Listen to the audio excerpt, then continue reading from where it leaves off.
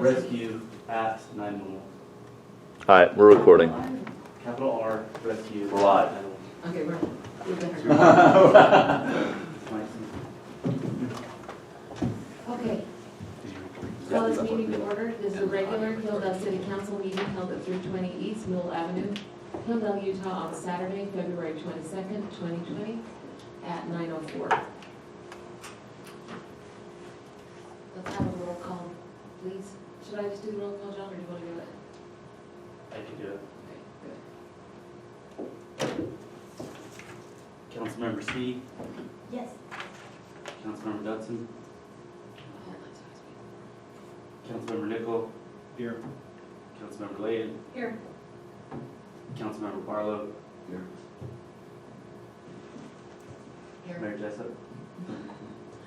Jared, would you lead us in the pledge, please? I pledge allegiance to the flag of the United States of America and to the republic for which it stands, one nation, under God, indivisible, with liberty and justice for all. Yes. Really, I might should have waited because I really wanted all of the members here tonight today, but what do you think, John? I don't want to get too deep into this without everyone here. The last time you showed up at noon, so. That's how I Just, we're probably gonna go over things again. Okay. Does anyone have any conflict of interest to disclose on these topics today? Good.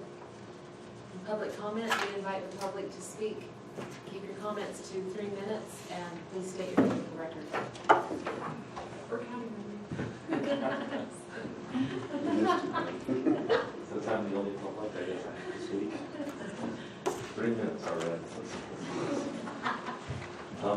The main, I heard you really have seen, and then one of the discussion points is going to be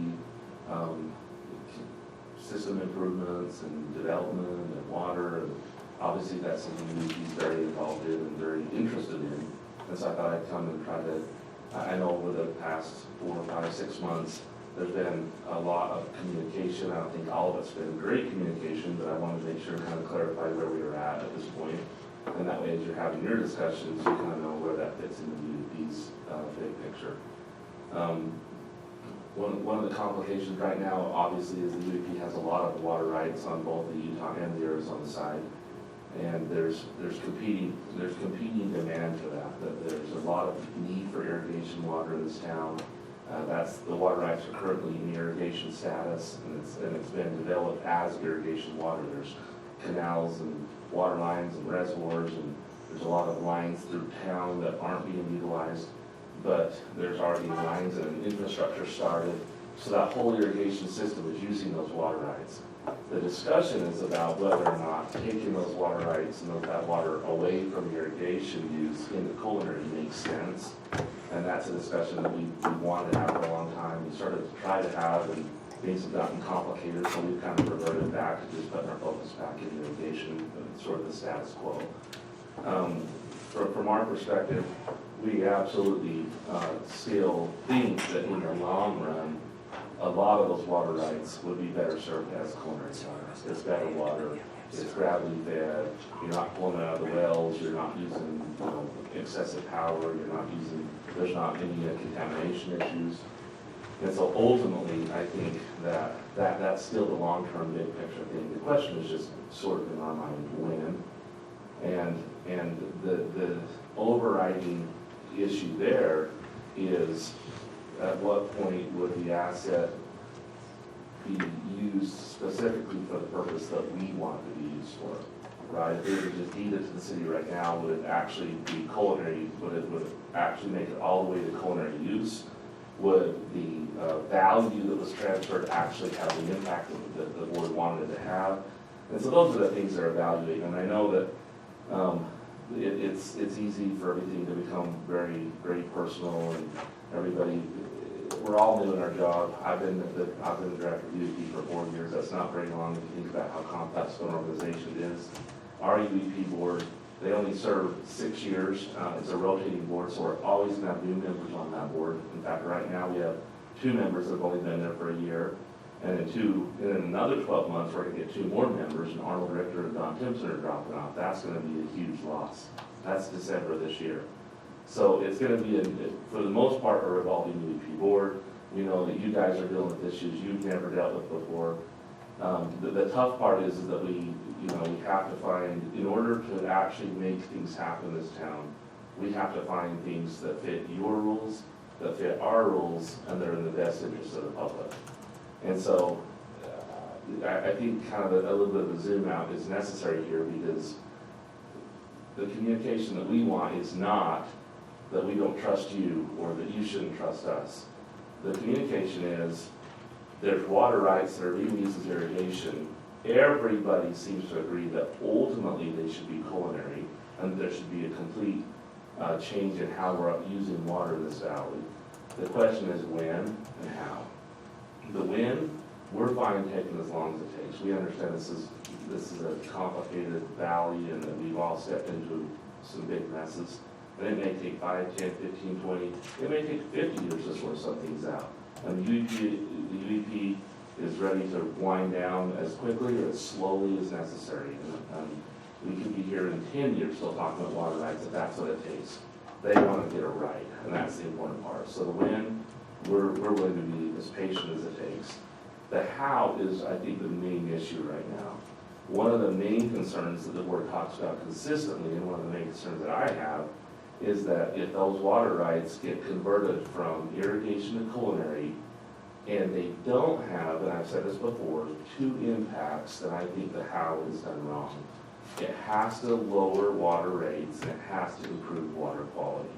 Those are our 2 main goals, and specifically to the participant class. Now, Lawrence, I know you brought up a concern about me saying the words, this has to help the participant class, and I think this bears explaining.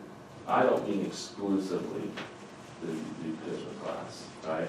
I mean the participant class as a whole. So what I mean is it can't benefit to the exclusion of the participant class. It can't benefit people and then not even have an impact on the participant class. And the Cotton Park's a perfect example. We don't go over there and put a sign that says participants only, right? It's open to the public. It blesses everybody. Everybody can use it. But if we had gone and built a society for, the dog racers or whatever, and all of the participants were excluded and only this small segment from Apple Valley could use it, that would not fit the purpose of the UV trust. So as a clarification, if the water rates drop for everybody, and if everybody's water quality goes up, we're happy, that's awesome, that's what we're looking for. What we can't do, and this is the main concern we had clear back when we started this discussion, this was probably, in fact, this discussion started before you guys were even elected, to be fair. We had this exact discussion. It was how do we keep the water rights from going into the city and then the city using them in a way that benefits, for example, and one of the examples that we knew was going to come up was new development. Like the subdivision that you guys are discussing and talking about north of East Avenue. It's not specifically about Willie, it's not specifically about that subdivision, there's going to be many more. I hope you guys annex in property between here and Apple Valley, and we're talking about 5 more subdivisions over the next 50 years, right? This is a bigger picture issue. But one of the things we worried about back when Philip Barlow was the mayor and there was a different town council was if those water rights go in too early and the value is just sucked into some other issue that doesn't actually lower water rates and doesn't actually do what we hope, that's going to be the wrong time.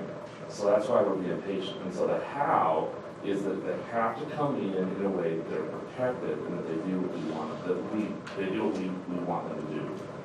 And there's a lot of ways to get that done. And in fact, I've been thinking a lot about it since the last 2 meetings we've had and the last few times. By the way, I'm open my dream and see so much stuff at any time. No, I actually just say that standard, but I really want to finish hearing, and I think the council, that's what today is all And about. I was ready to cut me off, I won't take it personal. But, so I've been thinking a lot about maybe the how is the solution.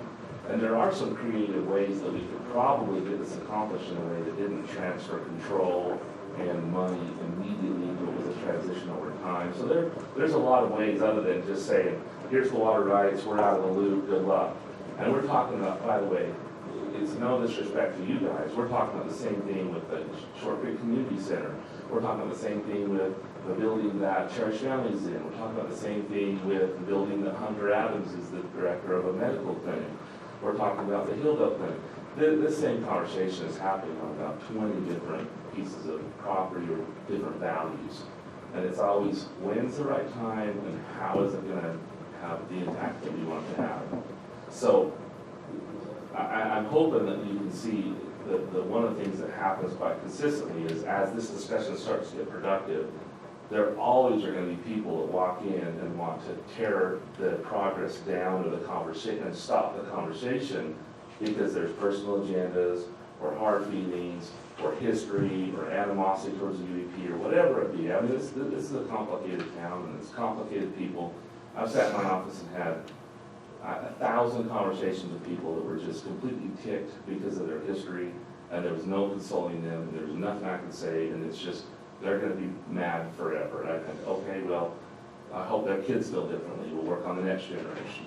And unfortunately, that's kind of how the UEP operates. We have to go in and be bold and do what we know we're supposed to do, and then over time, hopefully sentiment changes and the feelings about the UEP and the history and the life that everybody's given to it, and that they start to recognize the good that's coming out of it. But so between us and the city, it's really important that as we start having productive discussions and as people start to tear down those discussions and call them, you know, inappropriate, you shouldn't be talking to the UEP, you shouldn't be doing that stuff's malarkey. I mean, every city has to deal with the entities and organizations that exist within its boundaries. Every city does. Every city has to have good relationship with the people, especially the landowners and the people with assets. And the UEP, I think every small city in America would love, absolutely love, to have somebody like the UEP that could come in and had value to help, and their goals were very similar, just to build up the community. I'm not saying the UEP is a good thing. I mean, if we go back to the 1940s and keep it private, that may have been the best thing to do. What I'm saying though is that any kind of small city can have a partnership with someone who has their ultimate goal to help the same people you have. We should be working together. I don't think the UEP board wants anything out of it. I don't think the UEP wants anything out of it other than to make sure it's the right time and the right process for getting those goals met.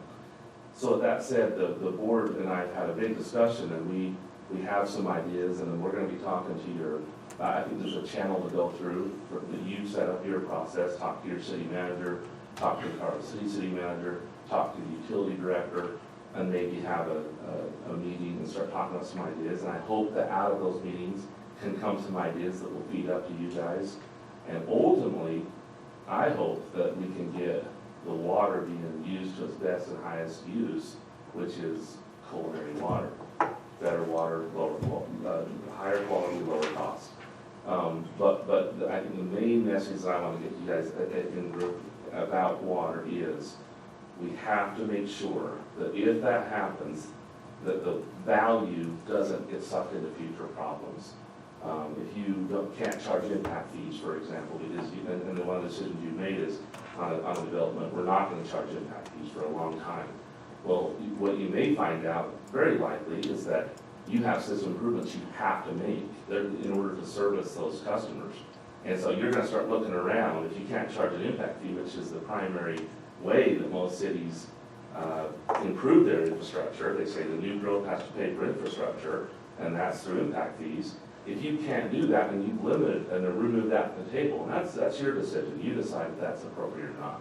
But if you remove that from the table, we know that there's going to come a day where either you or a future town council is going to look around and say, what's another way we can raise this money? We still have to service the customers. And what we don't want you to do is look at the value of the water rights or the revenue that's generated from those water rights as one of those sources to sort of subsidize the new development. That's one of our worries, because then all the customers' bills stay the same, and you just take that money and start doing system improvements when you could have charged impact fees. And those are things you're going to have to decide. I'm not on the council, I'm not part of the city. You guys, you know your job way better than I do, so you're going to have to wrestle with that stuff. But we have to make sure that that doesn't happen, and until we're confident of that, we're going to have to think of other ways to protect the the water and to protect the revenue from the water. And anyway, as you guys, if you guys have any questions for me, that was really the main point of why I want to come. That's certainly not personal to any one of you. It's not that there's no, in our discussions with the UEP, they have an immense amount of respect for the difficult position you're in because they know they're in a difficult position. You guys are wrestling with similar things, with similar tough personalities and similar complications. So there's no animosity. It's just we've got to find a good solution. Any questions for me that I can answer about what we're trying to be very open about our discussions and what our goals are, and anything you want to ask, I can answer. Okay, so we have a lot of information coming at us today, but I do want to give all the council the opportunity, if you do have any questions for Jeff right now, because we are going to say that there's no public interaction, like when we get into the weeds on this thing.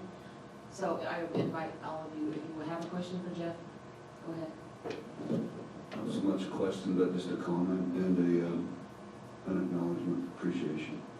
The open, direct, authentic communication far outweighs the assumptions. And for me personally, I appreciate you having the time and courage to come and to speak directly. Yeah, sure. It clears in my mind some of the concern. I appreciate you holding good faith for the doubt that comes up and to give an opportunity for clarity. Yeah. And I just want to acknowledge that. I appreciate it. Any other council members? You want to get into, just get going and then? I'm actually not going to stick around for your discussion, so. I never say something. Then go ahead, yeah. Go ahead. So right on, feels so good here. Thank you so much for coming.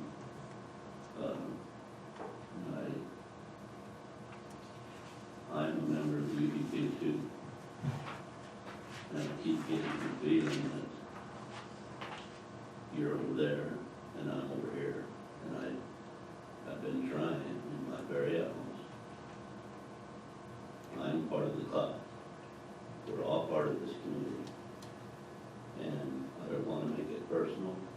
I want us to keep moving forward. And I've tried and tried and tried to tell you and the board that we're here to work together. And all I'm getting feeling is that we're over here and you're over there. And I want to get through that and make it so that we're back working together. I understand in some degree that we made a decision based on the facts that we had at the time, but we want to keep working together to overcome that. And if we have to change our decision in some ways, in some aspects of the future, we'll work together as a board to try and come together on that.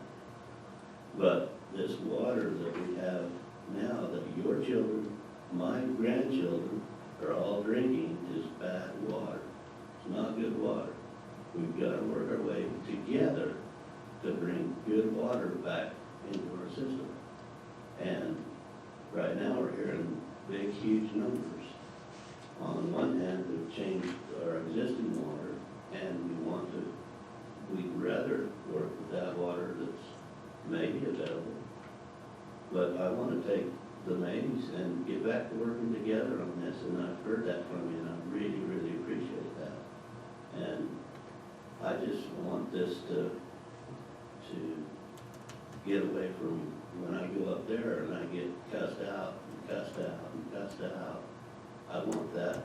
I'm not here to get cussed out. I'm trying to do in my judgment, the very best that I could at the time.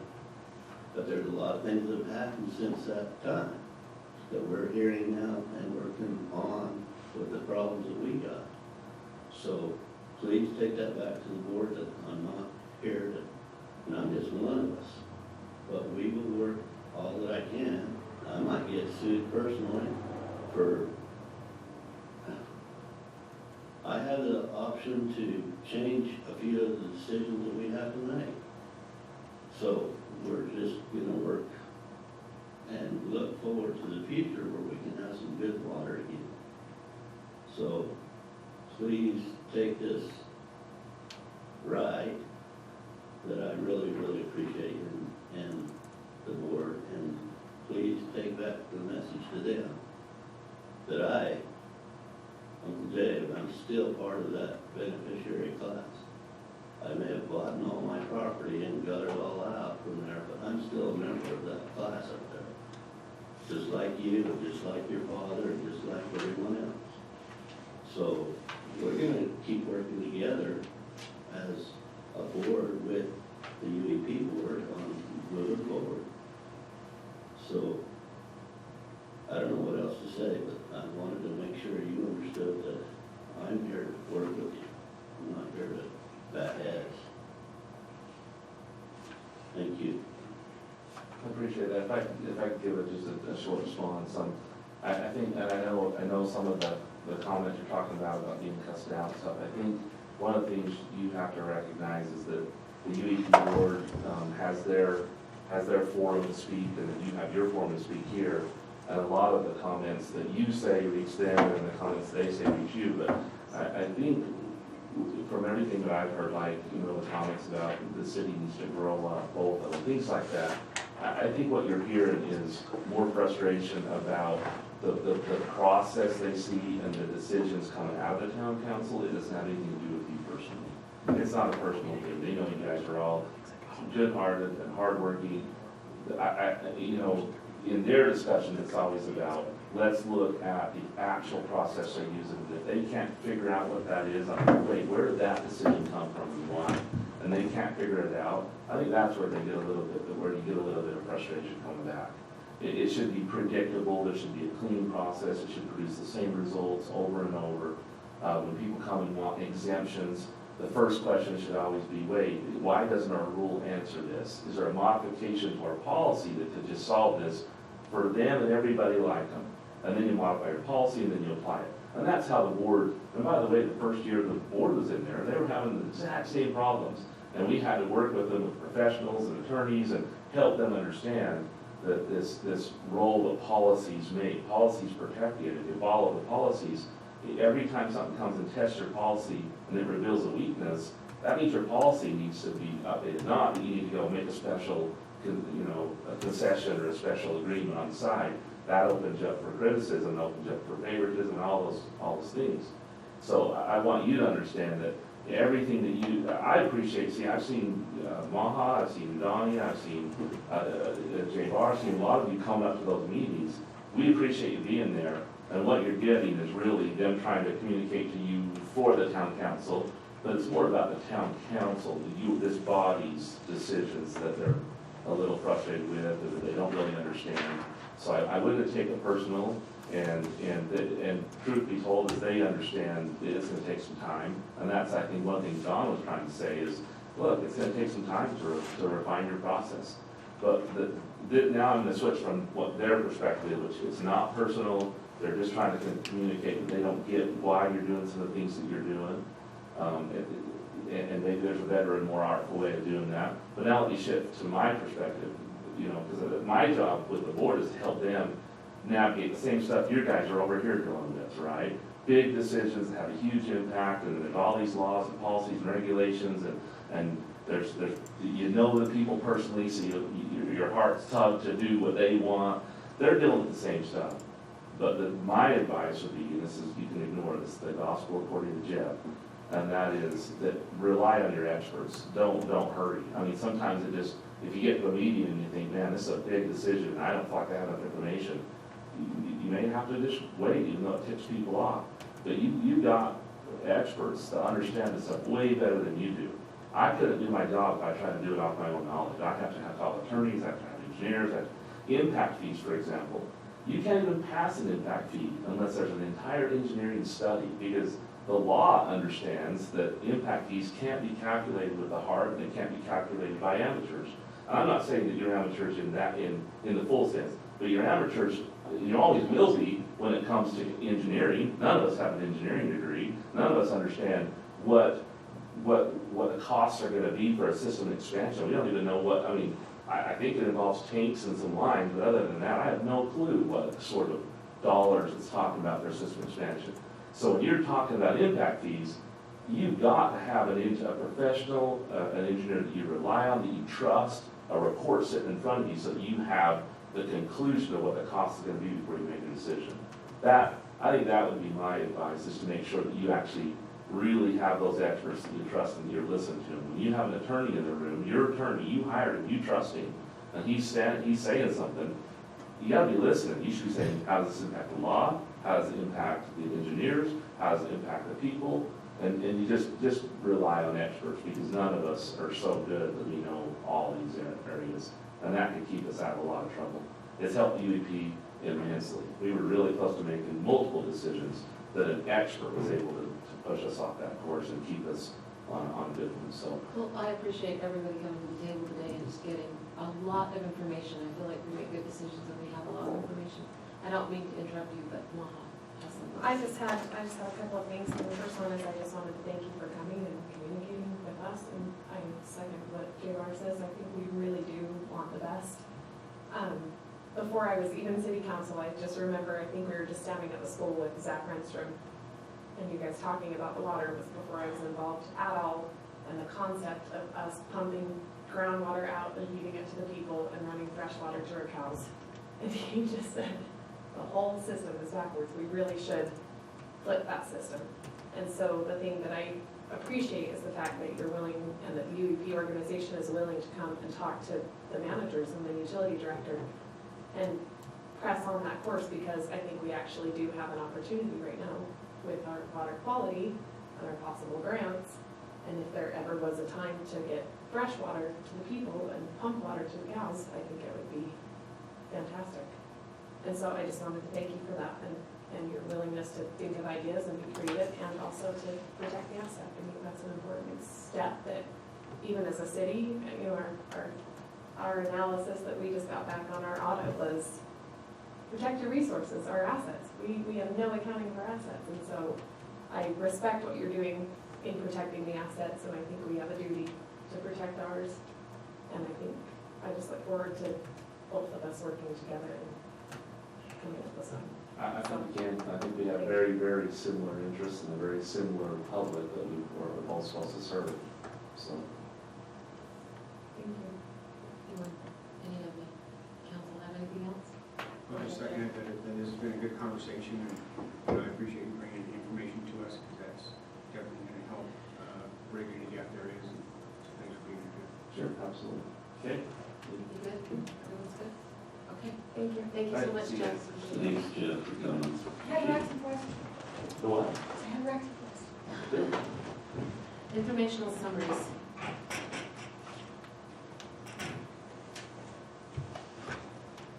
John? I think that's for the council, right?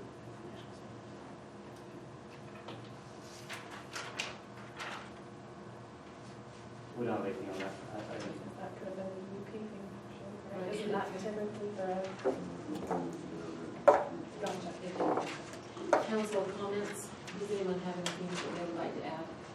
Go ahead. I want to thank the council for the opportunity to be here with you today. And I just wanted to set a context that has served me well in the last little bit. This particular issue and the public's comments that I took very personally led to a process of understanding that I hadn't had before. And I've come to this realization that change only happens as soon as I'm willing to go to that place of vulnerability, when I'm willing to risk being wrong. If I stay in a place of rightness, we'll keep getting what we've got. And so thank you for participating in that.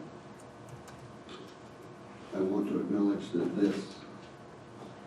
this process we've been through in the last little bit has very personally invested us emotionally. And I want to just speak to myself, and you can listen. And that is, this vulnerability, this willing to be wrong, opens my heart to an authentic, vulnerable conversation. And it's on the record, and it's in the public, and we run the risk of being wrong. And I didn't in the last little bit, I completed some training and I became aware of an accountability model. And that accountability model disassociates guilt and blame. And it looks back at choices I've made and the real and measurable impacts of those choices. And the measuring stick of that is under workability. Does it work or does it not work? If it doesn't work, I'm accountable for my choices. What do we need to do to make that workable? If those choices are not functional, what can I choose differently now? Because every moment I have a choice. Those choices have consequences, I understand. But if we'll remain open to unlimited possibilities and take away the self-condemnation and beating ourselves up in the rightness, wrongness, and just set it aside and look at what's workable, what's not workable. And if we made decisions that we felt were workable, and we've now been given better understanding and a greater appreciation, and for myself, if I'm in a place of listening now, and I recognize that my choices have led to an unworkable solution, I'm committed to looking at this from the light of what's working and how can we make choice today and move forward, fully understanding and recognizing the weight of my choice has consequences.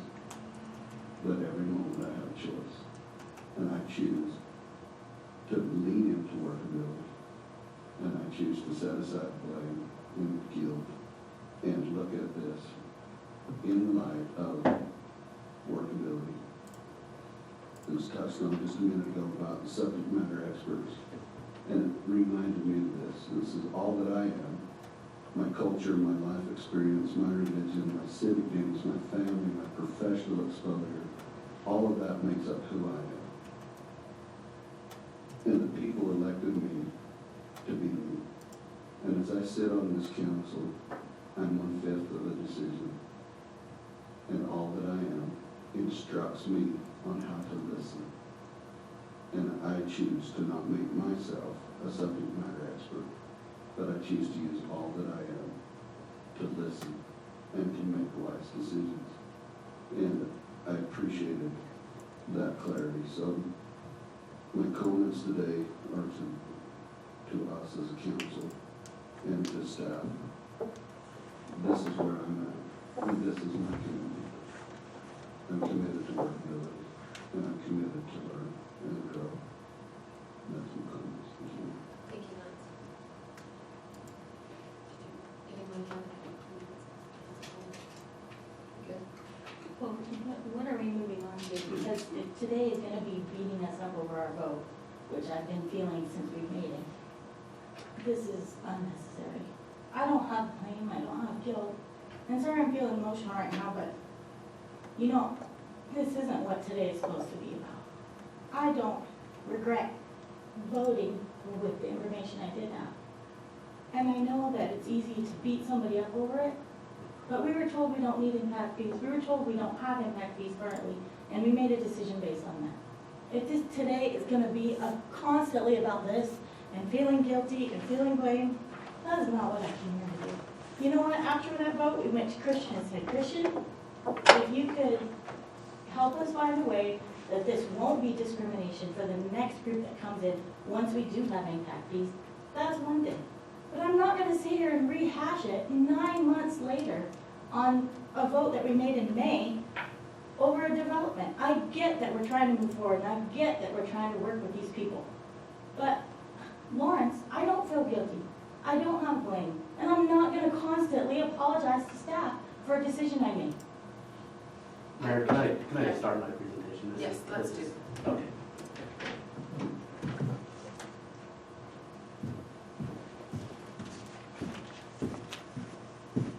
So I'm gonna ask a hypothetical question here, and please don't answer it, just think to yourself.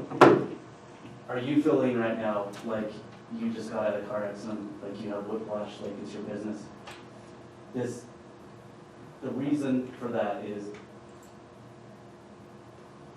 okay, let me back up.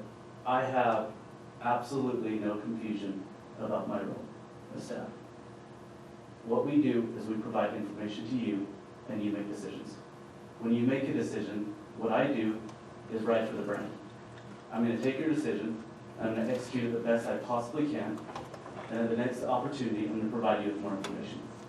That's it. This is not, I apologize for this meeting getting kicked off that way. Maybe public comment shouldn't have been in this meeting. So, but today's meeting is to have an opportunity for all the council to get all of the information and all the discussion that they want on impact fees out.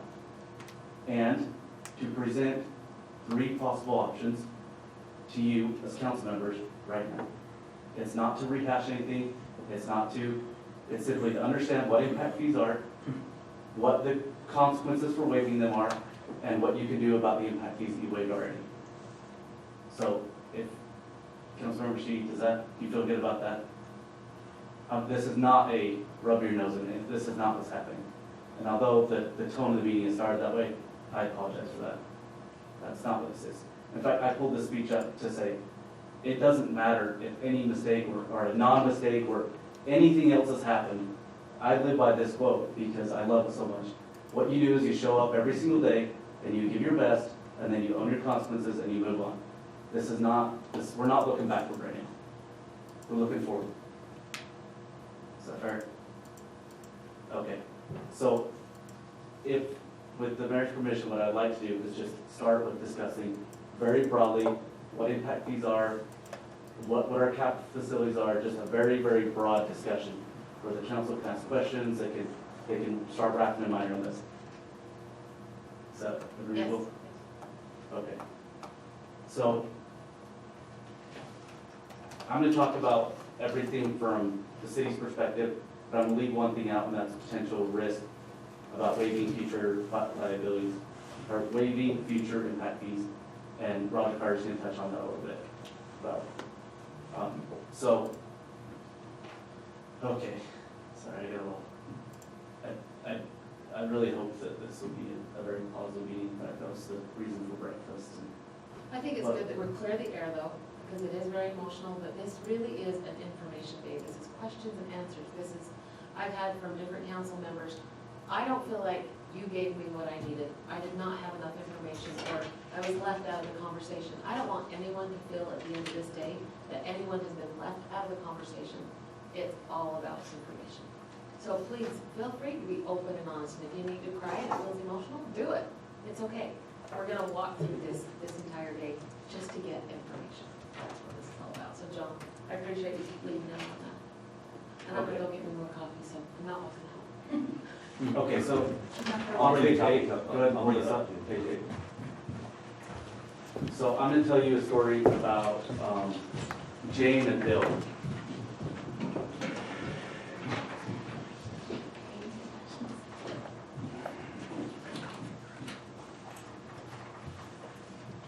Okay, so critical to understanding what impact fees are is, I'm sorry, this right here is this is a list of questions that you can answer for yourself. It will be graded, teachers and their. This is for you to make notes on if you want to. If you can answer all of these questions, I would feel really good about making a decision if I was a council member. For yourself, in your level, if you feel good about answering the question, I have a good answer for that question, then good. So as we go through this, then you could potentially check those off, or as a measure of, okay, what's my level of understanding when it comes to impact fees? So first thing that we're going to talk about is this metaphor with the car, right? So if you have a car, and it looks more like a spaceship. We were supposed to be driving those by this time. Okay. And it's got a certain amount of spots in it, right? Then that's this word capacity, right? How many people can we fit in this car? That's our capacity for that vehicle.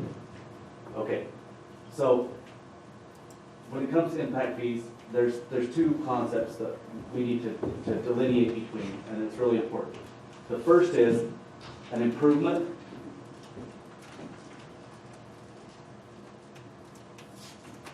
and the other one is an expansion. Okay. If you have two people driving in a car and they decide, we want to upgrade the stereo system, they are increasing qualitatively their experience in the car, right? So improvement has to do with quality. So if two people decide they want to improve their car, there's no more or less spots in there. All they've done is done an upgrade. Okay. When it comes to water, as you can guess, this will be like a new system that allows us for cleaner water, right? Does that have to do with quantity too? And that part, or is expansion quantity? So when we talk about improvements, all we're talking about is things that improve the quality of whatever we're doing. So let's say we have a tank and we spend maintenance on it. That's an improvement project, right? Or maintenance, but we'll call that improvement. Let's say that there's a tank that has 1,000 gallons in it, and we pull it down, we put a brand new tank in that has 1,000 gallons. Improvement, right? We're just talking about its ability. What's the experience like for these two people driving in the car? What's your quality of water? Okay. Now let's talk about expansions. Expansions are, let's say that the car is full, and what we need to do is expand the ability to carry more people. So what do we need to do? We need to get a van. Hopefully I'll drive my van a little bit better than I do my car. Okay, and now it's got 6 seats.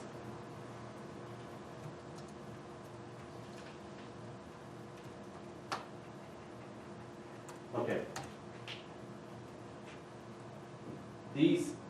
This is important because if you're driving in a car and there's only 2 people in there, and you say, hey, let's invite 2 more people in so we can carpool, you're sharing those improvement costs, you're sharing those maintenance costs. There's more people per car, that's great, right?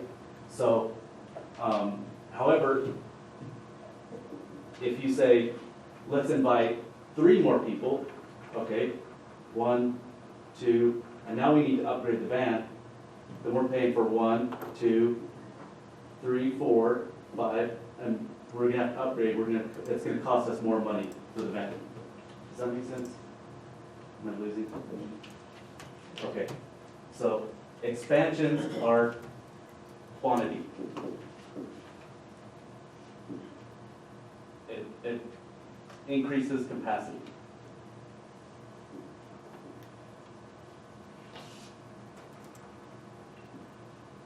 Okay, I think I have everyone's attention now, so I'm gonna back up a little bit and say, why are we talking about all this? Why is it important to know all this minutia? Because I believe that if today, if you focus and I give you all the information that I have, then at the end of the day, you'll be above all the drama because you'll have the information that you need. So when you come in and you say, no, I know what our system is, I know what our capacity is, I know what it's going to cost to expand it. When you have information, that'll be very useful.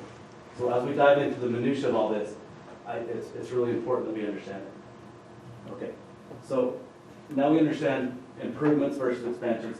I'm going to bring this specifically back to the water.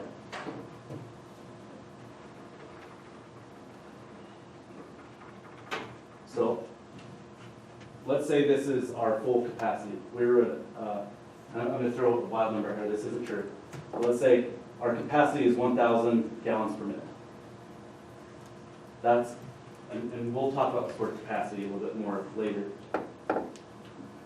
But right now our system can produce, well, this isn't true, this is hypothetical. Our system can produce 1,000 gallons per minute. Okay, back in 2016, then our peak day demand, which is how the state of Utah says that you should plan your water system, so that when you're using your max usage in summer and there's a fire, then you still have the ability to put out that fire and other stuff. So our peak day demand was somewhere between 50 and 60%. In reality, it's somewhere around 30 and 40. It was our average use. And then our peak day demand was a 50 or 60%, right? So what does that mean? That means this number of customers that we're using this much demand, was paying for a system to maintain all of this. So the utility board recommended that, staff went through, had some discussions, some analysis, and they recommend, what if we take our impact fee from $13,000 and move it down to $0? That way, more customers will get in the car and we can help drive. It makes sense, right? More people sharing, it's carpool. Okay. So here we are in 2019, and our peak day demand is somewhere around 80%. Okay, Is that for real right now? peak day demand. Not for Oh, just yeah. Hildale, that includes Colorado City, doesn't it? Yes, the full system. I know, but we're up to 75 to 80% now. Is that the Our truth? peak day demand is 80%. So we've gone from 50% last year to 75, 80% now. 27% Within increase. 1 year, Harrison. within 1 year. 27%, yeah, correct, 27% increase. You saw one, yeah, that's correct. And On culinary? Yes. this isn't, you have a population, a certain amount of houses, right? And you have, let's say, I don't even want to speculate, how many people per household? And likely so this system was designed for, let's say hypothetically, it was designed for all the houses in Hildale and Colorado City. Even if all those houses are filled, likely, I'm making an assumption here, likely they will be less people per household, and you won't actually get clear up to capacity. So a little bit of new development is still okay. Good. Well, from 2012, 2014, we were maxing out our water. We were running out of water in the summertime. Okay, we lost, and I'm throwing out words here, don't take them personally. We lost quite a few people out of those houses you talked about. And we went back and we lowered our deal because we were below 50% of production, 50% of it. And now you're saying we're already back up to, And likely, and we knew as those houses get filled with people, it was gonna push back up there, but the assumption was it wouldn't get all the way back up to capacity. Can I also ask a question to Harrison? Can you subtract out the Centennial water? Because we had to supplement Centennial a couple times this year also, which will skew our numbers. They completely ran out of water and our system covered them as well. So I would like to see data also subtracted out of that is not usual. Because Centennial, when they left their water open, and Haven had my husband Terrell refill their whole city's tank. I mean, that's gonna skew our data. And it's happened more than once. No, I mean, you know what I mean? Is that a part of that data, or not? Those numbers probably are included. 27%, it is part of the data, however, it's, Centennial's water tank, I think it's like roughly, I wanna say it's 100,000 gallons, I'm speculating here, but we metered 100 million more gallons. So, they did use, you're correct, they did. I'm just wondering. But they It used did. 100,000, Yeah. and we as a community used 100 million. Yeah, so no, so when I'm saying like, that, you're right, it is part of the data, but it's a smaller part of the data. That's good to know. But yes, you're correct, Councilman, it's exactly true, but it's in the grand scheme of the increase, we saw the largest increase in 3/4 inch meters. So that's residential meter usage, that's where we saw the largest increase over the last year. And it's over 100 million gallons that we metered more. Well, actually, it's not. Well, no, the only thing I was noticing is in 2016, I think one thing that's important to remember for us too, besides just that those very failed homes, that was when a lot of the evictions in Hildale were going on. The 2014 to 2017 range was a lot of turnover, and so it makes sense that the usage is down, and it makes sense that as people move back in, that it's up. But yes, to what degree, and if you wanted to adjust it from 80% to 76%, then that's fine too. I think the point is that I I just think wanted to make sure. And the one thing that I actually But it's a appreciate good bringing point, that how up many because houses are in some there's areas, too. something I meant to say at the beginning of this that I Getting didn't. was an issue, getting water from an issue. Everything I'm talking about right now is entirely speculation. Like, we have some rough data, the utility department's been very helpful in helping compile that.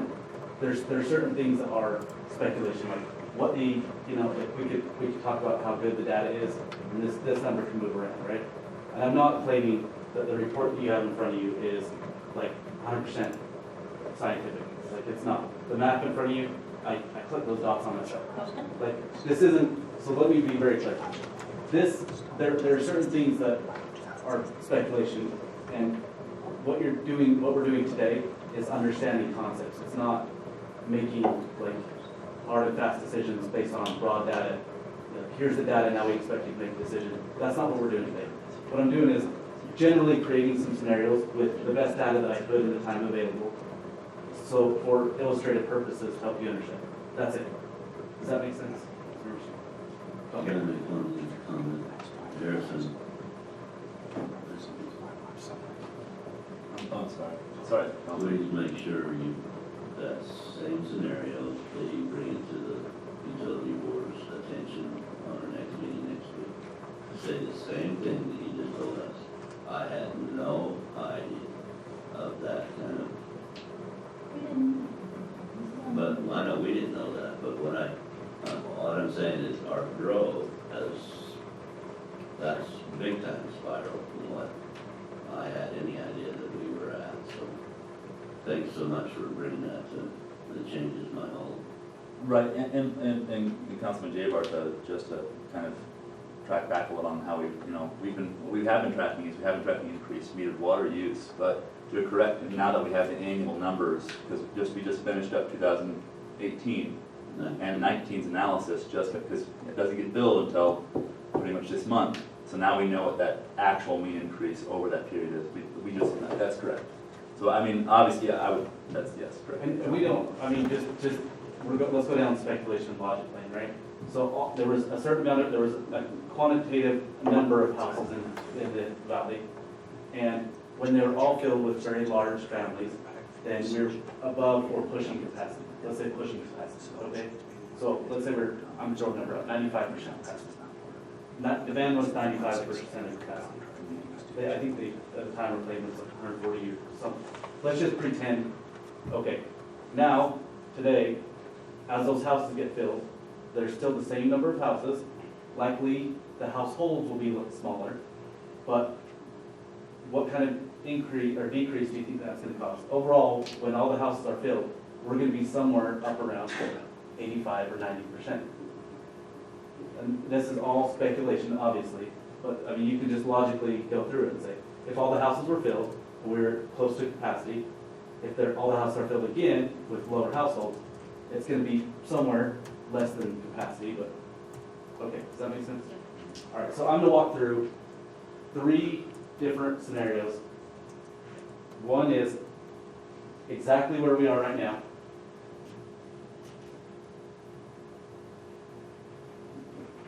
Two is, and this is for informational purposes, it's not.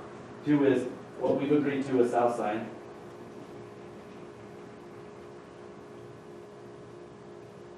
So what would happen to the system if all of those things were constructed right now? Boom, done, right? And that's obviously just a thought experiment. Number 3 is, what would happen if everything that we agreed with Southside, all the rest of the property they own, all 301 lots?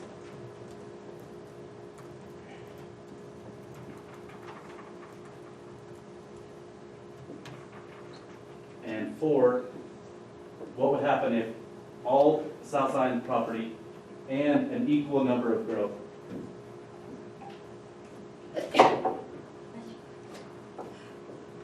Okay, so those are the 4 scenarios we're going to look at. Can I ask a question? Yeah.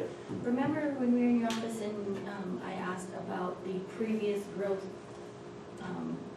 report, and I had asked if that area of South Zions at all was included in that growth? Did we ever look at that? I brought it up to Harrison too. We're talking about the Sunrise study. So back in I the don't think so, day, but the I Sunrise think- study had, they had forecasted growth. And I was guessing because of the foundations and the way it was already subdivided, that where South Zions Estates is, that Correct. partially that, not all 300, but perhaps 100 of it, had been already included in that growth plan. So we were gonna look into that as well. So yeah, it was included in the growth plan, so that's where they predicted it would go, correct? Does that answer to your question? They predicted that Hildale, if there was gonna be growth, it would happen in So there. did they allot a number to that area of growth? Are they already part of They, it? they, that's not, they didn't, since there's a lot of very specific engineering complications that are specific to that area, they didn't do that. What they did do is they took, if you've seen your well, online or something that you guys have, you'll see. Talking about the current impact study? Well, just like how he has the green adding 250, maybe only 150 is added because 100 were already included in this thing. Let me answer this, if that's okay. So basically, they have a chart, they say, based on this is the amount of capital improvements you're gonna need based on the number of ERUs. Okay, so, and you're right here, and your current capital facility needs are this. If your ERUs go up, then your capital facilities need to go up. So they projected it out and said, in order to meet this number of ERUs, then you're gonna need, we'll come back to this, this is very. In order to meet that, then what we're gonna have to do is assess an impact fee of blah, blah, blah, $13,000 to be able to meet that growth. What they didn't do is say, where is that growth gonna take place? What are the site-specific problems? That's what they didn't do. Does that answer your question? Yeah. Okay. Well, okay, so I'm gonna jump back to this. We're gonna talk about four general You're scenarios. talking about the current impact study that we lowered to zero? Yeah. Is that what you're talking about? Yeah, because I think that It'd be nice if if I I had that remember, study. it was like 20 or 25 new connections a year for the 10 or 20 years. But if that included that space, then that only justifies the $13,000 impact fee that we then just. Well, that's what I'd like to see the study, and where was that? Yeah, where and the thing is that the data study at? had it where it was going up like this, where right when the study was done, all of a sudden, it was right around the 15, 16, 17, where it dipped. And so we're not, I don't even think we're back to kind of level where it's like, I don't the think so. growth that was According to projecting Harris's was numbers then. pretty, Yeah. If it was included, then it doesn't justify it, because that's why it was zero. No, the study justified $13,000 impact fee. The meetings I went to at the utility board, pardon me, and they came up with this $13,000 number. That was strictly, the feeling I had, just sitting there in the back, I couldn't ask any questions. The feeling I had, they were anti-growth. That's the whole reason they wanted it. So, And that's correct. If we go back to our car metaphor, right? So if you have a car and there's open seats, you want to entice people to get into the car and carpool with you, right? If there's open seats. Now, if the seats are full, then that's a problem, right? Because now you're talking about expanding the system. Okay. So what I hope to do in this is, have general conversations about understanding the concepts and then get specifically into that. Is that okay? Okay.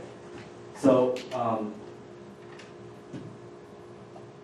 before we dive into each of these four scenarios, what we are presently, what we've agreed to, all of their property, if we were to do the same thing that we've already agreed to all of their property, and to an equal amount of growth in TLCC. What I want to do is break down a little bit what this means with, I didn't cover this. Okay, I want to cover this in depth. So,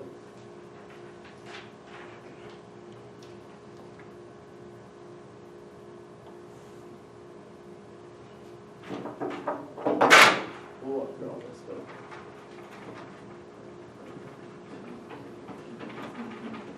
Document our contract. Can you do that again? yeah, thank you.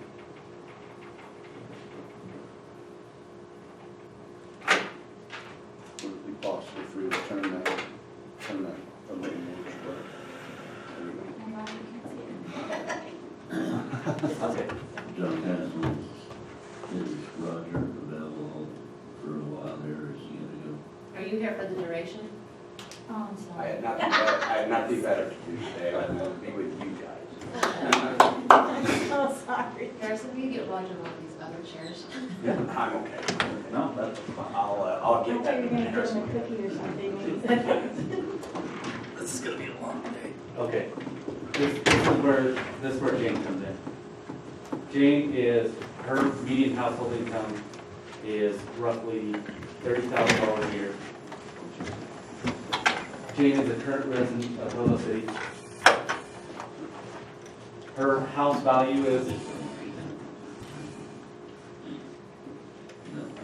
Go ahead, John, I'm trying to understand your little picture here, so. okay. All you need to know is that Jane lives in Hildale City. She makes $30,000 a year. She's very typical for Hildale City. Her house is worth $105,000. That's the median household value. Okay. Jane and all her friends are making up 80%. In this scenario, we'll get specific data. Okay. Somewhere between, let's say, 70 and 80%. Peak day demand. Okay, her and all her friends. Okay, now let's talk about Bill. We don't know what Bill's income is, but likely he's moving to town and he's likely to buy a new house. And so his house is gonna be, what's the minimum amount that you're gonna pay for a new house? 250,000. 200 to 250 right now. 250 or 200? 200 to 250 here. 250 with the instruction. Let's go on the low end and say 200,000. Okay, now let's speculate what his income is. No houses are going for 200, I'm sorry. How much did that little one? Plus add another 250. 100,000. 250, there you go, for the small one on Low Kennedy end is Street. 250. Okay, what is Bill's income if he can pay for a house for 200,000? It's gonna be around $7,500,000 a year. Okay, 75, 80. Okay, so you're, Bill and his Bill and his Why, wife. Jane didn't get any help? wife. She's a single mom at I know, but her 30,000. house isn't paid off, but hers. She only pays $100 Carry on, a month. John. Yeah, she only pays Okay. $100 a month to the UVP, so. We're getting- She doesn't I'm have a good. house payment. The data is what the data is, and we can do more of research, and in fact, I hope that we do, we dive into this. No, we're teasing you. But what I want to illustrate here is a scenario in which case you could see why this becomes a passionate issue. Okay, so if Bill comes in and his friends, and they use up this amount of capacity, right?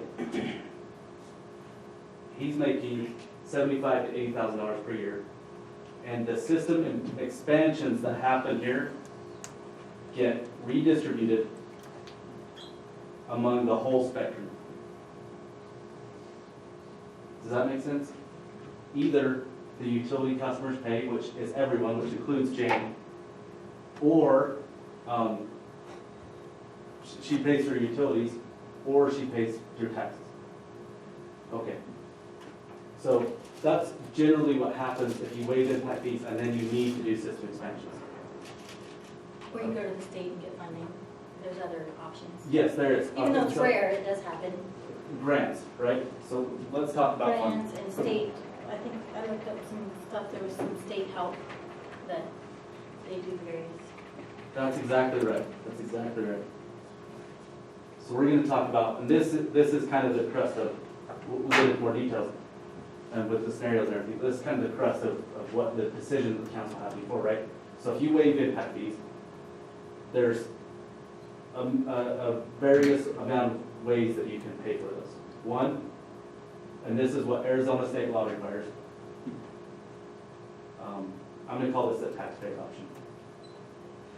If you waive impact fees, Arizona state law and your Hildale City ordinance right now says that the moment that you waive that, the general fund or the taxpayer will pay into that account. The general fund will pay into that account the amount that you waive. So if you need to do those capital facilities and you assess an impact fee and then you waive it, Hildale City Code, Arizona state law, and obviously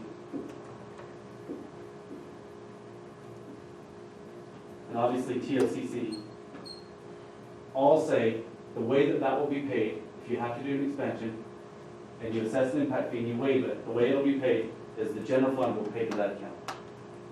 Okay, By property taxes, by the general fund, so property taxes, sales, by our city funds, is that when you say general funds? city funds to exclude any enterprise funds. So you can't use water money, you can't use gas money, you can't use, But it's not tax, it's not tax. It is tax. That's That's the only way you get money. so the only way we get. I'm I'm gonna throw a number out. It's about $650,000 per year. This pays for, we have our property tax, we have our sales tax, we have road tax, we have other taxes that go into this. We have little things that go into this. But basically, all this money now goes your fire services, your police, parks, Administration. administration. Okay, so they'll say, out of that $650,000 you make a year, you're gonna pay that, whatever amount you make. So, to be clear, the road that we're on right now is, if we need capital facilities, and you decide to assess an impact fee, at the moment that that's waived, your city ordinance requires you to take money out of the general fund and put it into the capital facilities budget. Okay, so this is the taxpayer option to pay for it. The second option is, I'm gonna call this utility customer.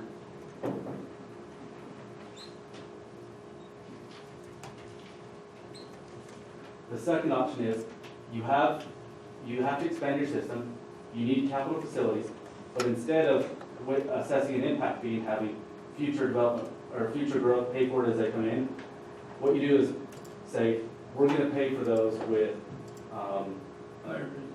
higher rates. Exactly. This gets complicated though, because to be clear, when as far as you're concerned, these utility customers, we're not talking about system-wide customers. We're talking about a proportion of the capital facilities that's necessary for the portion of Hildale growth will be paid by Hildale City customers, not Colorado City customers. Right, so if you have a capital facilities need, and there's a reason to assess an impact fee, Colorado City will assess an impact fee, and they'll still expect you, even if you don't do it, to figure out to pay for that. The difference, yeah. The difference, Our portion. your portion, exactly. And so the utility customers, so how this would likely play out is, I'm gonna keep saying this, if you had a capital facilities need, you decided not to assess an impact fee, but it was necessary, Colorado City would likely assess the impact fee, but Hildale City would not, and that would require us to charge two different rates. One rate for Hildale City, who's doing that redistribution thing we talked about, where the current customer is paying for all the improvements and all the expansion. So all the customers are paying for everything through utility rates, there's no impact fees. So likely, you would have a higher utility rate in Hildale than you would in Colorado City, but no impact fee. So because, that's a big statement here, It's a big if. I gotta quantify in my brain, so please be patient with me. You are saying that if our growth is in South Zion Estates and we need more capital improvements because of South Zion Estates, that Colorado City, even though we're a connecting utility, we're all working together as a big utility. They can say only Hildale residents have to pay for that so-called improvement that has to be made in the expansion portion. Okay. They could come back and say that even though Hildale residents help pay for these wells and so on down in Colorado City all these years, and we all help pay for that. Now you're saying that if we had to pay, that Colorado City wouldn't have to pay for that. Let me restate it in a more clear way. We have a certain amount of capacity, there's a system that's operating with our utility customers. If Hildale City expands the number of customers or expands the demand, if it exceeds the demand of the system, then that expansion cost will be distributed proportionally. So let's say 50% of this is Hildale City and 50% is Colorado City. That means one way or another, they don't care how we do it, but one way or another, 50% will be paid by Hildale City and 50% will be paid by Colorado City. Their obvious method of payment is going to be impact fees. Can you clarify that's not what's going on right now? No, This we're is, talking, we're talking about infrastructure, so if they're gonna put in a new, and expand, they're they're expand the gonna, system. yeah, they're gonna put in a new system. like- Not new, but an expansion, whatever we currently facilitate. If we put in a new Have to treatment expand. A facility, new treatment, that's. Well, we're that's- talking about the treatment thing. Right now, we've got on our board, we gotta do something with our existing water that we do have right now, and we've gotta treat it for the radiant. okay, So the question I have that's- is, let's try this. that's The- literally- We spend $6 million, we decide to go with the treatment option, we spend $6 million. So, the first $4 million of that is gonna get us up to where we are, and obviously, because it's more economical to blow past our current capacity, and more likely double it, then we're gonna say, let's say this costs $4 million, hypothetically, to get us to where we are. Anything in addition, the system that increases the capacity, that's called an expansion. So let's say that's $2 million. Now we have double the capacity. If Hildale City enjoys some of that benefit, they need to pay for it in some way.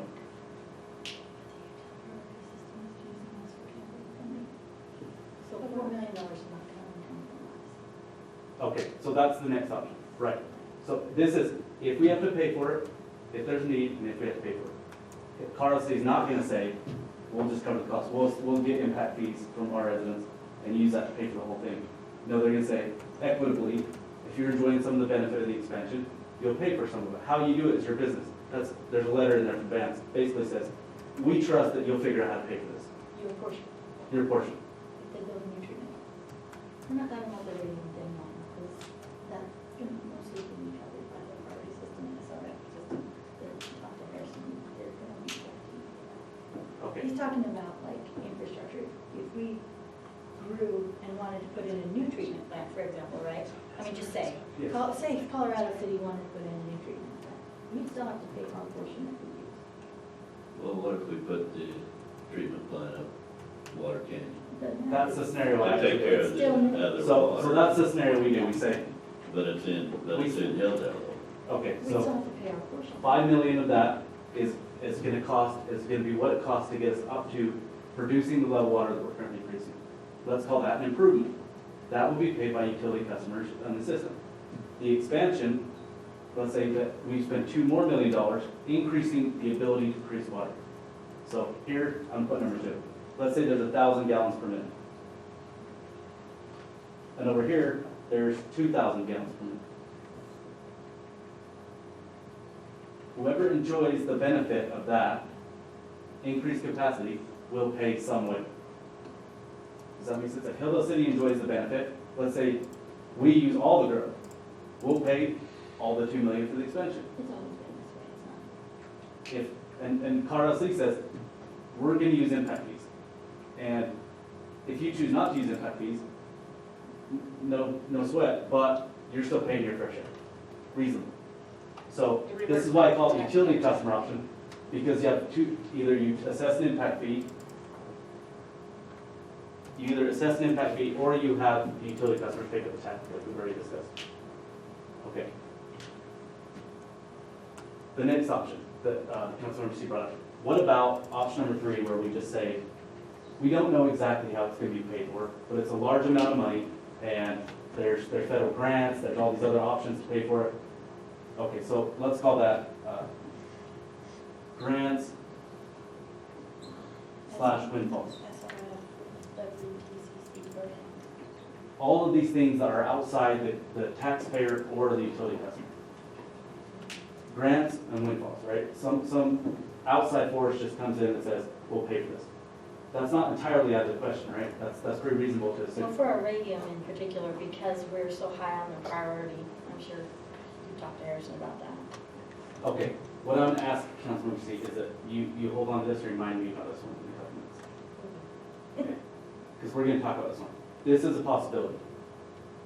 So what we do is we say, we're gonna waive our ability to collect impact fees. We're not gonna push on the utility customers. And obviously, we're gonna remove that Hildale City code that requires that we pay it. So the taxpayer's not gonna pay it. The utility customer's not gonna pay it. We're gonna count on grants or a windfall. Okay, that's a possibility. Or supplement, yeah. Or some combination, right? Grants and utility customers. or grants and the taxpayers will help pay for it. Okay. John, can I just make sure I got this clear?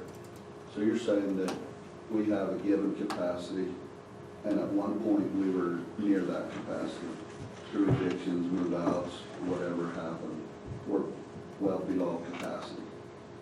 If this new development comes in and uses up that potential capacity, right, and we've waived impact fees, the right to assess impact fees, that in the course of that, now these homes become reoccupied, and they're already homes that are established and aren't eligible for impact fee. We've now used up that window of opportunity, and now we're forced into a position of expansion to handle the additional capacity that was there at one time. It went dormant for a season. We added new growth without the option of raising funds through impact fees. That used up that capacity, and now the reoccupation of the homes and the population and the use comes back, which forces us into a position, and then let's say that's Colorado City that does that because their tax season's coming up and their potential evictions are looming in our face right now. And we've used up that capacity as Hildale City.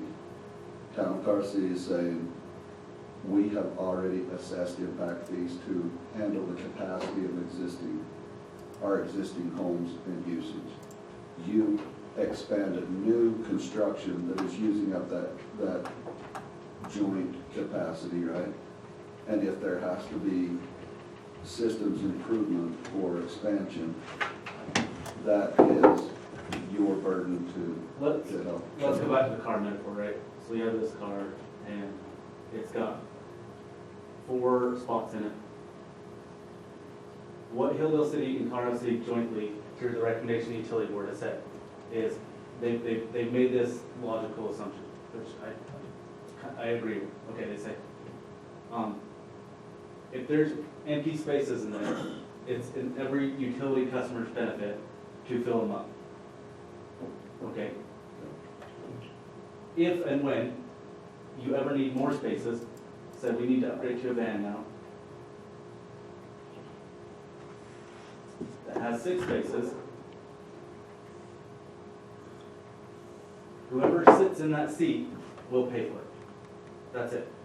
If and when those seats are necessary, those extra 2 seats, whoever sits down in them, so if Hildale City experiences that growth, it'll pay for it, Colorado City. So, and when you get up here, Colorado City's gonna say, okay, now we're pushing capacity. Colorado City is likely going to say, now that we're pushing capacity, what we need to do is have an impact fee. So that if one of our residents sit in there, we have the cash to pay for it. And so what do they think about Hildale City waiving their ability to have the impact fee collected if a future seat needs to sat in? They say, do whatever works for you. We don't care how you get that money. What we don't want to do is pay for your seat. So if you tell whoever's going to sit in that seat, here's a waiver, you don't have to pay for your seat, great. Now you have to find another way to pay for it. And this is where we are. The taxpayer can pay for it.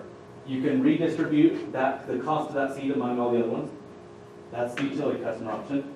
Or you can say, let's just keep driving and we'll probably hit a grant or some other windfall. Clear as mud? We're just not gonna leave it. We're just, so that's the question. Correct. When we get to the minivan, Yeah. how will that look? Exactly. And I want to get back to this. It's largely speculation right now. It's not speculation of whether or not we will eventually get to a minivan, that's very clear. And that it will cost money, that's also very clear. How much money it will cost, when we'll hit there, those are all speculative, very speculative, right? But also our duty and responsibility to say if at the time that we need a minivan, how are we gonna do it? Exactly, that's the question. So When I we do need a think that minivan. is kind of an important, do you mind if I talk for a second? Sorry. Go ahead. I think the important part for us though is the whole concept that at some point in the future, and I think it is important, because I sit in here impact fees and I don't think we're ready to impose an impact fee. I don't think that's the discussion. And we keep talking about impact fees like we want an impact fee. We don't. This council voted, we do not want an impact fee. But at the time that we need one, who's gonna pay for it? And I think that is our job. Like, we have to say how we intend to pay for that. And so if we're gonna be offering free seats, we have to also just tell how we're gonna pay for it. That's it. The big it. So I'm not sure, you know, because that's the thing is I want to make sure we're staying on course here, but there's some things I wanted just to bring up. You know, we talked about how to pay for it and things like that, where, you know, it's very clear that this is going to double, you know, the houses in Hildale. That's not speculation. I mean, and so that's the thing is it's like, I know there's businesses, I know there's other portions of it, but, so what are we bringing in on taxes right now? What's the rough number? About $600,000. Okay, $600,000. So once all these houses are in, we're looking at $1 That's million, 1.2. That's a great And so analysis. that's the thing is that's, and that's the thing is I'm not looking to say, you know, this was the best decision, this is how, I'm just saying, this is where we sit right now, and so it's like, this is gonna be over 15 years, and so that's the thing is if, you know, we were saying, okay, Hildale City's gonna put some money aside, and we're gonna throw in, you know, the impact fee or whatever, and so we're throwing that impact fee in, but as these houses grow and as our tax base grows, you know, I'm just kind of looking at some numbers, and so it's like all of a sudden, you know, that's all paid for, and then all of a sudden we've got twice, you know, in 15 years, we've got twice the amount of money that's coming in, you know, looking at it just in that perspective, it's like, you know, that puts us in a pretty good position. Okay, so, John, Stacy has one thing before you go on. I was just gonna say, so that, what we're talking about there, I'm gonna give a name for it, right? It's the economic benefit of the growth. So I'm right over here, and we're gonna talk about that. And just one other thing I wanted to point out with that, as I was talking about that, is that they're gonna be putting in some infrastructure that normally the city would be paying for and putting in. So there's value in that as well, where that portion is not gonna be put on this study for the impact fee, because it's just gonna be done. It's just something they're gonna be doing, and so that in itself, we've gotta look at. Because just kind of some of the numbers that John's thrown out, so I'm sure that we all kind of see is that, you know, if the impact fee was $5,000 with 300 homes, you know, we're looking at $1.5 million. And so it is, it's like, you know, we look at, you know, how much is the value of the infrastructure they're putting in? I don't know, I think $250,000 is unreasonable, you know, and so that brings that down to there. And then we're looking at, it's over 15 years, and so it's like, it's not like we're like, oh, where are we gonna come up with $1.2 million?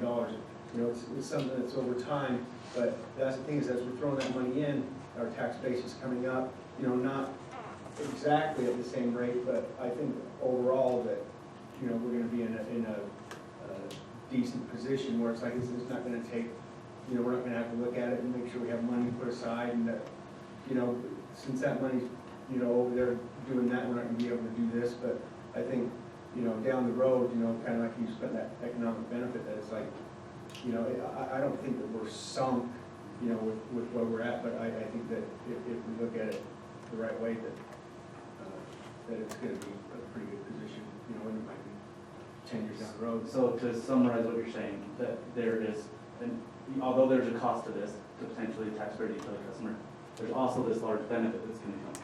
We're gonna discuss that. So it's just kind of a business. I was just gonna say, I agree with what Moha said 100%. And you take the numbers and put them aside. What I would like to see us come out of today is how are we going to, when those numbers do hit, how are we going to have a, like Jeff said, procedures so that we can say, we've waived these in the past, but now that we have a minivan to buy, we're going to have to, you know, impose an impact fee on this next development or this or that. How are we going to get to a position, and that's why I'm hoping that Roger's here, how are we going to be able to state, okay, we waived it because these facts, A, B, and C. Now, we're looking at buying a new minivan, and we all know how it is to upgrade a new car. How are we going to budget for that? How are we going to pay for it? Okay, that's all aside, because that's your job, right? Our job, how do we hit the procedures so that we can say, you know, in 3 years, we're gonna want this new minivan. And I'm sorry, Mr. Subdivision 2, you're correct, Subdivision 1 was waived because at the time it was this, but now we're looking at, this issue, how do we get from there to We there? can talk about that, but I want to clear up that's- one specific That's thing. what I was worried about. There- We did not waive, the city council did not waive impact fees. What they agreed to do was waive impact fees in the future. So if But we these waived seats, impact fees for if that these seats project. get filled up, you know, sometime in the next 15 years, so they're filled up and it's time to buy a van, and there's a capital facility need, you've agreed to waive them. It's not waived, it's Only agreed for to 4 it. years, because then it's reassessed again. So in 4 years, we might say, It's no, 15. 15 years for that project, Correct. for just that project. That But project- when the assessment of re-impact fees come due, we can say, yes, we're reimposing impact fees for the city, and if a subdivision comes during that time frame, they're gonna pay impact fees.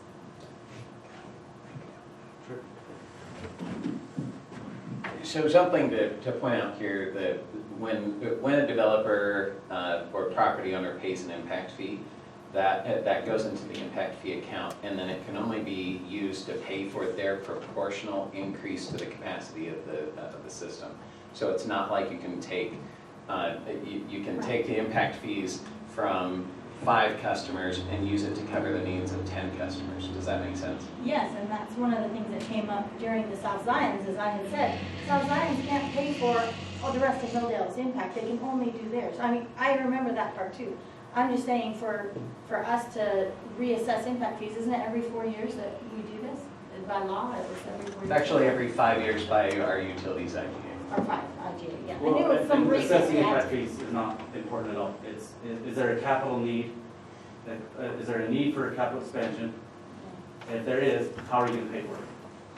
So whether or not you could do a study and say we don't need them, even when you really do, and then when they turn on the tap, there's the demand and the capacity to meet it, or there's not the capacity to meet it. So at the end of the day, you're gonna have to build those system expansions to meet the demand, regardless of the study. Can I ask Roger a question? Is that okay? So, for example, you know what we're sitting in with the South Science.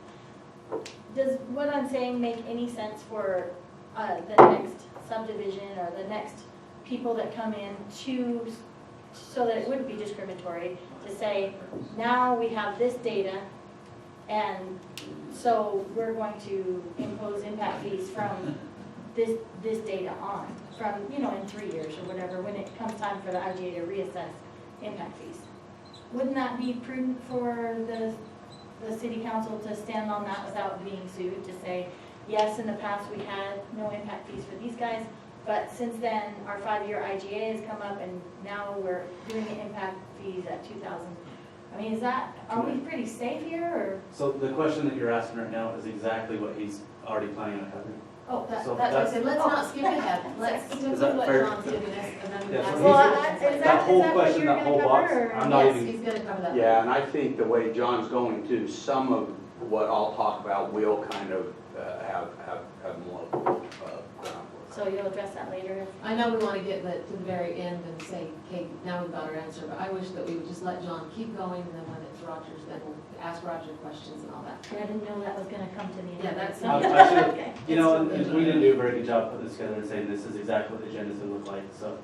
That's, Okay. But we're gonna If have he's pre- gonna cover it, that's great. Yeah, I we're was gonna have just presentations from, rolling that direction. okay, we're gonna have presentations from Christian, Roger, all the way through, so that every one of your questions can be answered. So I'd really like to not skip to each person.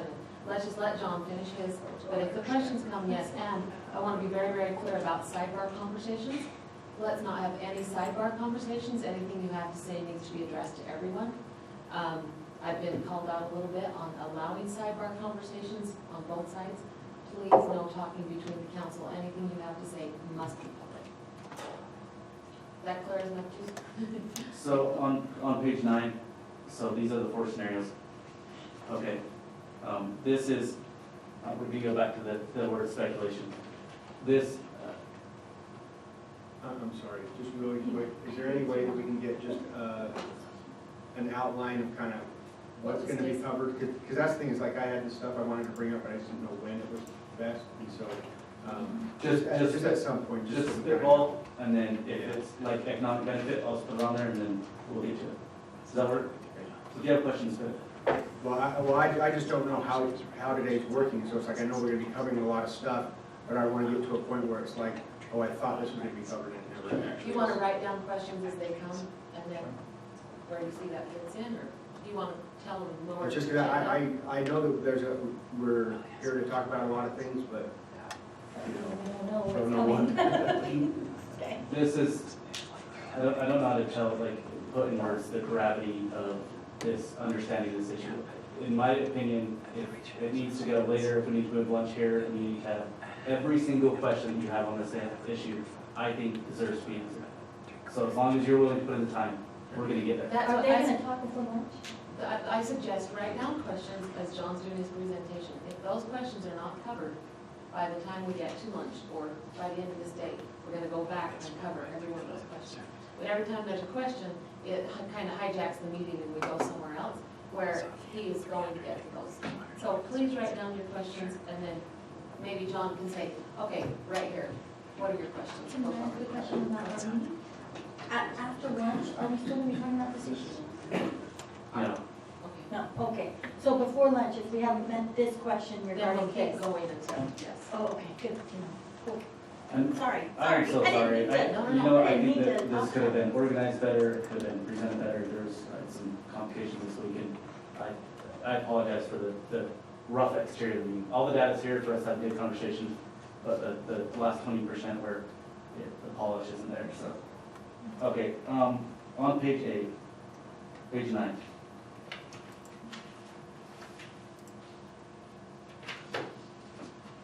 There is these four hypothetical scenarios. And the reason why we're gonna plug and play these are so that you can kind of mentally map out what would happen if, right? So if this, then that, this, if this type of thing happened, then it would have that kind of impact on your system.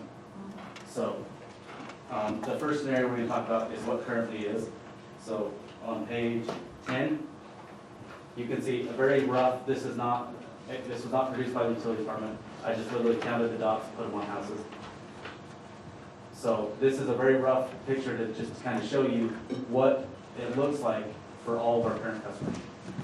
So if you look under total equivalent residential units on page 9, there's 879. There's 879 dots approximately on this page. That's what 879 dots looks like.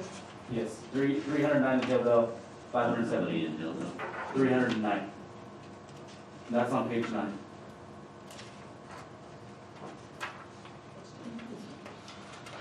Oh, nice. Right here, not just top 309. Okay, for each one of these scenarios, what I'm gonna do is I'm gonna show you the map, and then we're gonna talk about the impact on the system on the next page, and then we're gonna talk about necessary improvements, necessary expansions to meet that scenario. Does that make sense? Mhm. So map, impact on system, necessary expansions. Okay, so the first scenario is exactly as we are, we don't change anything. We have all the red dots, there's only red dots on our paper on page 10. Now let's go to page 11.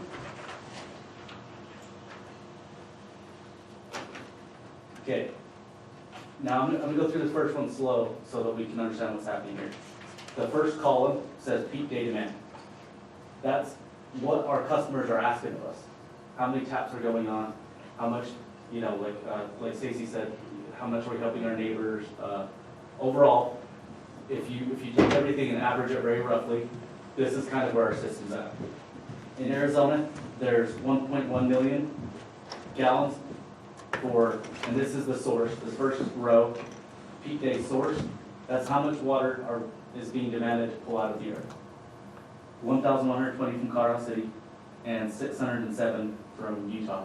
So all of our Colorado City wells, everything in Arizona side, there's 1.1 million, and in Utah there's 607,000, for a total of 1.7 million. Okay, in percentage of what we're able to do, that's 80% on the peak day. That's the busiest day of the year. We have, of all of our capacity, we're only using 80% on the most busy day of the year. Is this summertime use, Yeah. regular time use? And this is no It's a longer very, speculative. it's a very big, no, these are utility numbers. Yeah, does this include Maxwell as well? Maxwell? Park? Yes, the Utah side is everything that comes from Utah. Is that right? That's correct. Okay, But I didn't get that answer. Is it summertime, is that high demand summertime use? this number represents the single busiest day of last year. So it's likely that day was in the summer. Yep. So in our average day, there's probably a better answer, but our average day is probably somewhere closer to 40%. Is that right? Roughly half? Our annual average is roughly 50%, but yeah. 50, that's far from 80. Right. So your system is, like we talked about earlier, is designed off peak day, your very busy day. Your average day is going to be substantially lower than that. Okay, so we understand peak day demand, we're at 80% of capacity. We're going to go down one and say treatment. Treatment, the demand for treatment is gallons per day per connection is 1,966. Roughly 80% of our ability to treat the water.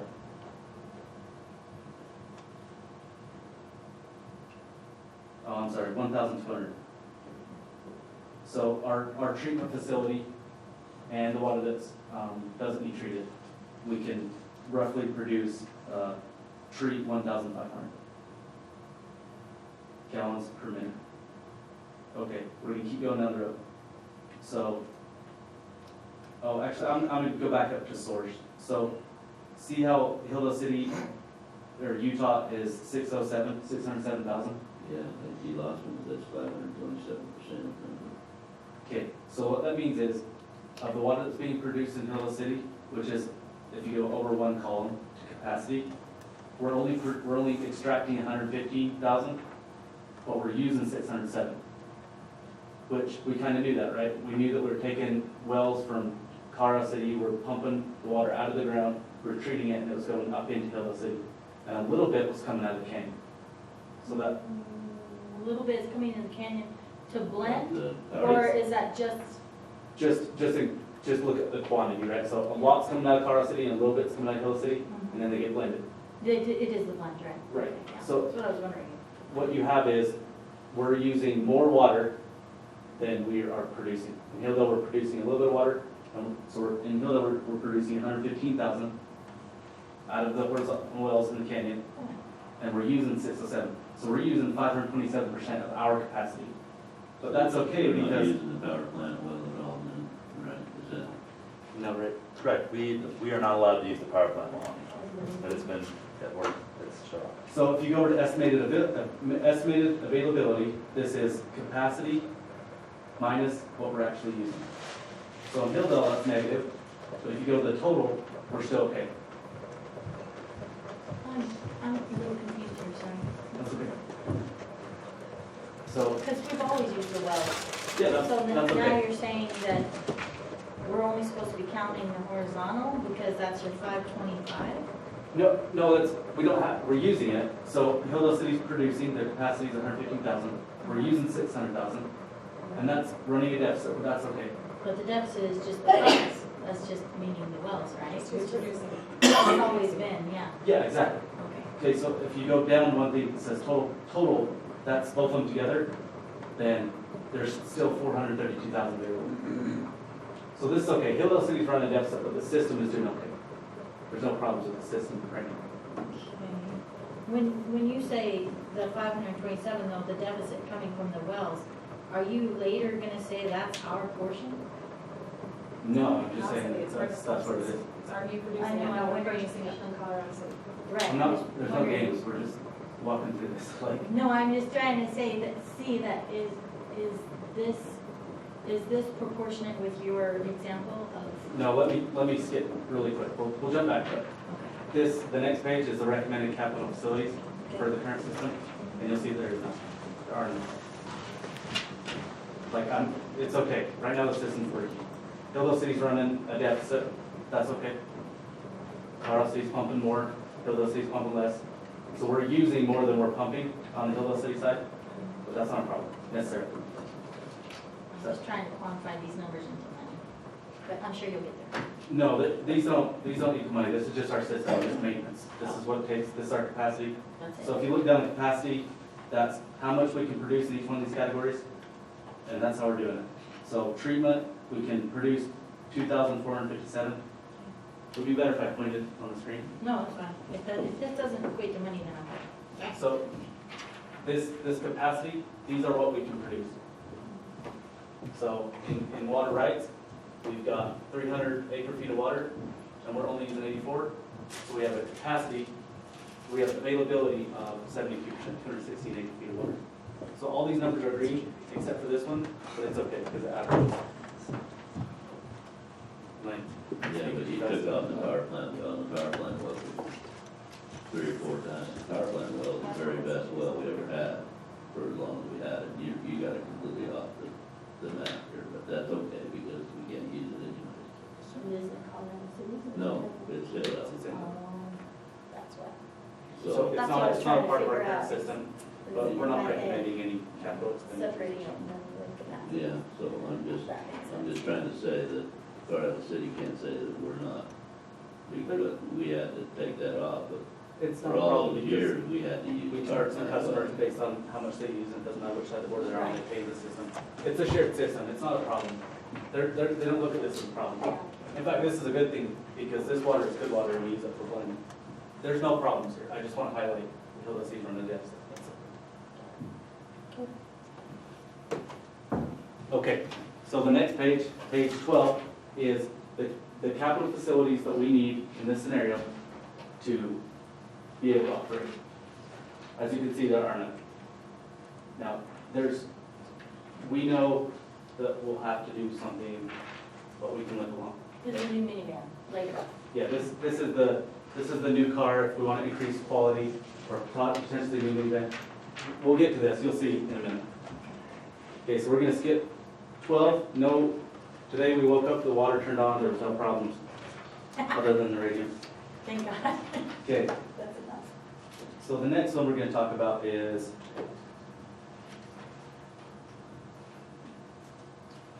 so now I want you to go to page 13. You had a bunch of green dots.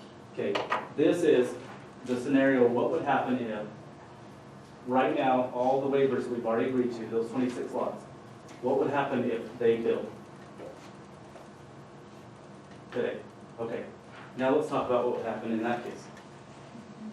On page 14, you're gonna look at a very similar thing. The capacity stayed the same. We haven't changed anything with the system. We haven't changed anything with the system. The only difference is that Hildale City has went up 26 lots in ERUs, and that's changed our demand. We're running a bigger deficit, but the system's okay. Now we're at 82% capacity. So those 16 homes take us from a peak demand of 80% to 82%. But that's just phase 1, is what you're talking about. That's the development that you've agreed to. So under treatment, okay, so as you can see, our numbers here, right here, utility, we're still good. This is not, I mean, this is a deficit, but the total, we're still okay, and we're good, okay.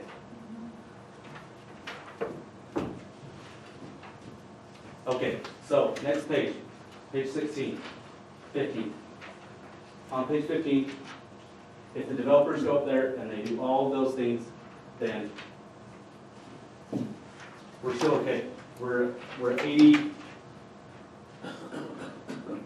82%. We still have almost a full seat left, right? Life is good. No capital facilities needed. Obviously, we have some qualitative issues. The water that we're producing right now, the customers need to figure out what they can do about a qualitative issue, but we don't need more water. Our demand's okay. Okay, now let's go to the next scenario.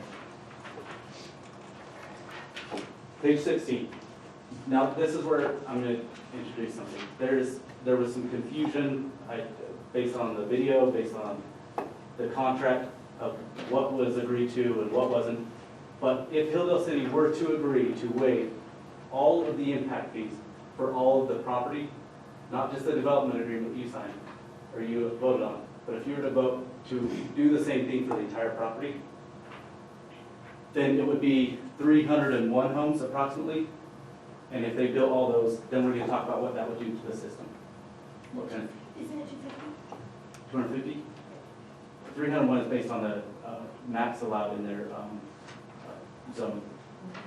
So, is that, Well, 301 minus 26 is what, 270 more houses, right? right? More, but still total of 3. And this whole thing is a thought experiment anyway, so. But if they were to go up there and, Yeah, This is what has been approved though. you know, You said you could build 300 homes. no, the agreement only covered 26. No, right, but we said in the You're talking about development zoning, agreement, though. yeah, the zoning, they were been zoned for over Oh, I 300 homes. No, the No, zoning, the zoning's Well, actually. their master plan showed less. So, let's say the developer comes in tomorrow and says, okay, we're ready to do another development agreement, we're ready to, and we want the same deal that you made on the first 26 homes, we want on all of the property. That would be 301 homes. We're gonna talk about what would happen to the system, based on some speculation, A lot of right? big numbers here. What would happen to the system.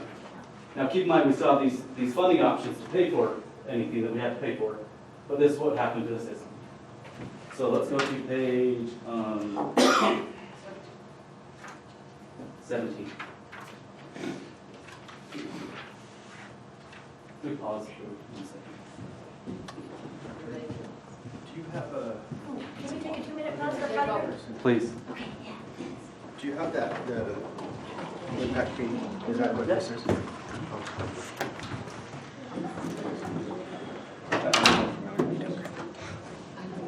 No, no, it's been turned off, but that's copies.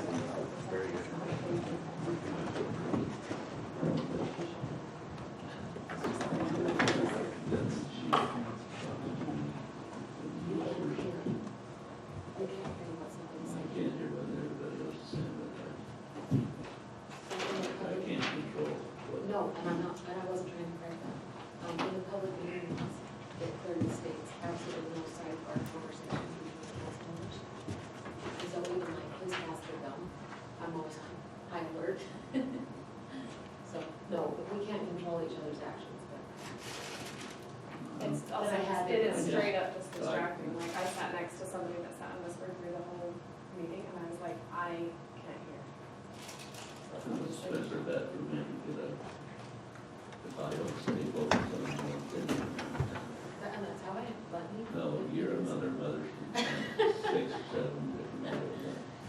But I know that it's extremely hard to get information, and have something here and something.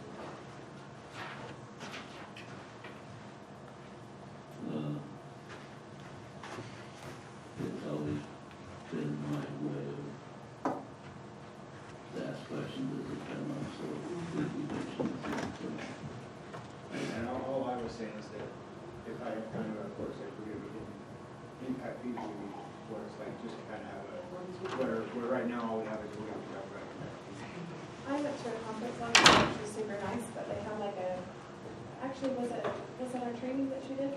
Or if you haven't thought, you put it on there. But it might be fun, even if we wanted, where you can ask it at any time, so you know it's there, and have them sort it for us. Like, oh, yeah, look, we can talk about this right now, I'm gonna hand this one to Roger Carter, oh, I'm gonna hand this one to Christian. Yeah, yeah, so that they can, so that every single question when it comes up is addressed, it's just, oh, yeah, that one's gonna come in a minute, this one wasn't there, but let's answer it. Are you saying we should have some 3x5 cards that we hand out and people write their questions? Well, we're just. John, you can read, I'm joking. And then we That's make what paper the- airplanes that's what out of the it and throw Senate it at did you. Oh, really? Last month, yeah. Nice. Okay, So, Autumn, here we go. so they want to be able to You ask their do that, questions, but do just it. know that that's gonna go to somebody. That's actually a really good idea. Well, I like the idea too, because it gives us an opportunity John. to think about things. All I have is. Right, so they're trying to figure out how to ask their questions, like they have a question for Roger, but it's gonna come up later. They want it written down so that he can have that, he'll be Yeah, thinking that's about great. that. Okay. So we need another whiteboard or the No, big? I'll write it on the outside. Okay, Oh, there perfect. you go. So, without going into too much detail, you could just ask your question, and it'll go to Roger, it'll go to Harrison, it'll go to Christian, wherever, John will keep track of it on the side. John, you might if you want to use Christian to help write down questions, whether if they did. Oh, is that, you Long might, extended. is that okay? Would you like that, or is it for No, future just board or ask whatever? Just raise your hand Just and ask ask it. it. I'll write on the board if I'm gonna cover it, and then if not. And then Roger and Christian then have an opportunity. It's the same as on Thank you for indulging. I got a first question right now, please. Yes, Impact fee, longevity of when can we get back into it? Okay, perfect. Write that down, now let's move on. He's not asking you to answer the question right now. Okay. He just wants that on record. impact fee longevity, when we get into it. Number two, Oh, okay. Sorry, I missed the question. What was this? That was the Fee question. longevity, you just want me to write that down? Uh-huh. number two, has to do with Roger is the longevity. When city council makes a decision, can we backtrack at all legally, confidentially, spiritually, however you want to call it? In other words, if we make a decision and things have come up since we made that decision, can we backtrack on, and this is a question I need to get with you and Roger and have you guys answer the legalities. Okay, perfect. That's the Is question. that not the question? Yep. Would like that answer publicly, so we can join in your answer. Well, they're going No, to, they're that- going this to will be address answered it very publicly. I just want- That's perfect. Yeah. Okay, Gotcha. any other questions before we move on? And if a question comes up, just raise your Number hand. three, Okay.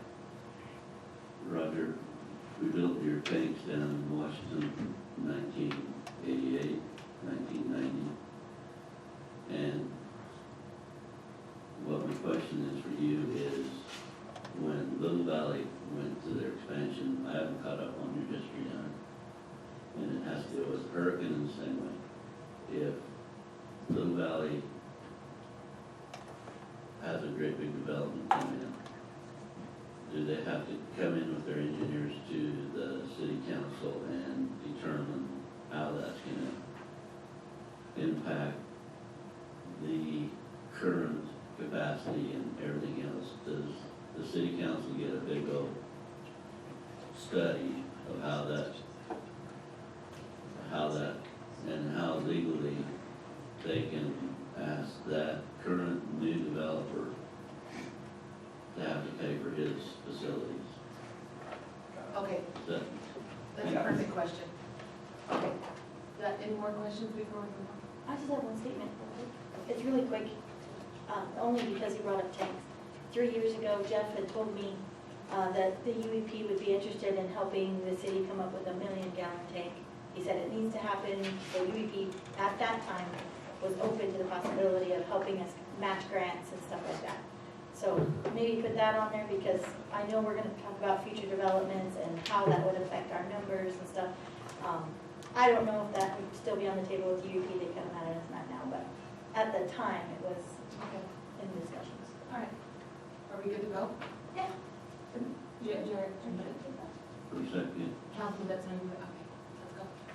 Okay, so back to page 60, picking up on scenario 3. What would it look like if we were to make future development agreements that looked like the last one and waive all impact fees? And they were to all billed, and that demand would be put on our system. Under that scenario, this is what it would look like. So the total ERUs on page 17.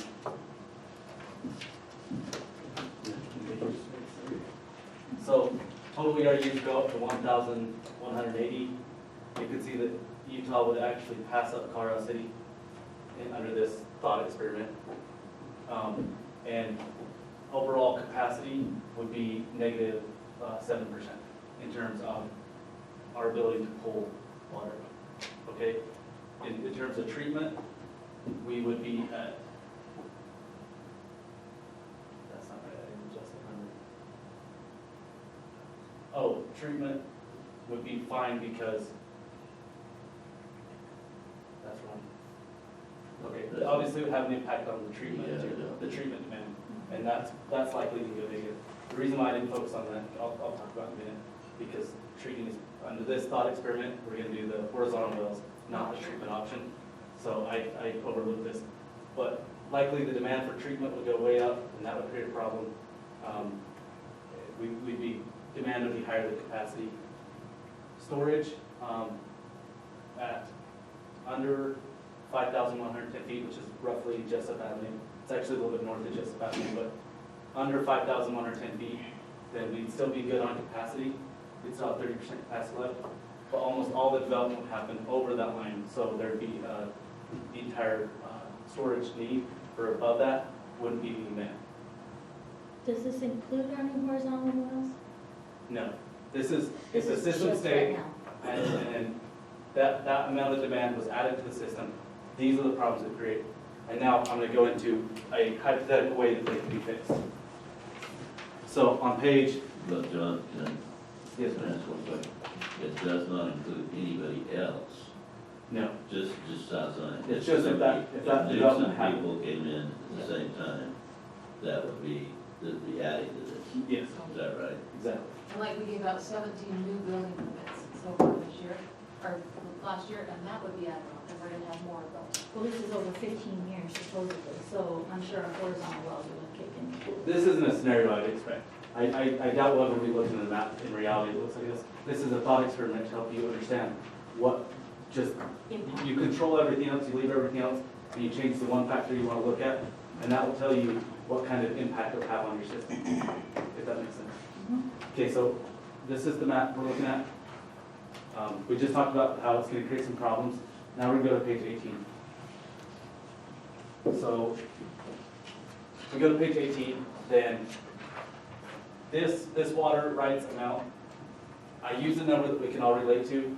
It's probably high, but this is the price that would cost to add those water rights that we need at the rate that we bought them for last time. I think we paid too much. So this number is not, it's a number that you can rely on, as in the sense that we paid that much before, but it's probably a little high. But roughly, the cost of improvements to get the water rights that we need to up the canyon, to push out as much water as we're currently using, I'm calling that an improvement. That's about $12 million worth of water rights. And the expansion, the amount to increase the capacity necessary for the system demand, is going to be about $4 million. Okay. The Water Canyon project itself is estimated to be about $7.5 million. Those are rough numbers that came from the Bowman Collins thing. We haven't got any official report, but we're saying it's about $7.5 million. So again, some of that's allocated to get us back up to capacity, get us up where we were, and some of it's allocated to increasing the capacity, future growth. And then this one, so I've highlighted in green the ones that are impact fee eligible, and I've left ones black that are either improvements that utility customers can pay for, or project-specific things like if the benefit is only enjoyed by a certain area, a certain developer, then you would expect that developer to do it outside of impact fees. Does that make sense? Because if you charge impact fees for this, then that means all the other growth outside of their area will be helping pay. That's a kind of a confusing concept, so I want to apologize there. Does anyone have any questions on that? I think it's real confusing because how does one developer feel that he's helping everybody else? That's right. Well, an So- impact fee cannot help anyone else. Is that what you're saying? And this bottom one helps everyone, so it's not an impact. This is, I'm going to introduce a new term, project-specific expansions. So if the expansion is only enjoyed by you, then we say, oh, that's a project-specific expansion. We're not using impact fees. We're not included in our capital facilities plan. You have to pay for that if you want it. So, and the reason for that is other developers come in and they would pay impact fees, and they help them pay for something like the Sandhill tank that would almost entirely benefit that developer, then this area of growth, then we wouldn't use impact fees to pay for that. Is that? So to put that in a scenario, if I'm gonna bring a dairy to town that's gonna require a ton of water, that's a project-specific demand, and I'll pay for whatever it takes to have that water available, as compared to homes or other things where the whole community, if I've got a business or I've got a personal benefit from this project, then I get to do whatever it takes to make that possible, and it doesn't get shared with the whole community. Is that project specific? Is that what you? That would probably just be an expansion. Harrison? Because you're talking about, let's say, okay, so in this hypothetical, you're increasing the demand for water, right? But if the capacity increases so that you can meet your demand, the whole system gets to share that. Correct. In this scenario though, it's geographically isolated. So that pressure, the enjoyment of that tank wouldn't necessarily be shared by the system. But maybe So by other than all the new growth. peripheral areas around it. I've And got so my likely this would be cabin. some sort of agreement Yeah, between the yeah. developer. We'd say, this is a project specific, it's good for your project. And they'd say, no, there's a little bit of people that benefit. And they'll say, okay, the city will pay for some of it and you need to pay for the rest. So in order to fix the So- problems that we just. Can I keep up with you here for a Yeah, second? please. So just like B's Market came and said, we're gonna do a great big supermarket comparison. And it's a big time consumer of water. It's not like a dairy, but it's a big time consumer of water. And Richard said, Jay, we're interested in coming over here because we have bad water over there. We want to have, because we can get good water and you guys will waive your fees, so what can we do to help? So what I'm saying is that upped what we can do. That's a big time user. That's a big demand. So I'm trying to follow this scenario that he's given here. But can you use that kind of monies for impact, from impact fees? I think a more clear example would be if I want to build a cabin on top of the peaks, then I ask them to develop water for my culinary system, and they have to put in a tank that only serves my cabin on the peak. That's a project specific, nobody else is gonna benefit from that. If I build a dairy and they have to expand their tank capacity, the whole town will benefit from that. Then they will accept a proportional portion of expansion versus if this geographic separation means I'm the only beneficiary. Well, I still have a question is, can impact fees help pay for that? Do we have? Yes, so just a quick answer to that. So if you as a developer come in a new area where new infrastructure is going to be needed and nobody else is creating the need for that but you pay to get that done. But typically what will happen is a developer will negotiate a reimbursement agreement so that if somebody comes in right next door and pays an impact fee that would have helped to pay for what they put in, then they get that credited back or even paid back to them. John May. That's all.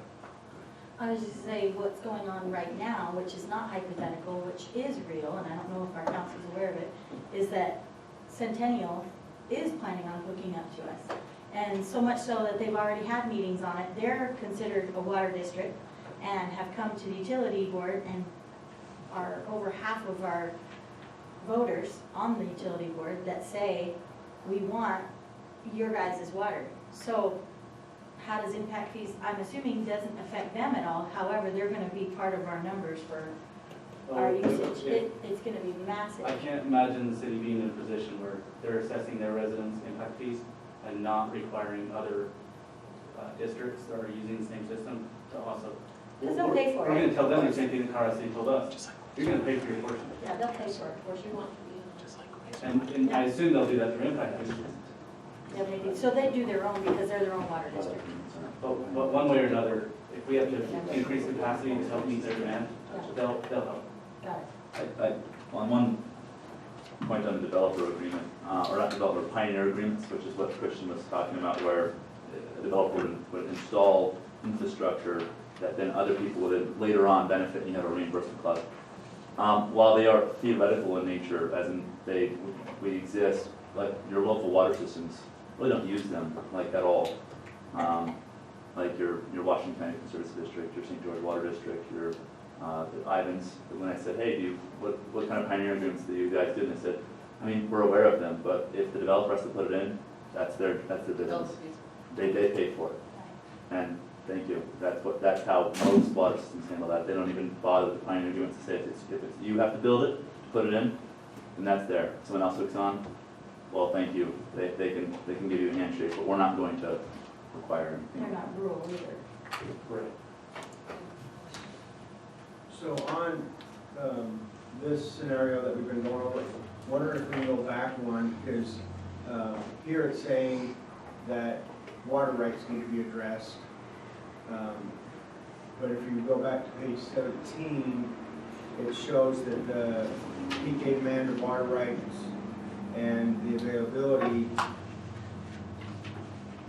the estimated availability are the same. And so I'm just wondering, if we have water rights available, that we still have 72% of our water rights available, why are we addressing it on? We're trading problems, right? So we have a treatment problem. Yeah, this is what I didn't identify. The water treatment is gonna be, once this demand gets put on, water treatment's gonna become a problem. And so what we're doing is saying, we're not gonna, rather than addressing the water treatment problem, what we're gonna do is use water rights. Because the water rights come from the canyon, and then it doesn't require treatment. Does that make sense? Not really. Okay. I can see where sometimes we have to shift kind of to. Okay, so right now we're solving this water rights problem, but it's not a problem. What we're really doing is solving the water treatment problem, because instead of saying, in order to increase demand, or increase capacity, we need to go upgrade the treatment facility. We're not gonna do that. Instead, what we're gonna do is go get water that doesn't need treated. So now our treatment's perfect, because it doesn't require anything, but on the other hand, we'll need water rights. Okay. So you can see there that that's roughly $5.9 million worth of improvements or expansions that would need to be made. Our system, not project specific. Just take those two green numbers and add them up. That's about $5.9 million on page 18. That's about $5.9 million of expansion costs specifically that are estimated to need, that we'll need to do to meet the demand of that whole property, all the property up there. Okay, The two ones you have in green here, is that this on page 16. 18 to 1.9, Water canyon. 4.9? Oh, yes, I thought you were, yes, the two green ones. That's the type of thing that would be paid for with impact fees. If you choose to waive those, then that's roughly, according to this thought experiment, $5.9 million of costs. So then you're back to those, how are you gonna pay for it? Taxpayer, utility customer, or grants and windfalls. Okay, so I'm gonna pause on this scenario for a minute and describe why UEP does not have a problem with this. They're not upset. This just right here, while we're looking at these numbers, this is their concern. They're saying, okay, if Hildale City takes the thought pattern that they applied for 26 lots and they apply it to all the property, then they're saying essentially, because it's a bigger number than they could pay for, $5.9 million. So there's this $5.9 million of infrastructure that's going to be required to expand the system to be able to meet that capacity. And they're saying, okay, of this $5.9 million, how do they plan to pay for it? Are they going to do it with taxpayer money? Probably not. That would be, it put them either, if they try to pay in cash and make it insolvent, if they try to get a bond, then the people would revolt and say, we're not going to pay for a bond to help future growth. We can barely handle our own growth. So they're saying likely the city council is not going to choose the taxpayer. Okay, are they going to choose the utility customer? Potentially, right? Hildale City could just say, we're gonna waive that $5.9 million in impact fees, and we'll just have the utility customers pay for it. Obviously, Colorado City is going to say, that's fine, but since the growth happened on Hildale, it's only Hildale City customers that are going to pay for it. So you plug that in, it's about $30 per month For how many years? for 20 years. Very, very rough numbers here. Okay, so the UEP is saying, okay, that's probably unlikely. Really, what are they expecting? They're expecting a windfall, a grant. They're expecting, so first of all, they're going to say, they're thinking this is Hildale City's thought process. We'll just not worry about that 1.9 million and hope we can get a grant for it. And these water rights are basically already ours. And you can see how that would cause some frustration. So what we have to do is say, no, we're gonna make plans and we're gonna have a way to pay for this. And this is to specifically to answer your thing about grants and windfalls. It's absolutely likely, you want to ask a question? You come up with 5.9 million, why could I go to my neighbor and say, we're gonna have to help pay for south side? That's my question, you can answer it later, Why but did you, or why would you have to? why would you have to? You don't. It's a Yes, whole- you did. No, it's a whole infrastructure, we're No, getting a it's new not. minivan. 5.9, they're gonna point their finger and say, Jeff, UEP, they're all gonna point their finger at me and say, why are you forcing all of us to pay for their 5.9? That's exactly how it That's works. exactly That's how it not works. how it works. No, that's exactly how it That's, works. that's not how it works. What happens is those 250 homes are causing us to upgrade to a new minivan. Now, if you put a trailer on that car, then you'd say, yeah, point to them. No. But because we're all benefiting from. This is the amount, this infrastructure. is the We're amount not of all improvement. benefiting. How are we all benefiting? That's If we're what going my out question. horizontal wells, I'm not, then we're I'm just all trying to have a I get sweet what you're discussion saying. here. I'm just trying to say, this is the very crux of what I need to get answered today. That's exactly right. So let's talk about Jane and Bill, right? So Jane and Bill, we remember those two, right? So they're looking at the situation, and TOCC and UEP. They're all looking at the situation saying, there's two possible scenarios. The developer is going to come in and they're going to develop the property and they're going to sell it at the most they can, because that's what developers do, right? So whatever market price is, throw a number out. What are we going to sell these lots for? What's market price? The Doesn't lot, the matter. house, 250, we already said Yeah, that. already. No, the lot, You mean just lots of 45,000 piece? 45,000. We just got posted for 65. Okay. No, because my mother-in-law, Now- she's. And if the, and Jane, if the Bill, impact fees keep going up, they're gonna want more money. remember that Bill's going to buy one of these lots in Biddle, and Jane already lives in Hildale City, and so she's just watching this, right? And she's saying, okay, the lots are probably going to sell at market price, whatever that is. And then we have, the developer has a floor, right? And on that floor, they're going to start building things. They're going to pay for the property.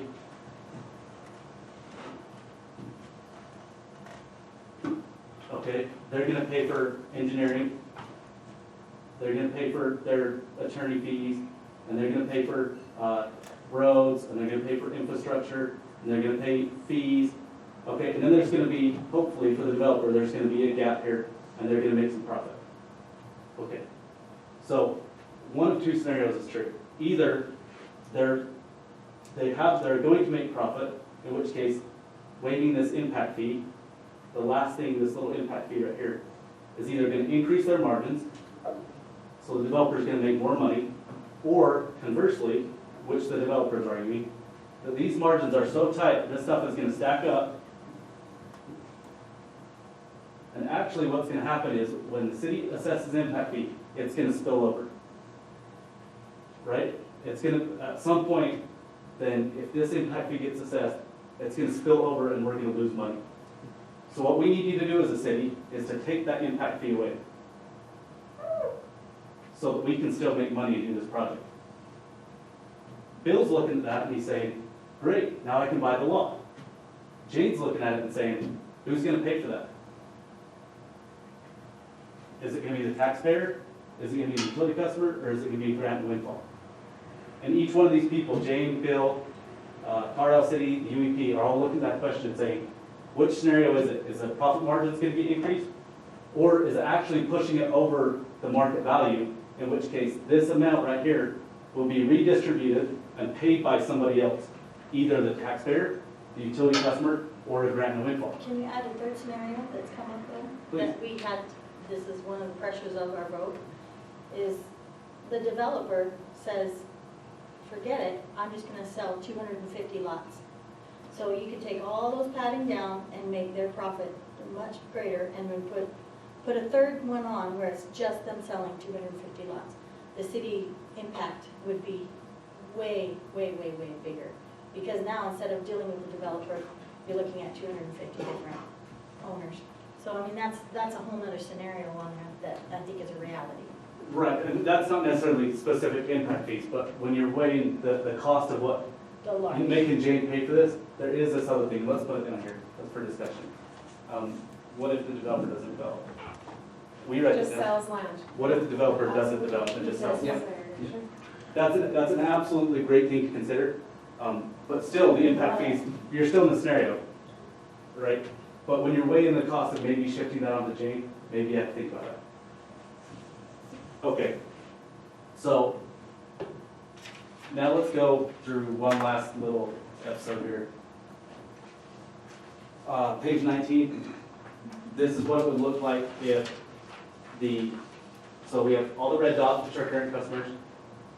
We've got green dots, which is as if this development happened. They came in, we gave them a waiver on, or regardless, just if the demand of all of these houses were put on there. And then there was an equal amount of growth, about a purple dot. That represents an equal amount of growth in Colorado City. So, Equal amount meaning the same number of dots, like no, the same 300? number, Or- yes, 300. Okay. So, the system exists, we add all these green dots, 301 green dots on the other side. What would it be like if there was 301 dots at the same time added on the Colorado City side? One last little thought experiment. So Which, this would can be I- the equivalent of Centennial Park. Well, I think Centennial Park's a different one, but I think one thing, I mean, just since we're doing thought experiments as you're calling them today, I think it's realistic to think about the concept that Colorado City isn't super far behind us. With the subdivision that just happened, they're now looking at, in the last year, they got the subdivision and they're starting to close on lots. I mean, you've seen the first house that got built right there by your Royce. So I think it's actually a fair assumption, and for us to, I think it would be completely fair to assume that there's going to be some growth on the Colorado City side due to the changes that. Oh, especially 15 years. So, look, 5 years. Yeah, where do we write our questions, right here or on there? Just saying, I'll write them up here, Okay. talk about them, or This just reminded me while we're on here, if our well wasn't with radium and it was still running, would we still be impacted as greatly? Because that was a kick-ass well. So remember now, because we took it out because of the radium, which is going to be replaced by the horizontal wells. So for me, I feel like it's fortuitous, we're damn lucky that we're in this situation really with the radium because it's giving us an opportunity to do horizontal wells. But now that you're looking at a snapshot of today without horizontal wells, shouldn't we have included that one well into our numbers as well? Because you've taken it out because of the radium, but you haven't put in the remaining backfill because of the radium. Does that make sense? I'm just trying to keep our numbers correct here. No, I appreciate it. Does that make sense at all, or am I just? It does. The only thing is that right now, so, Because what's that low run? Still with an assumption that we have the blessing of growth, so that's what you're saying. Yeah, and those aren't included in our numbers. what's, The horizontal wells. That's no, they gonna are, that's where we're replace going right now. Oh. So we paid, that. I'm always one step ahead, I'm sorry. so what we did is, on the last scenario, we talked about all these costs are gonna be done. And in Yes. this next scenario, so on page 20, 20, got it, sorry. I just want to make sure we're putting apples to apples. on page 20, what we're gonna do is add in blue, right here, capacity. I'm gonna make those adjustments to show the improvements that we just made. Okay, And then we're gonna look at capacity after that. okay. Okay, so now Colorado City is back up ahead of Hildale City at 871 ERUs. Hildale City still at 610 for a total of 1,481. So that's, in this type of, if you look at the map, that's all the purple and all the red and all the green dots. That's what it looks like when demand is this, okay? Now we made those improvements, and where are we at? Those improvements are the horizontal wells, correct? Yes. Okay. Where are we at? We're okay. We're at basically 84% capacity. Treatment's not so important. Water rights, we're 80%. We're at 100% of the water rights we need. We're good there. Storage is what it is. So they have put in a site-specific tank, and then that means that there's a small deficit, but obviously they'll just change the size of the tank. So in the last scenario, if we were to make the improvements that are listed there, let me give you a specific page. If we make the improvements on page 18, We get a $13 million gift. Yeah, well, I have a question, Christian. If the UEP allows us to use their rights, is that the same as the horizontal well rights? Or yes. do you including that in the same scenario, or are you not? So, this, Because he keeps saying that we've got to trade that back for well water. so this scenario, the UEP water rights, or the roughly $16 million worth of water rights, it's irrigation water rights, and the idea is that we would take that and convert it to municipal water. And yes, does that answer your question? We can talk about it later, but what I'm just saying, that's one of my questions. Do we have to trade them gallon for gallon for? It's not gallon for gallon, you lose some. 60%. Only 60% of the water rights that are transferred from it. So you lose some on the conversion. If you take 100 irrigation water rights, you only get 60 culinary, roughly. And Because of how you gotta treat it and put it in pipeline? no, just because they don't, right? It's like just- giving American money in Canada. It's, yeah, so it's irrigation is, they consider it, It's you know, not it goes valuable. back in the ground, it goes back in the water table, but if we're Recharged. taking it into municipal, then it's not going back in the ground. So you Your lose. value just isn't the same, you lose 40% of your value. Correct. And in this scenario, the UEP is charging us for those water rights, Yes, not giving it, granting it, that's which the is a whole value nother there. Blue. issue, but. Well, and yeah, we're gonna get that. So the value there is put as the actual value of water rights. So what 4 million, so 1.9 is obviously construction costs, that's not going away. There's 4 million of water rights that are associated with the expansion of the system. That's $4 million worth of value that if, say, the UP decides, we're not gonna give them to you, we'd have to go buy them somewhere else. Right? And it could be somewhere between, let's say, 3.2 million and 4 million. Okay. So, On top of 12, right? Are Sorry. we looking at page 18, page 18. right? Oh, well, that's associated with getting the system back up, so that would be okay. I should say that. It would be completely reasonable to ask the current customers to pay for that. Gotcha. Because you're getting the system back up. You're saying, okay, we're not gonna pay for a treatment facility, instead you're gonna pay for water rights at the canyon. So, Gotcha. yes, those two numbers, if we had to pay for the water rights, that would be an actual cost. Okay, I have another question. It can be answered later. Is the 5.9 million include acquisition of those? Yes. Okay, if It's these two green numbers. If the UEP wants to keep our water rates low, wouldn't it be to their best interest to work with us Yes. on how much we're gonna pay for that? Yes, and that's why you had Jeff say today earlier, what we want to do is figure out how to make this happen. Yes, in short. But Well, they- on the other hand, he's not gonna wanna help, say UEP isn't gonna wanna help. The 5.9 help South Side Estates, to be specific. Do you follow up? You can answer That is- later, but I'm just, No, let's answer it right now. That is precisely the crux of the issue. So they're not gonna come in and say, if you're waiving impact fees, why would we hand you water rights? And likely, we haven't talked about this, a lot of other people are gonna be thinking the same thing. Why would someone grant us money to go to horizontal wells when we're waiving our ability to collect for that expansion? Lots of reasons. It's in our vision, it's in our growth, it's part of the EPA, we're number one priority in the state of Utah. But, For him. but, that's improvements. When we are number one in the state of Utah in trouble, then they're saying, why aren't you helping yourselves out then by collecting impact fees? How come you've given that ability away? I get that. And then come to the state and say, you cover it. Well, because I'm not gonna turn around and look at yesterday, because That- yesterday it was not a problem. Okay. That's but what that- We're I not- don't wanna get There's off. gotta be a chasm here. We're just gonna move forward. Yeah. Just move forward. That's what I'm saying. So is that, what we're saying is, so right now, Hildale City has agreed to waive 26 impact But fees. I'm saying that's not obviously what the UEP's thinking. They think that we should somehow go back in time and change the numbers. I hope not. I think they're saying, you waive 26 impact fees, is that the type of thing? And they're looking at the process, they're saying, you didn't have a policy, how do we know, are you gonna apply that same philosophy to future development? Well, that's why we're here now. Exactly. Okay, Lawrence, Move forward. if you want. So we're having this discussion about modeling our decision-making process.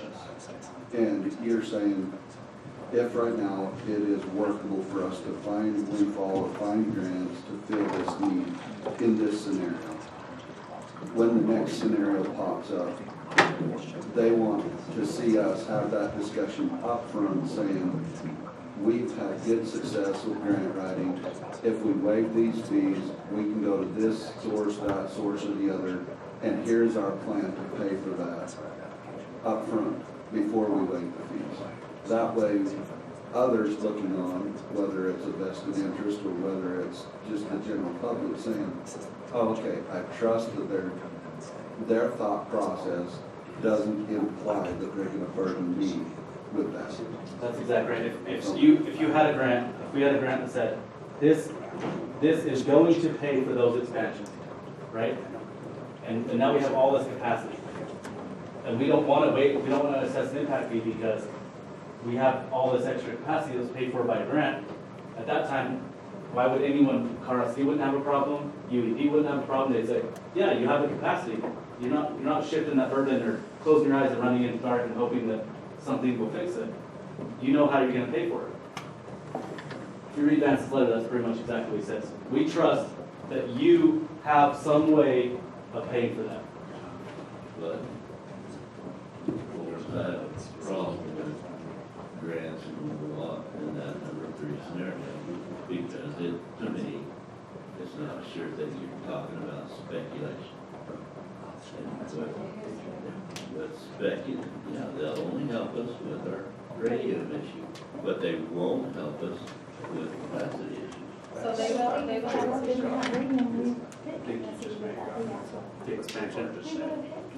Well, yeah, if we didn't have the radium. That's what I'm saying, so But- When that's So, where you raise on a hypothetical scenario, if we go to XYZ Foundation and they say, we're so in love with Hildale and we want to help you along, whatever you need, you got it.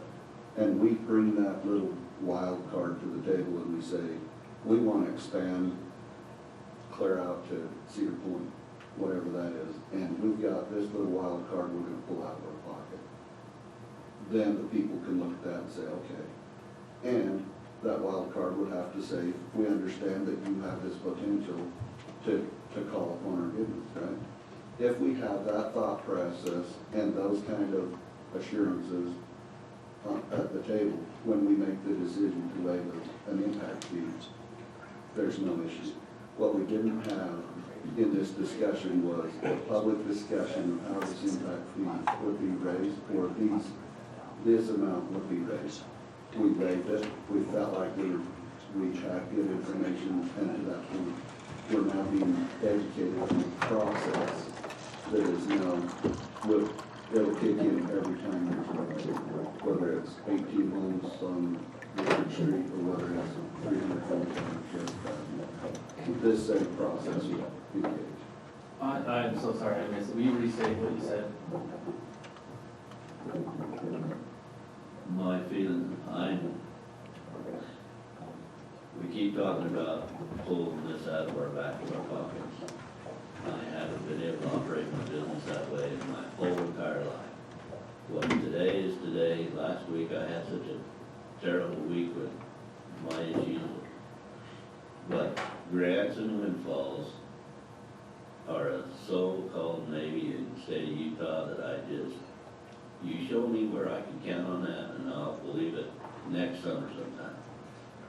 But we keep on saying that X, Y, and Z and all this, and I'm all for it. And I want to be open-minded about it, but it's something that this guy, I can't count on that. I have to look at these people and I'm still saying, they're looking at me and saying, why do I have to help pay for their $5.9 million? And I'm trying to get to this crux and being open-minded about it. That's why we're here today. And that's why I'm trying to get, before the day's over with, that's what I'm trying to get my brain and wrap it around something. So that I can. Would it help to know, and maybe Roger Carter can back me up on this, because I haven't actually done the specific research, but the idea of waiving impact fees like that is almost unheard of. It's not something the cities do. Cities, in rare circumstances, under a lot of process, will waive some, very limited amount of impact fees for a very, very specific purpose, for like charity. It's not the type of thing. The thing that we're discussing here is not something that other cities do commonly. Is that fair? Yeah, the only point we keep getting confused, I think, with this Well, maybe you're not confused. I want to make sure I'm not confused. We keep throwing the grant in with regards to the state with the radium issue. And again, your radium issues can't be resolved with high impact fees anyway because it's a level of service issue. Which means that whatever you have to replace it with is not going to be impact fee eligible as well. Okay? Now, also, yeah, you maybe can get some grant funding from the state for expansion. That's possible, I suppose, grant funding. Roger, can I interrupt? Yeah. You had a very, very, very important thought you barely said. Please repeat that. Is it a possible part? Radium cannot be Cannot covered be by replaced. impact fees. But whatever you're replacing a current level of service with is not impact fee eligible. Okay? Absolutely not. It can't be. No. That's this. What if you have an emergency and you gotta replace it with something? And you, I'm, again, they're gonna probably look at an impact fee. The impact fee law is for new impact, new growth impact. If you have a challenge with an existing source for whatever problems are, you would have to look at other revenue sources for that and not be able to use your impact fees because of that, because it is only tied to new expansion. And as a matter of fact, as John has pointed out on a couple occasions, even when you redevelop something, they will look at current level of service and say that is ineligible. Then they will say this piece of the pie is for new expansion, so we'll let that be eligible for impact fees. And so I just want to make sure that I was clear that, you know, the grant is going to help this issue, is not going to be able to be allowed to be used for anything except with expansion, and so you're still back to the impact fee discussion again. So we keep Don't mix talking, that up. yeah, when we keep talking about grants, that's for radium. The impact And that's fee is for existing level of heat service, which is not going to help you expand it It's further. broken out. On Well, this, you on have this to page, replace the well. Okay. on this page, you'll see cost of improvements. What Roger Carter is saying, I hope I'm not, is this cannot be paid with impact fee money. That's why only the stuff in green can be paid. This only gets us up where we were. We can't use impact fees for that. You could get grants for that. You can get grants for that, and you can't, it's hard to get grants for this. I wouldn't count. Yes, grants. impact fees, maybe grants, no impact fees, highly likely grants. And the only reason I wanted to clarify that is because if we say, well, we got this problem here, and this particular well or whatever is out of service, and so we're going to get, we can put a new well to replace the old one might be eligible for impact fees. It is not. It's replacing current level of service. Even though it may be new, it's replacing current level of service. So keep that in mind, because that has to be paid. That could be paid by impact, or that can't be paid by impact. So that has to be paid by our existing utility. It'd have to be that or the grant. That's where the grant will come in and help take care of it. I'm glad you said that, thank you. Thank you, thank you. Because the academy well is going to be replaced by horizontal. So no matter what, we don't, No, the power. power plant well, I'm sorry, power plant well is going to be replaced by horizontal. And your numbers of impact did not include the power plant well. It did not show the That's because capacity. it's not a part of our capacity. They're taking it completely off because it's not, Right. the water is not any good. It's not Right. relevant to current level service, it's not relevant to future level service, therefore it's not in the study. But if it were in the study as a snapshot of what our capacity is and what could be counted as an increased growth or not, it would be. Well, that's in like capacity. imagining that there were an imaginary van in our parking lot. Yeah, of course, there would be no problem. It's not there. So, yeah, we could imagine that there was a fictitious van somewhere. Are you saying that that's we need to push up the level of, we need to gather as much as we possibly can and then count that as part of our current capacity, so that when we go apply for grants, then we're saying, look, all of that is just an That improvement. capacity, yes, it's I'm not following part you. of our current capacity. I'm yes. following, we will I do feel that. like it should be. We will do that when we do grants. When we do grants, we'll make every argument we can that this is an improvement, not an expansion. Correct. Yeah, yes, because same as our capacity with these 250 homes. That capacity is not in our numbers of Right. that well. And that's a big well. And I just kind of wish it would give us a sense of, you know, Well, does that the make bottleneck sense? isn't necessarily source, because wells are cheap, we can just go dig another one. the actual I hear expense is treatment, Right. but I hear what you're saying, push up capacity, so when we apply for grants, then we get the very most we can for improvements. Well, for an actual picture. Sorry, just to clear something up, I think Roger mostly explained this, but I just want to make sure to drive the point home. If, and Roger, correct me if I'm wrong here, but I think this is right. If the plan is to do the canyon, the horizontal wells in the canyon, then what we will likely do is we'll likely reopen our capital facilities plan.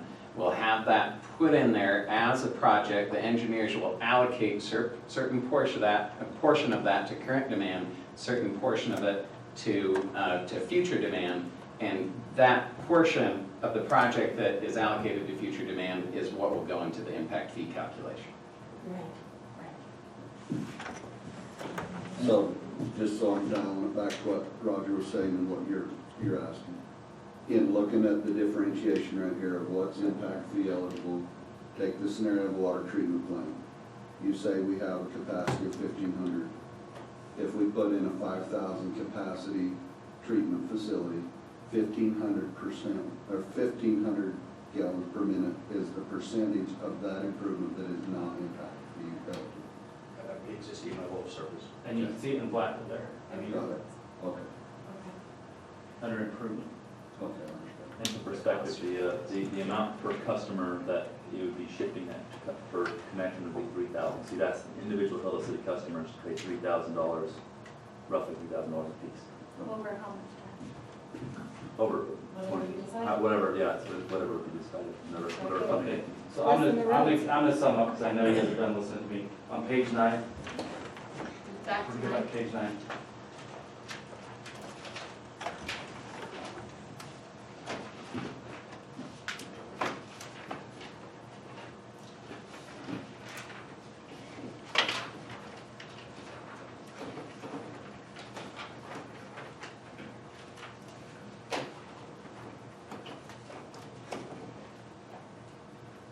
So which project we do and how much it costs is gonna be as a result of a lot of people that make a lot more money than I do.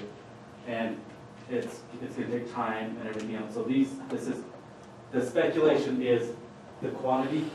It's not whether or not, like, let's say horizontal wells don't work, now we're back to treatment. Treatment's $1 million more than we expected, or $1 million less. There's all kinds of speculation, but it's not necessarily speculation to say that if we exceed demand, we're gonna have to spend money to increase our capacity. Is that, okay. So what we did is did some number speculation on what that could look like under all three of these scenarios. And this is highlighted in yellow here. So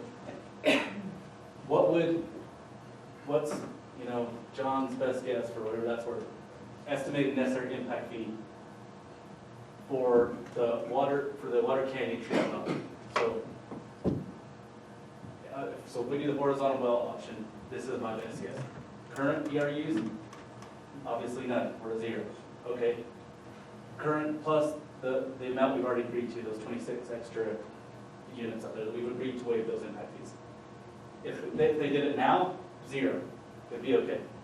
If they do it after we get to capacity, and so we're talking about they're going to be paying for their full amount of expansion, I estimate that it's going to be about this amount or this amount, roughly $200,000. So if they do that after we assess the impact fee, and we have to pay it, then it's going to be for all 15 lots of $200,000. So somewhere between $0 and $200,000 is the liability that you signed up for already. Best guess. Okay, what happened if they come in with another development agreement, they're ready to go on to phase 2 or 3 or whatever, and they're saying, okay, we want the same deal for all of our property. So that was the third phase, right? Under that scenario, the required system expansion cost, including the water rights, is $7.6 million. Not including the water rights is $1.9 million. If they're only paying $1.9 million, then it's about $6,900, roughly $7,000 worth of those 301 ERUs divided by the actual cost of the expansion, right? really quick? Is this only paying for their seats in the van? Yes, that's a great way of saying it. This is the cost of each seat in the van. This is the net cost of all the seats. So if they're coming and say, we want waivers, okay, this is how much you're paying for each seat, best guess, and this is the total cost. If Colorado City grows at the same rate, you have more capital facilities that are necessary, but it's distributed among more people, and so it's pretty close to the same thing, but slightly less, the impact fee. So, to summarize, that's the net amount if you were to waive all of their impact fees. That's the price per seat. Best guess. That's not including the water rights. I have a question. Add it to your list, please. If I'm a developer, and we have all these single-family lots all over town. They're adding to our need for capacity. Why should the developer have to pay for all of the necessary capacity when the argument can be said that there's 300 different lots that we all want to see expanded in our own city and Hildale, single-family lots that are already here. So that's just a question I have. Let me answer that. We're at 80% right now, and the impact fee is 0, and we're bumping along. And the idea was that when we get closer to capacity, we can have a capital facilities plan, we can assess impact fees, and every single person that builds will start paying impact fees. Okay. What we did is we're bumping along, we got to right here, and we said, we didn't waive impact fees. We agreed to waive impact fees for 15 years. So where will we be in capacity at that point, and how much will that cost? We don't know. And that doesn't include the power plant well. Right. So we don't know what capacity is. It may Speculation. not be 80%. It might be 50% when the power plant well's working. That's what I'm saying. But the fact that These numbers are so, you speculative. know, yeah. They're very It's speculative. really scary. It's absolutely scary. When you're waiving impact fees It's for the not future realistic. and you don't We're have trying to make realistic decisions numbers, off not realistic. it's terrifying, actually. Which actually, I think you're exactly right. What we're trying to do is we're trying to make decisions without information. And so all we have to do is we have to look at anything that comes our way and we go, based on what we have right now, could we approve this? And so we said, great, let's do it. So anything that we had engineer drawings for, Harrison could give a utility opinion on. Anything that comes before us, we can give an opinion on if we have facts. And so all we're saying is we're not gonna make speculative decisions for 15 years down the road. Anything that we have facts on, we can make decisions on. If we have engineered drawings and we know, Harrison, is there any doubt in your mind, the 20 houses where we have seen engineered drawings on those, is there any doubt in your mind on what that will do to our capacity?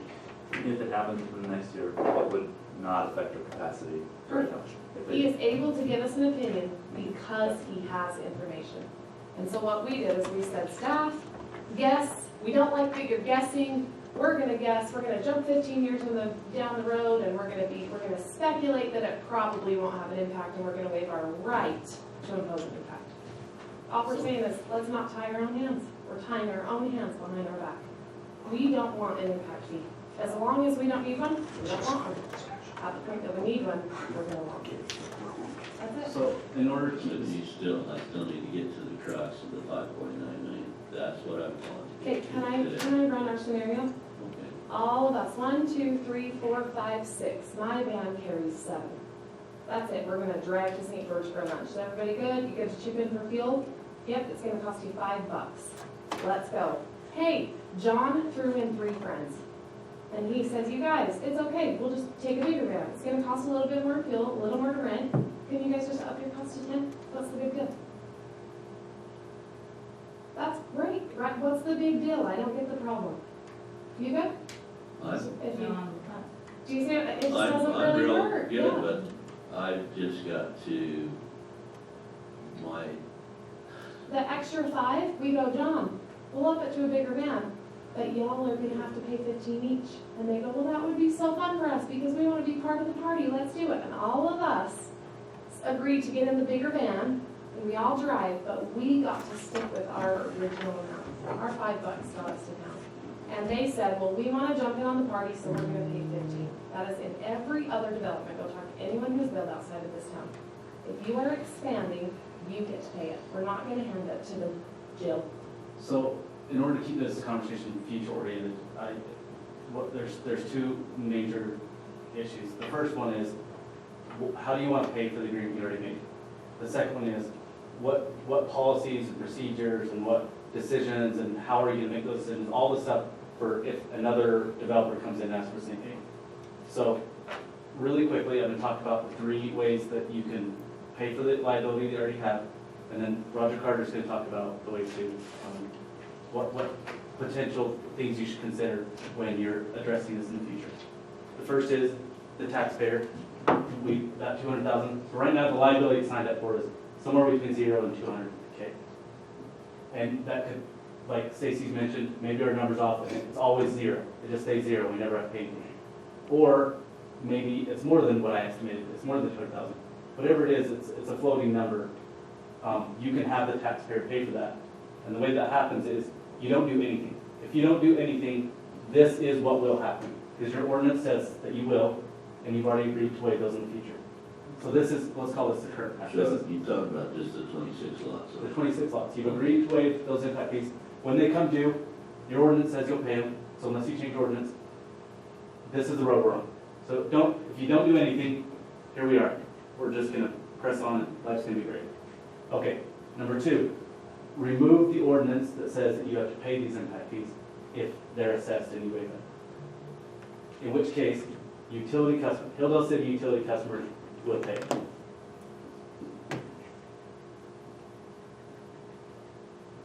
Whatever it is, as Councilmember Steve pointed out, it's very speculative.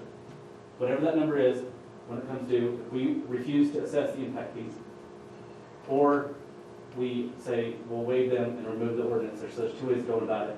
But there's 2 ways you can shift this back onto Hildale City customer.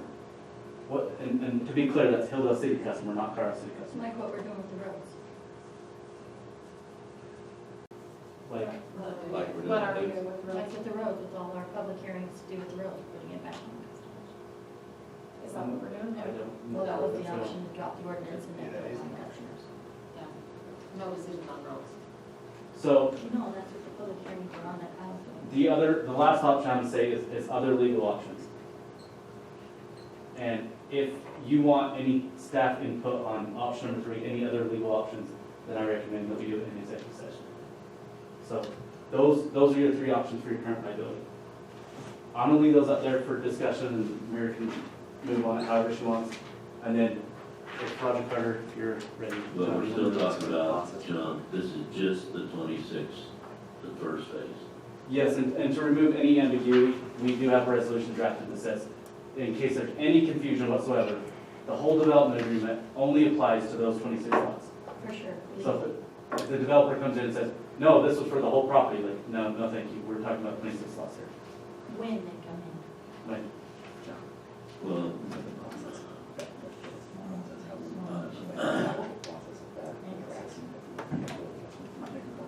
Oh, we have an attorney right here.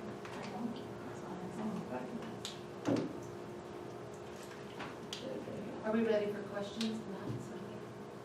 I'm happy. what was the presentation Roger wanted to make before we get into, was there something you wanted to say before we get into? I think so. Are you ready? Sure. I think you're starting to get this pretty well. At one time, I often will say to my own people, to the people presenting to our own city council, especially when the city council finally gets it, you realize that if you keep talking, you're gonna run the risk of them now not getting it. And so it'd be best if you just shut up and let them make the decision on this issue. But I think that the comment was made there just at the end about information and making that the best information, and that is excellent. And where our capacity to understand something, or our wherever that point is, let's not make the decision beyond our capacity to know what that impact is. And I think think that's getting that. So first and foremost, I'll talk just a little bit, answer a couple questions. I think I got the questions down, but I'll talk a little bit, maybe to the point of my letter that I sent to you. And so before though, I'll just say again, as I've always said, I wish that I could pick you up sometimes, take you out of the trenches and see the great progress that you've all made over the last few years. And so I know you get frustrated and you think, well, why didn't we know this, how to do this beforehand? Well, welcome to the role you're playing. We still do all this, have those same questions when we've been doing this business since 1857 in the way you've just now been doing it in the last handful of years. And so we still make those same mistakes, and we still have to say, well, why weren't we smarter and make this decision differently? Also, again, I apologize that maybe I should have been able to snag this a little quicker for you too, and just say, you know, hold on just a little bit and let's think about this. The advice that was given earlier is great advice, and sometimes it's okay.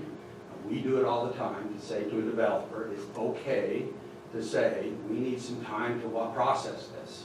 This is a big ask of us, so that's okay. I think you've got the point. We've got to separate two things here, and what I'd separate is you got your current decision. And so that's those there, and we can speak to that, because there was a question with respect to that, and I'll answer that. And then the rest is what's a good basis for moving forward? And so, one of the questions is, that Councilman Dudson asked is can we backtrack from previous decisions? And I probably won't get into too much of a discussion on that. That would probably be Christian and John that would address that more. Oftentimes when you've made a decision, of course, and it doesn't matter whether it's this scenario or another scenario, you can backtrack. Sometimes it still results in damages by the other party. They'll certainly claim that. Damages are only damages if they're damages with the courts. So, I mean, they can claim all sorts of things, but they're only damages unless they're damages. But sometimes the right decision, depending on what the decision is that still a better option for us based upon where we're at today than if not. Now, I'm not suggesting that. Again, I'm just saying that's one of the things that one of the ways you backtrack is you do an assessment of, okay, what is my cost of backtracking? What is the exposure that I now have? Or you could say, I'm not backtracking and I'm just going to come up with the scenarios, the 1 and 2 scenario there of how I'll take care of this. But going forward, then this is how I'll proceed, okay? And then the other question, of course, is also, well, can I do that? Can I change in the future to proceed?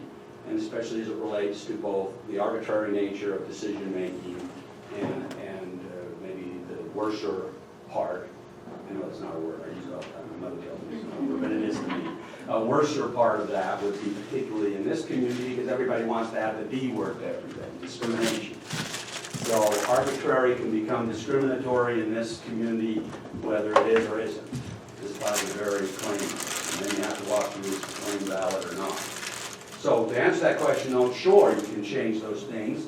And you can say, well, you did this yesterday and now I'm doing it today this way. Or we made this decision yesterday, we're now making the decision today. And that's all going to be based upon the rational basis of that. The rational, arguable basis for making that decision. Can it be defended that I made this decision yesterday and I'm making a different decision tomorrow?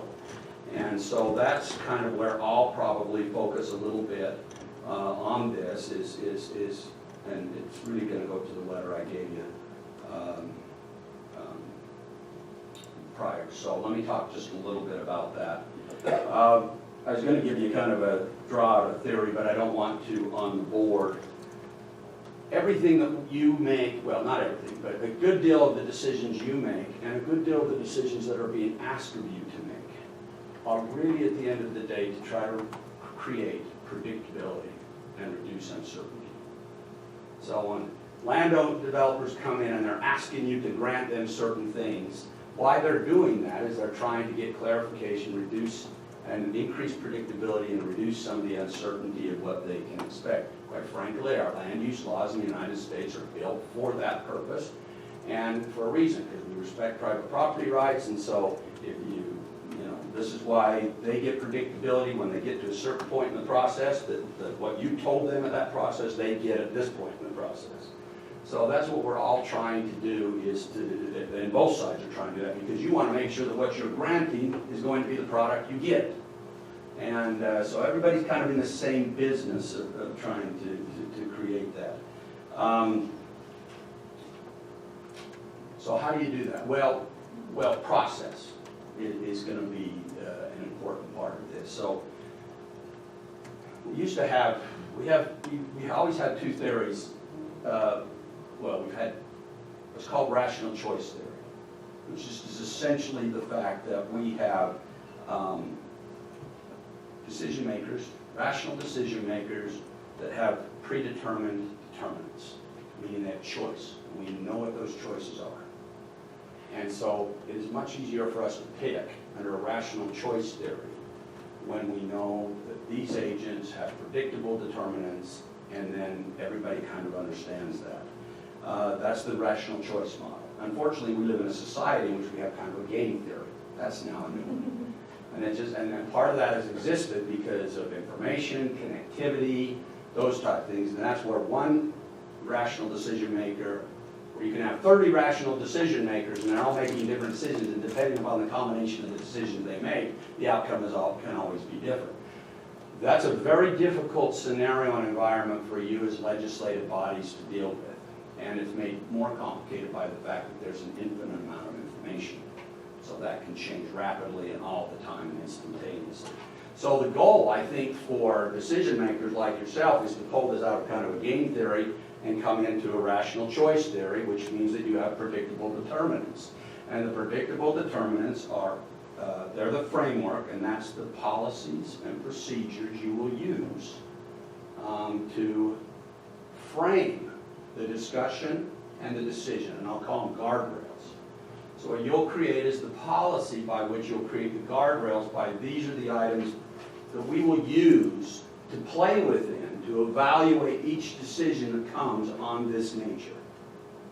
And so I gave some suggestions, and one of you had today, in a spectacular way, is that number one, I gave you kind of the letter, and these are just suggestions.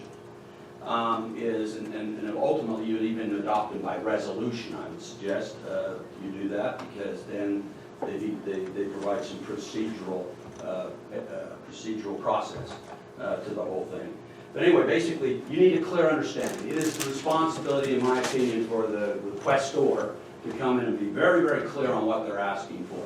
And then the burden of proof should be upon them to say, this is why we feel that we're asking this, and why we're justified in asking this. Let them be responsible for providing the burden of proof to say, well, we would like waived impact fees to the tune of whatever, X. And this is why we feel, from our argument, that X is justified. Okay, so clarity right from the beginning of what should be the request from anybody for something like this would probably be the first step. Then, of course, what you've seen today, what John's provided today, is an economic analysis. Well, what is the true impact of what's being asked of us on our system? What is the impact upon our future capital facilities? If we forego this, where do we have it here? Or maybe they're providing infrastructure that lets us forego this a little bit. And so we can evaluate that, we can credit that. And I'll get back to your other question, because that's sometimes what we do even in Washington. You know, if they're willing to build this, we recognize there are some general benefits to the whole system, which then we can create the rational nexus to why we would say, okay, well then we can do it this way. But a clear understanding of an economic analysis of the impact of the decision you're making needs to be done. It appears to me that your staff has good capacity to be able to do that without you spending a lot of effort and money. But the fact of the matter is, if you need to, still should be the burden of the developer to provide those funds to do that. They don't necessarily provide the person to do it. That's the way you check on that. But they could do that. But you could at least get some good analysis from your own staff to say, let us give you at least our dollars and cents as to what the impact would be, basically what you've gone through at these 5 or 6 scenarios that were done today, which was exceptionally well done. Now again, all the basis of this has got to be based upon your capital facilities plan.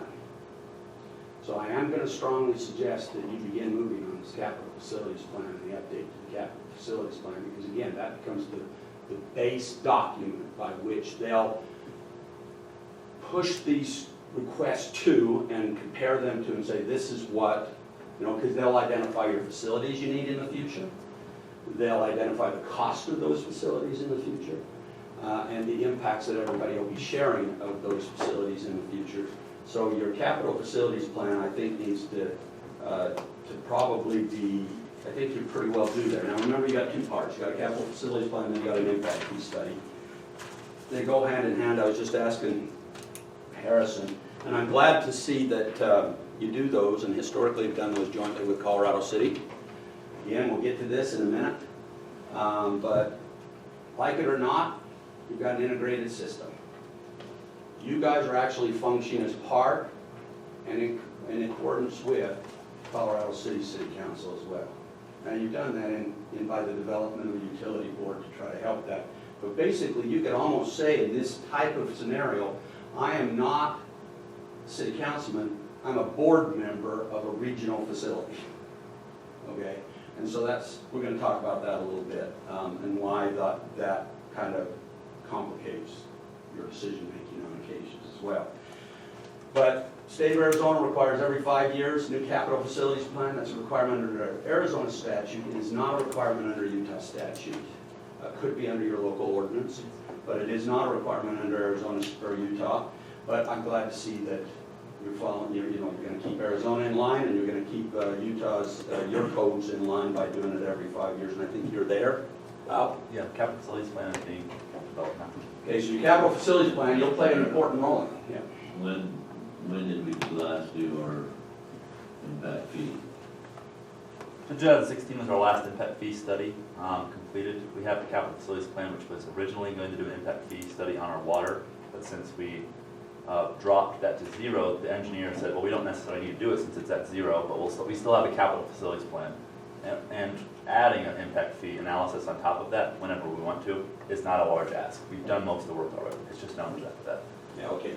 So, but the reason the impact fee study will be important for you, and I can see why they separated it, but the reason the impact fee is important to you is because it will tell you, and again, I've always said to people, you don't argue the impact fee. If you're going to come before me, you don't argue the impact fee, you argue the capital facilities plan.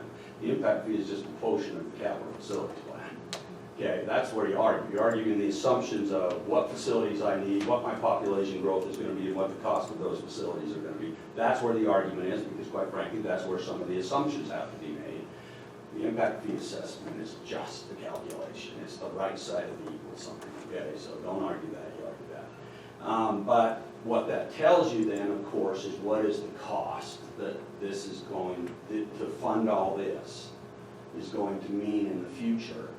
And so you want to have that number so that when you make or entertain requests to waive fees for periods of time, you can say, you can look at that and push that up against that template and say, well, this is just what the cost is, so what's our options here? So I only suggest that you know that part, but the impact fee study becomes very crucial for the economic analysis of the requests that come before you. So make sure that's as updated as it possibly can. The other thing that does to you is that indicates, and again, this is, what I picked up when John identified the fact, and I don't think he intended it this way, but when John identified the fact that you guys are basically, if you were to just split the sources, you're using more source than you have. Is that fair? Okay, so, but his point was, don't worry about that. I just did that for example, because we're all one system. But what I noted is, that's also the reason you want to stay connected with your fellow community, because you're all kind of helping each other out. And so you don't want to make a decision that would put them into any type of a jeopardy, either under their statute or even just in their ability to feel unfair to treat on the issue. Because you are one system, and I think it's the goal. Well, one, I don't think you have a choice, But I think it would be the goal, and I would encourage you to do so, that you continue to try to maintain a unified system with the community. And I think you have the capability to do that. So we talked about having a clear understanding of what somebody is requesting. Let them make the argument as to why they feel that this is justified. Then have the proper economic analysis done on it to what your impact is going to be. I would, you know, well, no, of course, have a legal review. Have your in-house counsel look at it and be able to say, you know, I don't see, or I do see potential problems with the way we're doing it. And then again, part of this resolution, part of these processes, I think I got one. Let me grab that real quick. Thank you.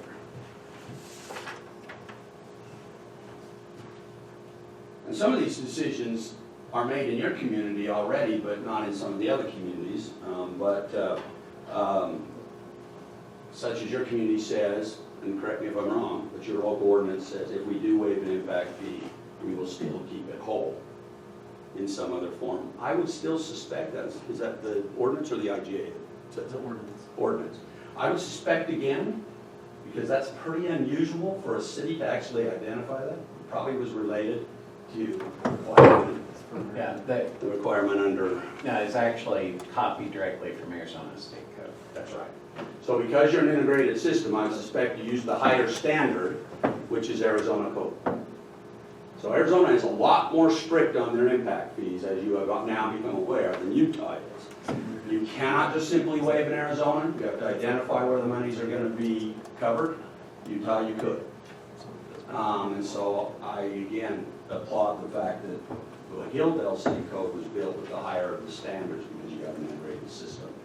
But you can also put in additional procedural policies within these policies to say, you know, we're willing to, so we'll have to identify funds.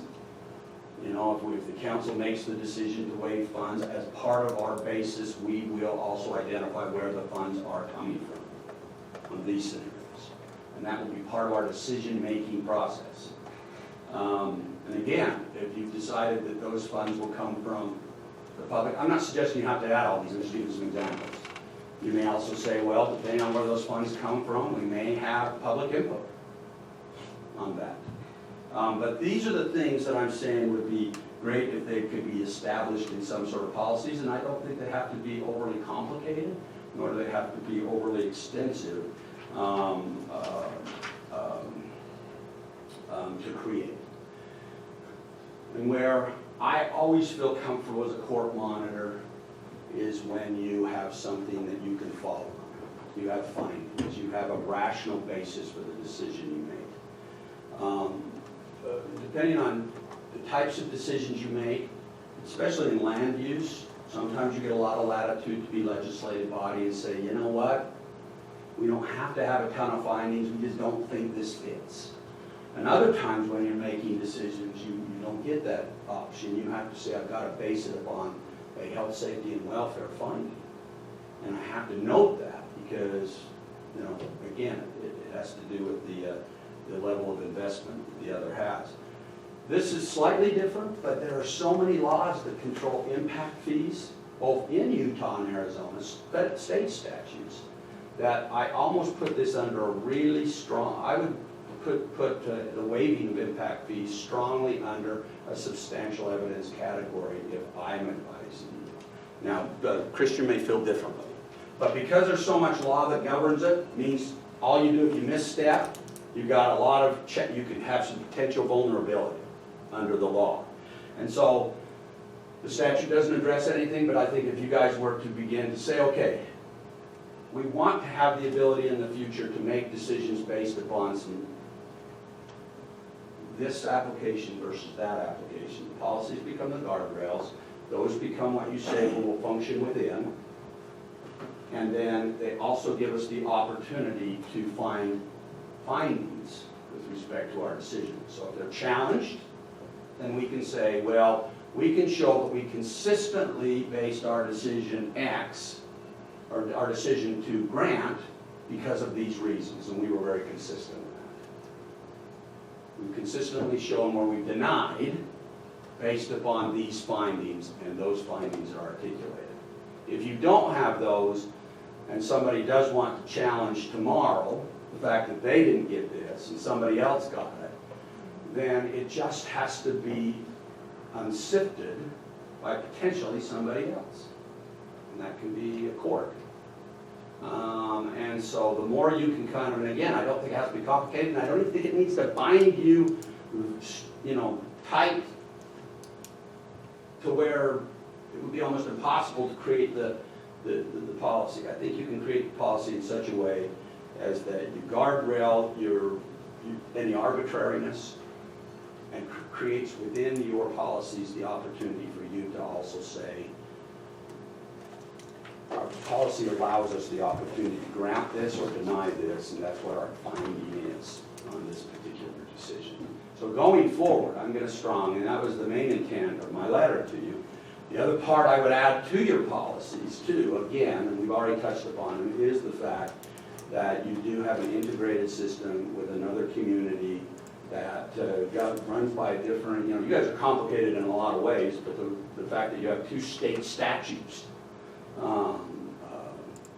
that doesn't help things. So you could also just put in, even in that policy, that part of the process you would go through, part of the procedural process you would go through in evaluating these is to work closely with our other jurisdiction to make sure that they have their input. Because you can make a unilateral decision that at the end of the day, they've still got the same system that could be suffering because you made the decision you did 10 years from now that is now not structurally sound. It's the same system, but they didn't get the privilege of making that decision. So that I would recommend also as being part of the policy. Councilman Dutson, you'd asked a question about Washington City, new development coming in, and as you can tell today, it becomes kind of an interesting discussion when, well, do we require this? And when is an impact fee, and when is it that we require that particular infrastructure to come in by the, and some certainly need to, there's some general understanding, but sometimes those are case by case. I think that the example that has been given has been good. I am always pretty simple. If there's general benefits to whatever the infrastructure coming in to the public at large is, then that's, you'd evaluate it. You can evaluate that on its basis. If it is isolated and benefiting the project at hand, then that would be a requirement. So we have lots of examples of these. Let me give you just 2. So Coral Canyon, if you know where Coral Canyon is. So we have a stormwater impact fee and stormwater requirements for you to make sure that you retain or detain your stormwater. And we charge, we've done a capital facilities plan, so we know we have to build with our growth. And everybody's assessed the same because it's all a benefit there. But when Coral Canyon came in, because they were planned community development, they not only had to build some of their own because of their own stuff, but they also had to pay some impact fee for the general system, for the main trunk lines, those type of things. But they decided that they wanted to do a bigger and more expanded and be able to not even touch some of our trunk lines and things like that. So those were negotiated to where they can use those impact fees within their own system. Because they're not having any general impacts upon the city. So, but again, that was all done in our development agreement with them years ago. And so those can be kind of calculated a little bit as we go along. We have right now a Brio development, a big development of ours right now, actually a big one in the Coral Canyon area. They have to build a new water tank. They can't expand without building a new water tank. And so, for us, it's mostly pressure issues because of where they're at on the hillside and fire flow. And so basically they're funding that whole water tank because it's been assessed that 80%, 90% is only going to serve, is needed to serve that. Now is there some benefits to still looping and things? Sure there is. And we can kind of go through the analysis to determine what that is and what the city's cost share is and those type of things, and then we'll make allowances accordingly. We often use impact fee credits within our big developments all the time, and that's how we address some of that. Sorry.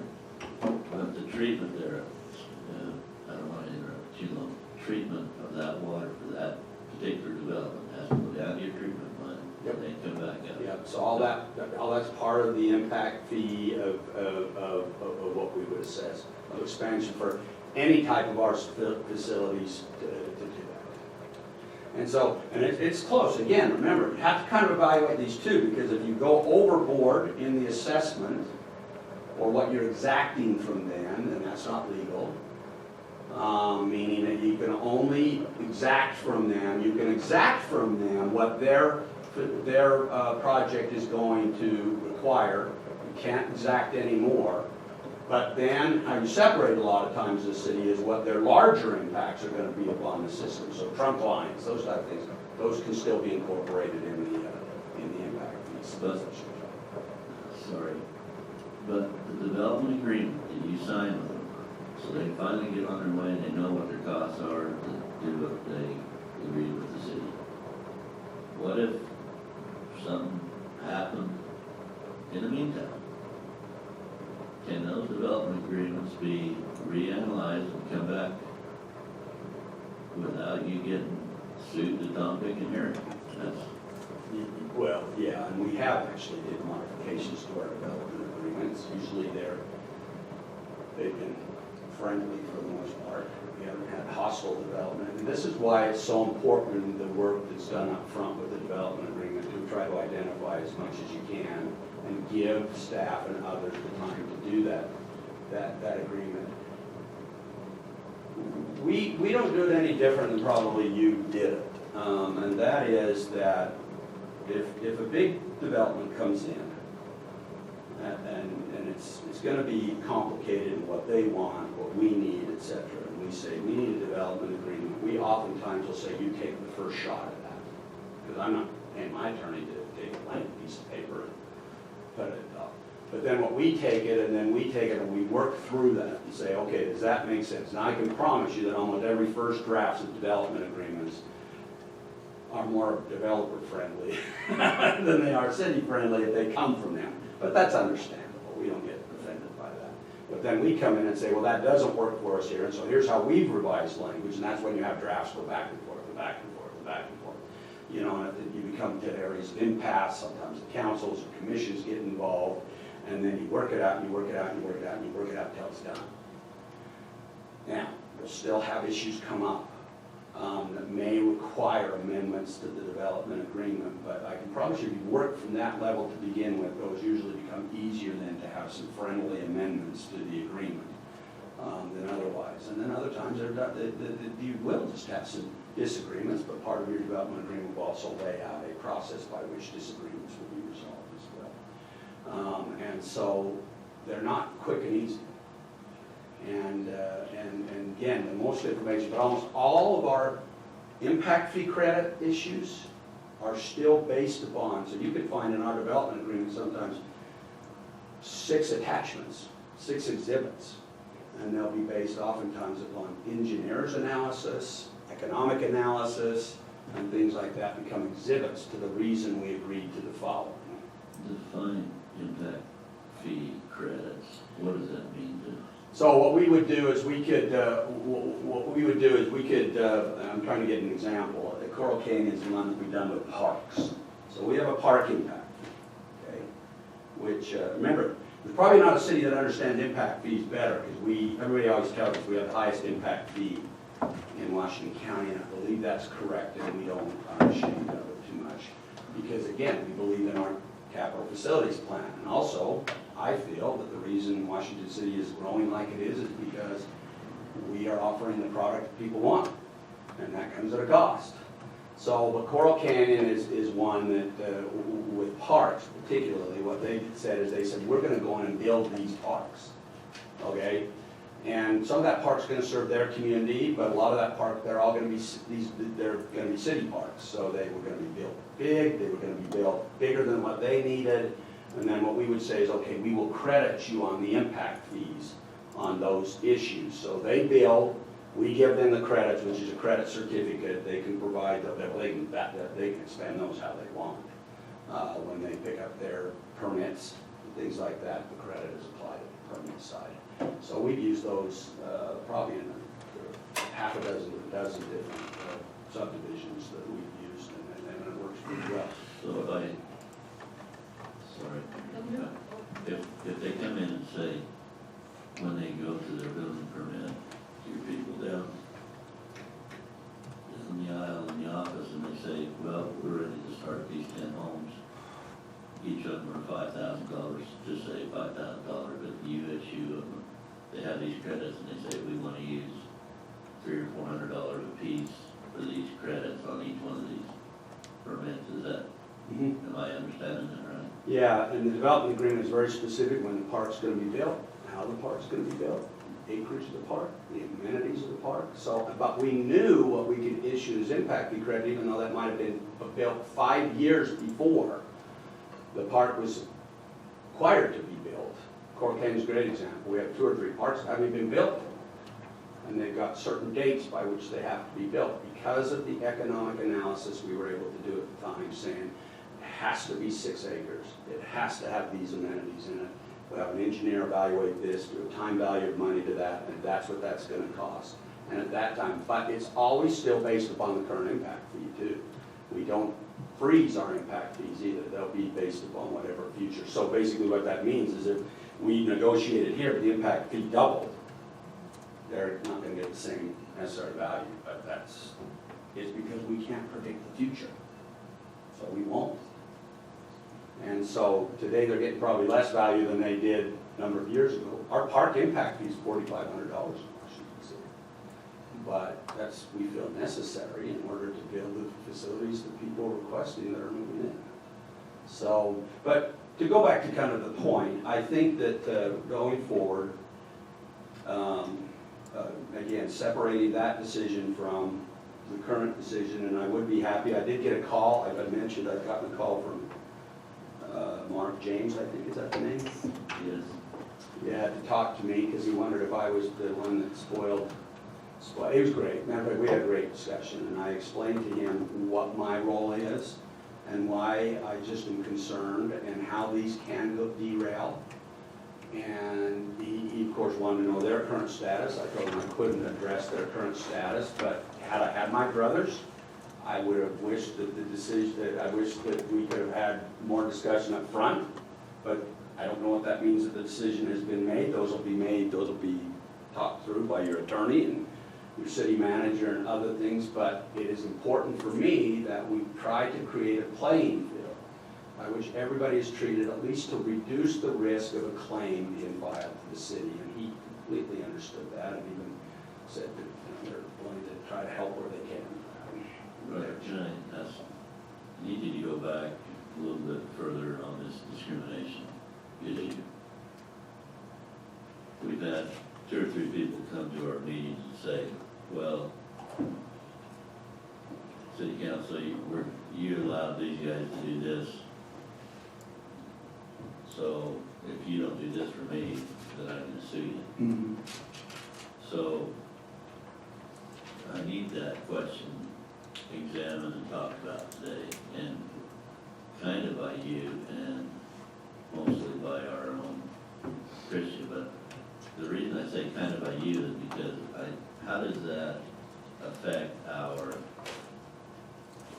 we have promised above board to be non-discriminatory against anyone.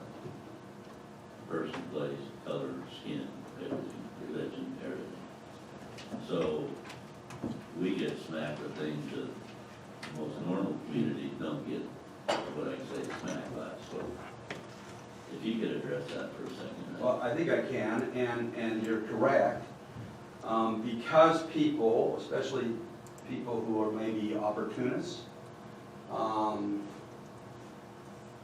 say, well, that's a vulnerability. I can look at the past and see that some people were successful in those claims. So city's currently under a court decree, so they appear vulnerable to those things. then I'm gonna use that. And we can't stop that. I mean, quite frankly, discrimination is thrown more around these communities. In part, it was brought on to themselves, okay? So that was the impetus, and I always have to remind people, you know, don't try too long in your suit.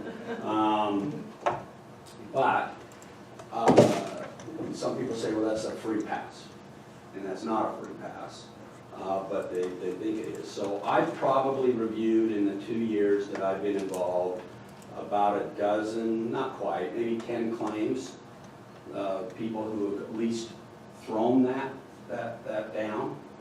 And that's part of my role as the monitor, is at least have that, and I remind them up front, I'm not an attorney, I don't prohibit you from taking court action if you feel that you're so aggrieved that that's your option. But what I will do is walk through this, because the court basically said, if this happens, or if there's a hint this will happen, the city get an opportunity to fix it before it becomes a problem. So, you know, the cities get notified and say, you know, you kind of did this and you probably should have done that, and if the city can fix that, then the city gets a chance to fix that. So that's part of my role. I usually meet with them, we talk through. I have, as of to date, never found one that at least I felt, and I told them this, and in all cases that the city's been involved, I think I've submitted letters to the city because I've met with the cities on all the individual claims as well. I've never felt one, in my opinion, that has met the standard of being discriminatory.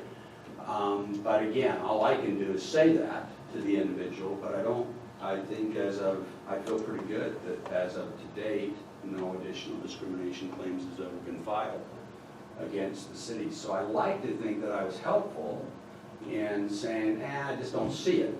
Now, if there's some procedural things that could be improved upon by the city, still don't reach discrimination, could be improved upon, then yeah, I'm going to come back and say, well, why don't we respond a little faster here, or maybe we need to be a little clearer here.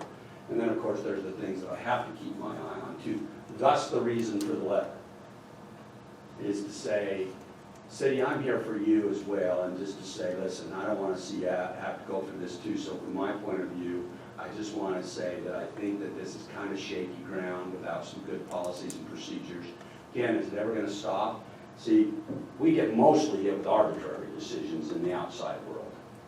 Okay? The difference between an arbitrary decision, it's much more complicated this, I'm simply playing the law way too much for Christian's benefit, but from the difference between an arbitrary decision and a discriminatory decision is they've attached it to a protected class. And they're saying you did this as a motivation because I was FLDS, I was not FLDS, I was black, I was Asian, whatever. So they tie it to a protected class. Again, has to be proven, has to work through the process. But to date, again, I haven't felt that any of the claims at least have risen to that, and thankfully to date, we've never had one ever filed. And so, but you're right, Councilman. I mean, this is the challenge of your day right now until we get further down the road and people see this great pattern of good, fair treatment. Paul has a question. So my question is, first, I guess I would say thank you for being here and holding our hand as we learn. My question is that our decision that we've made, you're saying it's not discriminatory, is it fair to assume yet? Well, because the minute someone comes in and wants that same request and we don't do it, is that now discriminatory? Well, that's a little of my work. So precedence is a legal term, but the problem is it's oftentimes that first decision that then people use as the standard. So is there anything we can do to correct this and clean it up now? Well, Like, you know what I mean, moving forward, how do we correct this? Well, I would probably agree with John that probably, again, separating the issues, and now we're on the issue of the previous decision, I'd probably recommend an executive session on that one. And that, certainly your legal counsel here, and John, and I'm happy to be a part to see it, what, again, if that's the feeling of the council, is do we want to unroll this, or do we want to take one of these other options, then that I think ought to be discussed as the legal strategy, and we've got a clear understanding that from the other side, they may very well claim, well, we have X damages, that still can be an assessment on your part, whether even, if it's proven to be true, is it still worth a different decision? And that would be more of a Christian, I think, walking you through that. And I don't think, again, if you talk about information, it's probably not a bad discussion to have. And again, it would be a decision you just make at that point. Do we want to step away? Do we want to take one of these other options? And then going forward in the future, have our policies and procedures in place. And the policies and procedures won't keep you immune from challenges. They never do. We get challenged all the time. At least threatened to be challenged in Washington all the time. But they sure put you on a lot better ground of saying, we can deal with some on a case-by-case basis because we've set the rules of engagement. We've set the procedure. Procedurally, we're progressive, treating everybody the same way, and we'll use these as findings and these as not findings. No, it was, Stacy, go ahead. So this goes back to the question I was asking earlier, which follows up exactly what Maha was saying. Without a capital facilities plan now, even if we were to take that procedure and assess it, we would still come back to where we are with this project, which is no fees, impact fees. So because we don't have our skeletal structure yet as a city, which we keep running into, that's why we need a master general plan, that's why we need so many things. Without having a capital facilities plan and policies and procedures in place, wouldn't it be fair to say, after we get a capital facilities plan, if somebody came in, we can direct them to that and say, now we have our skeletal structure in place? Because I think that's part of why South Zion did what they did when they did, is because they knew that this was an opportune time, which of course I would too if I was a builder. Isn't it fair to say to the next guy, now we have our skeletal structure in place, you're not gonna fall into the same category as our first developer because we didn't have these procedures or even a capital facilities plan in place, but now we do. So wouldn't that be fair to say? I would say that's a fair argument to argue. That's right. Yeah, I mean, if 'cause you're that would be- arguing that that, would I be would the say, is basis that that- one that you wouldn't throw out? No, of course you would throw that out. Now, I know that there's other arguments that would be made. One of them, I think, was, again, maybe part of the challenge, identifying the challenge that this current decision makes, maybe part of the challenge is the 15-year time period. And so there's lots of nuances to the discussion that has to go into the earlier discussion that I think all these types of arguments need to be addressed. And again, as you do a risk assessment of the decision you made, and you're already making a risk assessment, okay? And I'm not talking a legal risk assessment. You're already saying to yourself, what is 15, if they don't build these things for, 15 years, and at that point I have an impact fee of, $10,000 on the water fee, what does that do to me? Well, there was an effort today to try to evaluate that, but you may sit down and say, listen, there's parts that we feel like we can unwind on this thing, or none, or all, and let's have that discussion, and all that becomes the risk assessment that you then want to make. And again, the closer then you can come to that decision, to your future decisions, the more solid ground you're on, for sure.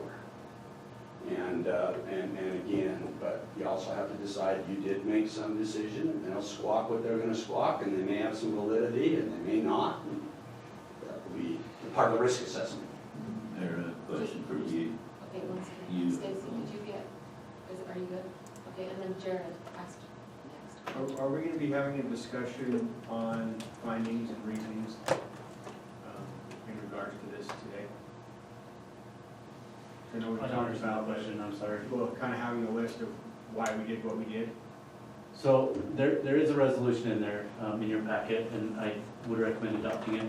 But like Councilmember C is saying, like, look, there are reasons why we'd make a different decision in the future. Couldn't we fall back on those reasons if someone said, hey, you're trying to discriminate? So what we're doing is, and this resolution is the first step, is proposing to the council that maybe we need to start putting things in the bucket that say why we're gonna make different or potentially make different decisions in the future. So there's a resolution that it says basically, if someone comes asking for an impact fee waiver right now, what we're gonna tell them is, know until we have a policy, a formalized policy adopted by the city council that describes how we are going to make that decision. That's up for discussion today. Does that answer your question? Does that Yeah, I just didn't know if we were gonna be putting a list together just to defend what I recommend is, where we're at. is, So the other is one. giving, Existing decision.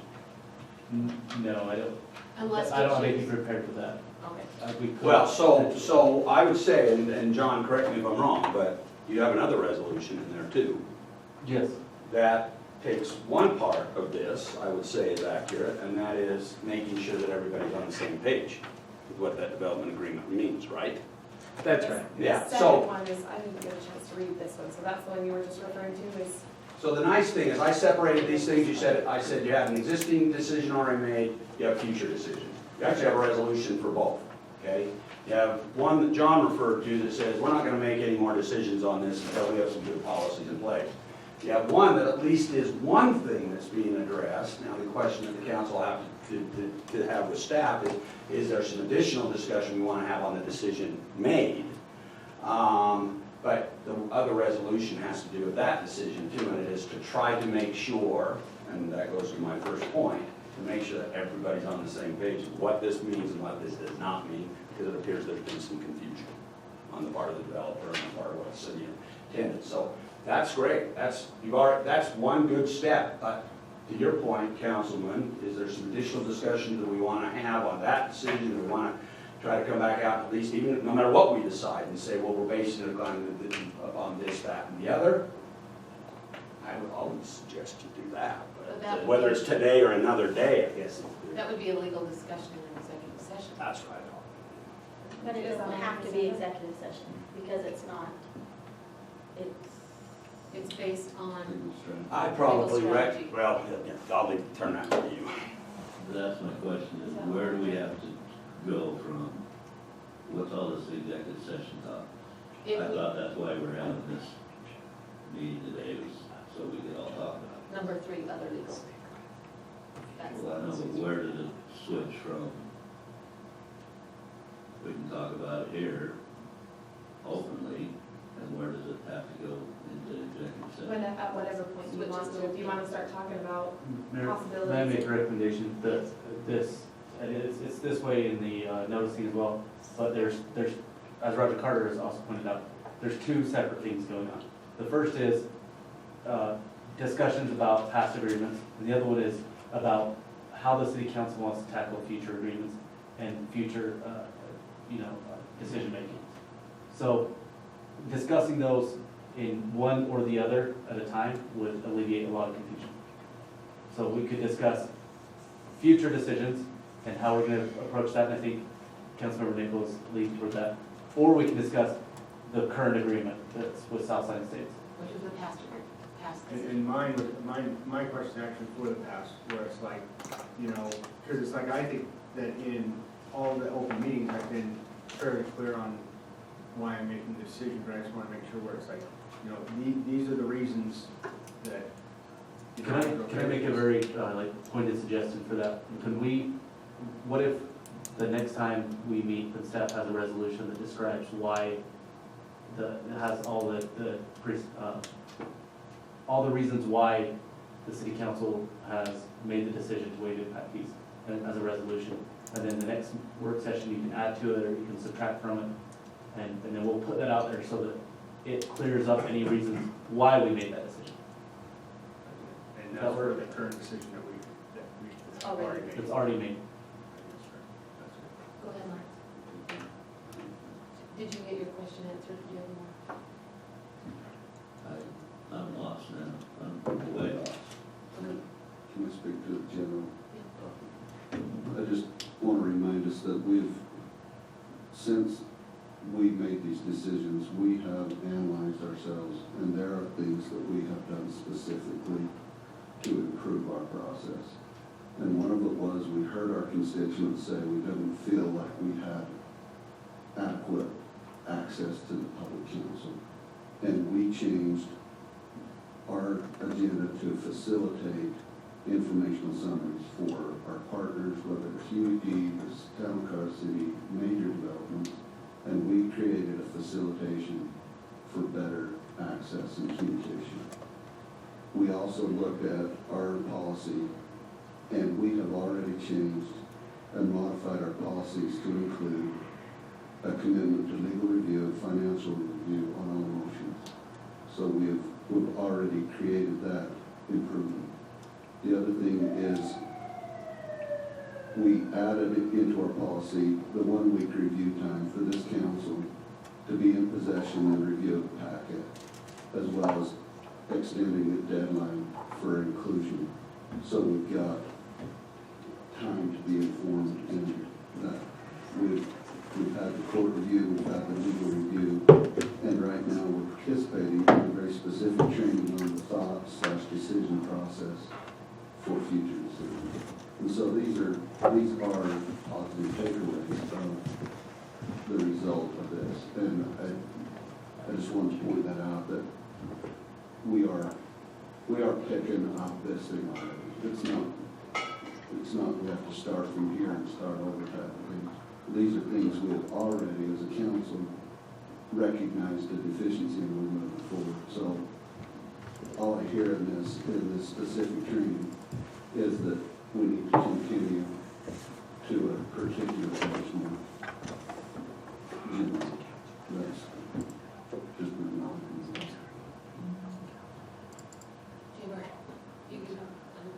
Well, we've given a directive to our staff to either sign or not sign phase 1 of the South Zion Estates agreement.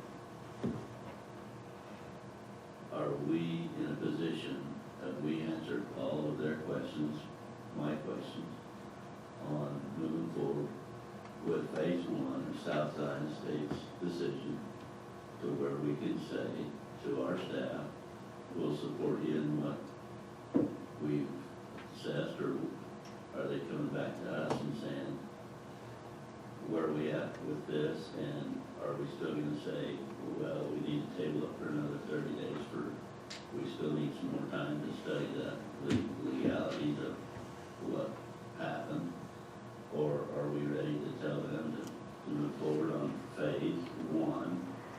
And I'm being real committed to saying phase 1 and not phase 2, 3, 4, 5, and 6, but phase 1, so that the developer can keep moving forward with his final plot plan to get it approved by us. Is that, can we talk about that today? Or? Yes, in fact, that's precisely what needs to happen before we send an agreement. The council needs to determine, we missed, one of the options up there was windfall option, but the council just needs to identify which of these options are you need to pay. And the current one is just have the taxpayers do it. Yeah, so since you currently have a code on the books that says that you as a legislative body have to identify any waived fees where those sources of revenues are gonna come, of course, as the monitor would say, that needs to be a part of some legislative action in the near future. Whether that delays them or not is your choice, and whether you can just make that, since that is established on, and that's probably the last thing I'll say on your current decision, is because you're bound by ordinance to address that, you probably don't need to address that. And if you don't address that, then that also would cause me concern, because in the future, so I think I'm done.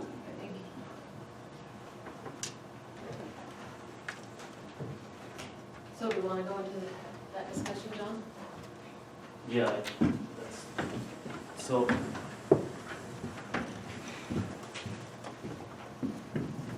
there's two things to add the fourth option here. So again, as Reverend Carter just pointed out, this is the option, this is the path you're on, and you can just say staff, move forward, send the contract, it's in our ordinance, that's the plan. If there is ever a liability that comes up, then the general fund will pay. Another option is we could say, we're gonna move forward, but we're gonna declare that we're not gonna assess impact fees, or we're gonna remove the ordinance that requires that we pay it. Both of those options, put it back on the utility customer. So there's two options there. There's other legal options which you can go to executive session and talk to Christian about. The last one is the windfall method, or let's say grants and windfalls. Okay. I'm going to be really clear here. With grants, windfalls, if you press forward and say this, we're not going to tell the taxpayers they're going to pay for it. We're not going to tell the utility customers they're going to pay for it. We're not going to explore other legal options. We're just going to hope that this problem gets solved some other way. In the very, if with this one agreement, then it's likely we could go back to the UEP and say things like, we knew exactly what we're doing. We were below capacity.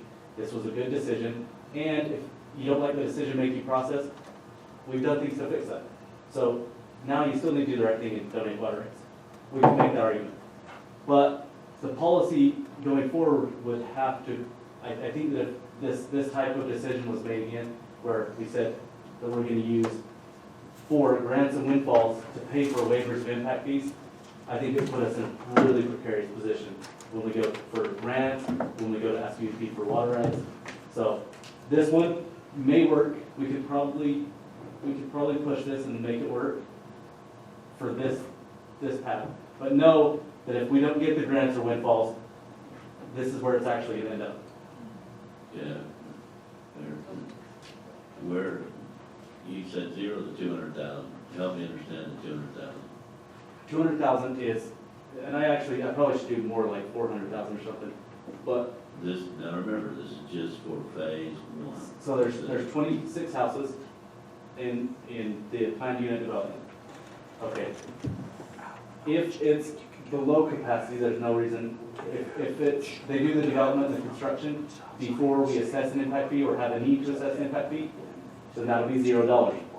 However, if construction takes a long time and then we assess an impact fee, which could be somewhere between, $5,000 and $10,000, then you times that by the 26.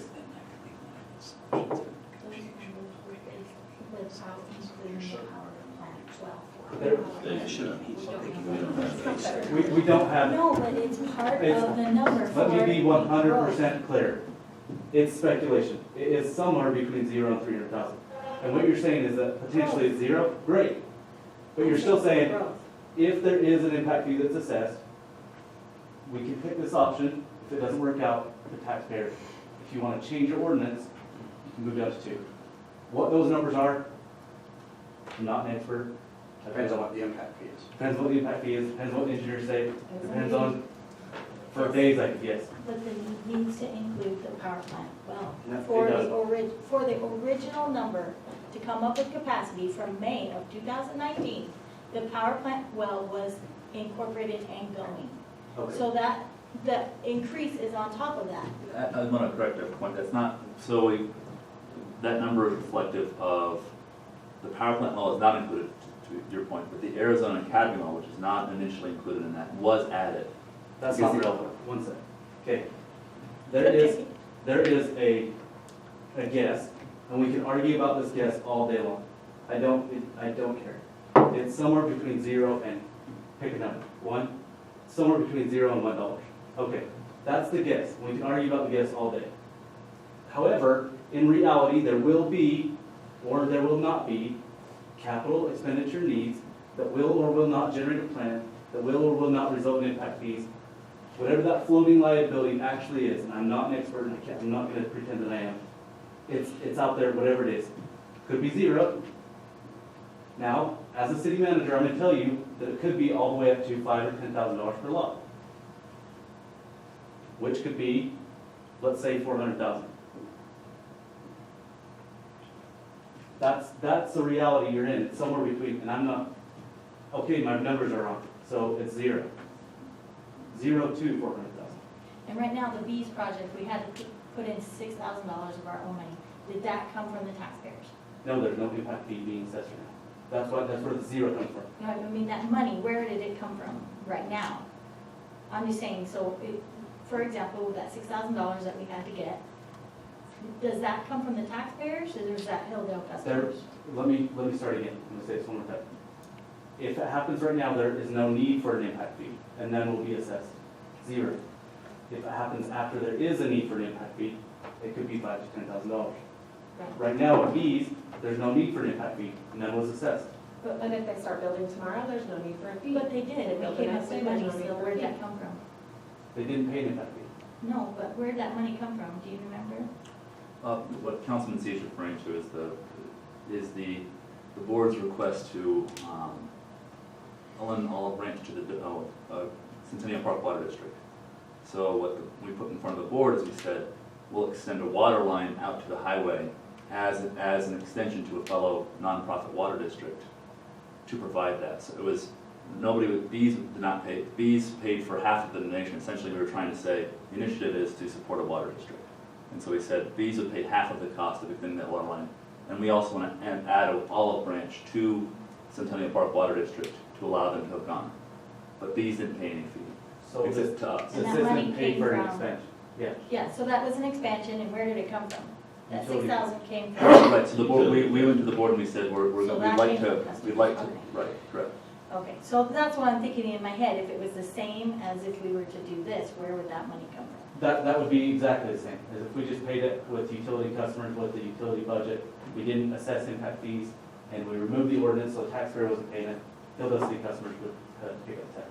Well, this is a question, but I'm gonna ask you, what's Thank there you. so you taxpayers and utility customers? The taxpayers is a general fund, and this means that it's paid, Okay, all right, I'm back. and the utility customers is general funds. Gotcha. That helps, thank you. Go ahead, Lance. So if I understand right, the thing that's holding up signing and delivering this contract is that we're required by statute to identify this first. No? You're not required to. But it's just- smart, because Roger needs it. Okay. It's stipulated. Well, let me clarify, because I might be confused. I thought your ordinance said that they had to identify the funding source. I don't think so. No. Is that the case? No, I think it's just a guidepost for the next decisions that come. Our future policy will have something there that suggests. The Oh, I ordinance was says that we confused. pay it, Yeah. right? The ordinance says that we will pay it. I don't know what the So I ordinance think says now. the- I The ordinance understand. says that when an impact fee is waived, that it'll come out of the general fund. Yeah, so when you waive a fee, it doesn't just disappear. It says, okay, we're gonna waive this fee, and so we're gonna waive it back onto the taxpayers.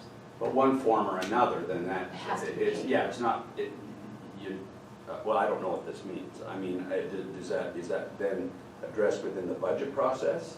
Or is it I don't understand kind of how that.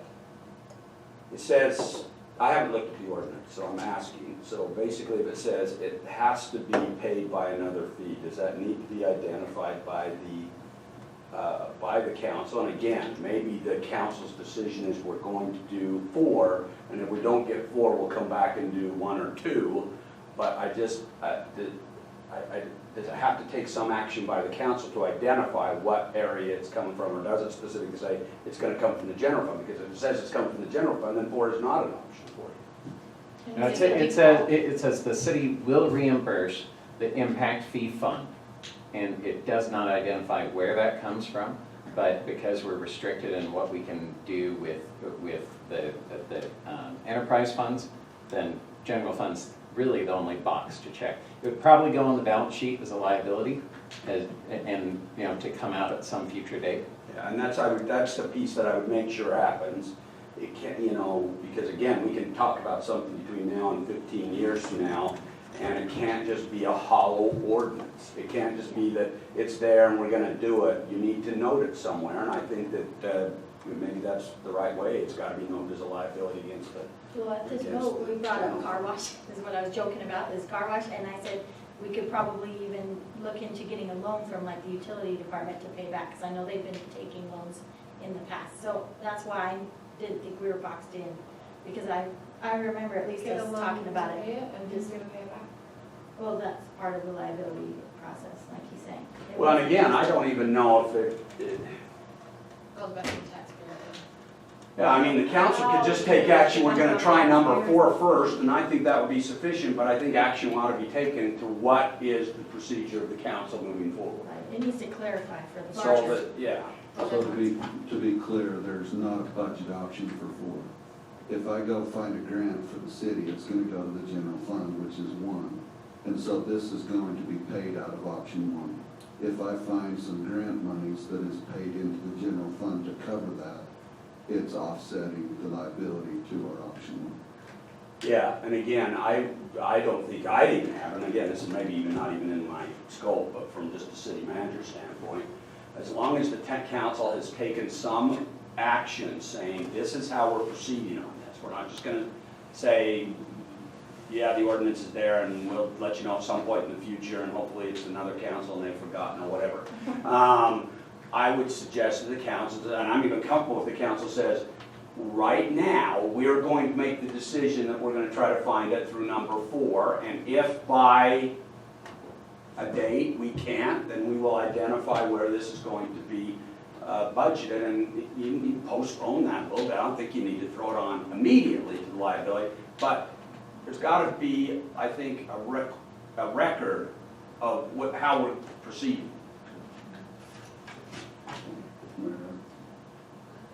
Are you ready for a suggestion? I would,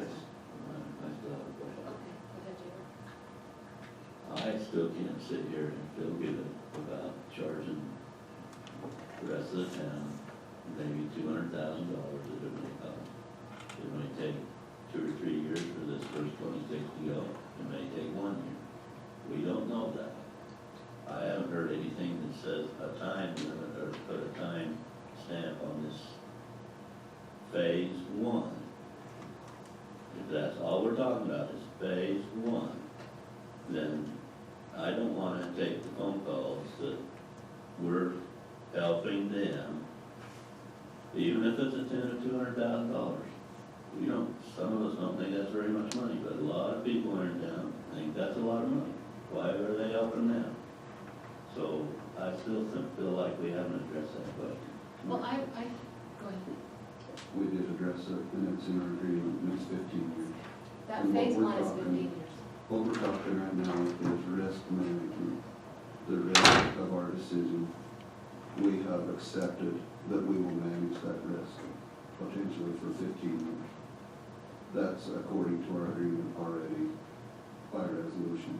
What we're realizing right now is the extent of that. It could be nothing, and they can do these houses in the next 1 to 2 years. And we slip under the wire. It could take 15 years, and we realize $200,000 to $400,000 worth of liability that we accepted to manage that risk. And I'm not willing to go hold car washes to pay for developers. I'm not willing to go work for that. That's what it is. So, let me introduce something here. I keep brushing over other legal options, but if you're looking at it, you're saying, I really want to know the full parameter of this and what all of our options are, it may be that I get to an executive session aspiration. Is that on the agenda, is that an option? It's on the agenda, it is an option. I would like to know what are our other options legally, and that's gonna take an executive session. Can I Go make ahead. a motion that we take a potty break and then we can come back in? Yes. Yes, sir. Can we take a potty break and then move on to? I'd like to make a motion that we go into executive session to discuss legal strategy for council and staff. Do I have a second? We have a motion on the table by Lawrence to take a moment's break, then go into an executive session to discuss other legal strategy, a second by Jared. Should we take that motion when we get back? So we go straight into the executive session? Yeah, that, Does Take that break first. include South Zion Estates? Because I didn't think that would include South Zion, Does what include? the executive session. Yes, it absolutely does. Other legal, number 3. Legal We're just managing our strategies. decision. Managing our decision. That's what I'm Mayor, asking. may- Are we talking about South Zion or future stuff? Past that, south side. Past, okay. May I recommend that I talk to Nate Green once we're here and cancel in the afternoon? This is really important, I think, that it's getting all the attention it deserves, and I appreciate the council putting all this effort into it. Should we just bring lunch here and cancel the afternoon shenanigans? Yeah. Okay. Is there a conflict with the public notice? It does need to be notified that it's canceled, but this meeting was noticed. I think we're okay. Is our Except meeting, it's not- is our meeting this afternoon Because, at a specific location? Does that create? yeah, the place on the map, does that It make needs sense? canceled. So can you take care of that? Yes. So the motion And on the. extending this one into the afternoon is not an issue for noticing, right? Like this No, meeting meetings is just can take ongoing. as long as they take. Yeah, as I say, our other meetings Yeah. close on midnight or 1, and we didn't notice that, so. A lot of staff have always wished that. Oh, too bad, we I noticed So are we on break? So wait a Point minute, of just a order. minute, I would like to, yes, point of order. I would like this motion to get cleared up. I don't mind that you make it for after lunch. Go ahead. The motion is to just go there, if you want to modify that to let die when we reconvene, we can make a motion. Okay, let's go into a lunch break, please, and we'll make the motion after. Thank you. How long Lunch break is 1 hour, tops, but Is they're that gonna break okay? here. I think all the blood sugar would be.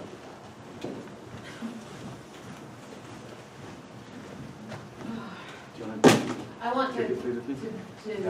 suggest the council be very careful, because we're all together, to not go into groups and make this, have discussions on this. Open meeting laws? Let's talk about The Outsider on HBO. Fantastic show. Is there more of that? I remember, what I was looking at was pretty close, I didn't see where I can find the graph. I think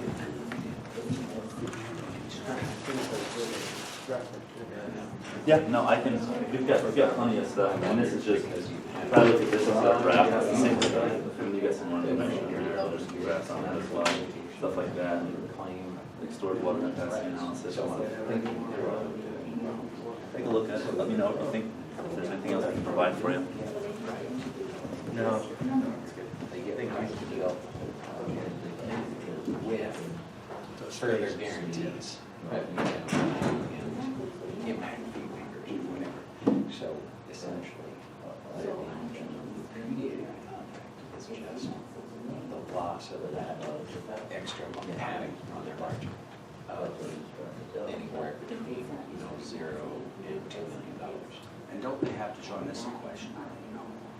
Even as part of that, though, don't they also have to step back and say, we've already realized, and I know that they can try to do that, but it also can be challenged, but we've already experienced those damages. No, because one component of damages is an expectation of damages. So basically, we made this, I expected a future benefit out of it. Now I don't get that benefit because you broke the deal, but I have a right to hold you to that, minus any cost that I avoided. So basically. Are those damages usually right to the dollar amount that you would work? What they would do is they would bring in an economist or somebody to do an analysis and say, okay, typically a project like this brings in this much revenue, these particular costs, and then they have to prove exactly what component that they've lost directly as a result of that breach, which would be the difference between what their numbers would look like in there, how the development versus what they would like with that. And so I think a pretty easy shortcut to that is just saying, well, it's whatever the impact fee waiver would have been. And also whatever other street improvements they would have to put in absent the development agreement, because that was something they negotiated, was not having to pave a road out to the highway. So that's another maybe $500,000. So we're talking top end probably right around $2.5 million. Would be their But potential? it's very hard, so here's the funky thing about it. Damages can't be speculative. Nobody knows where the impact fee is gonna go. in the Should we next pull out some 15 years. tables or something, or So we we just might actually have a hard time. eating in our laps? What a judge might say is, there's not going to be speculative damages. I don't think there's a number downstairs. Might charge 15 years from now.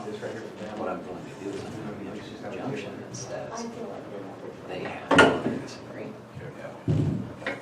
That's maybe the highest possibility, but again, same effect.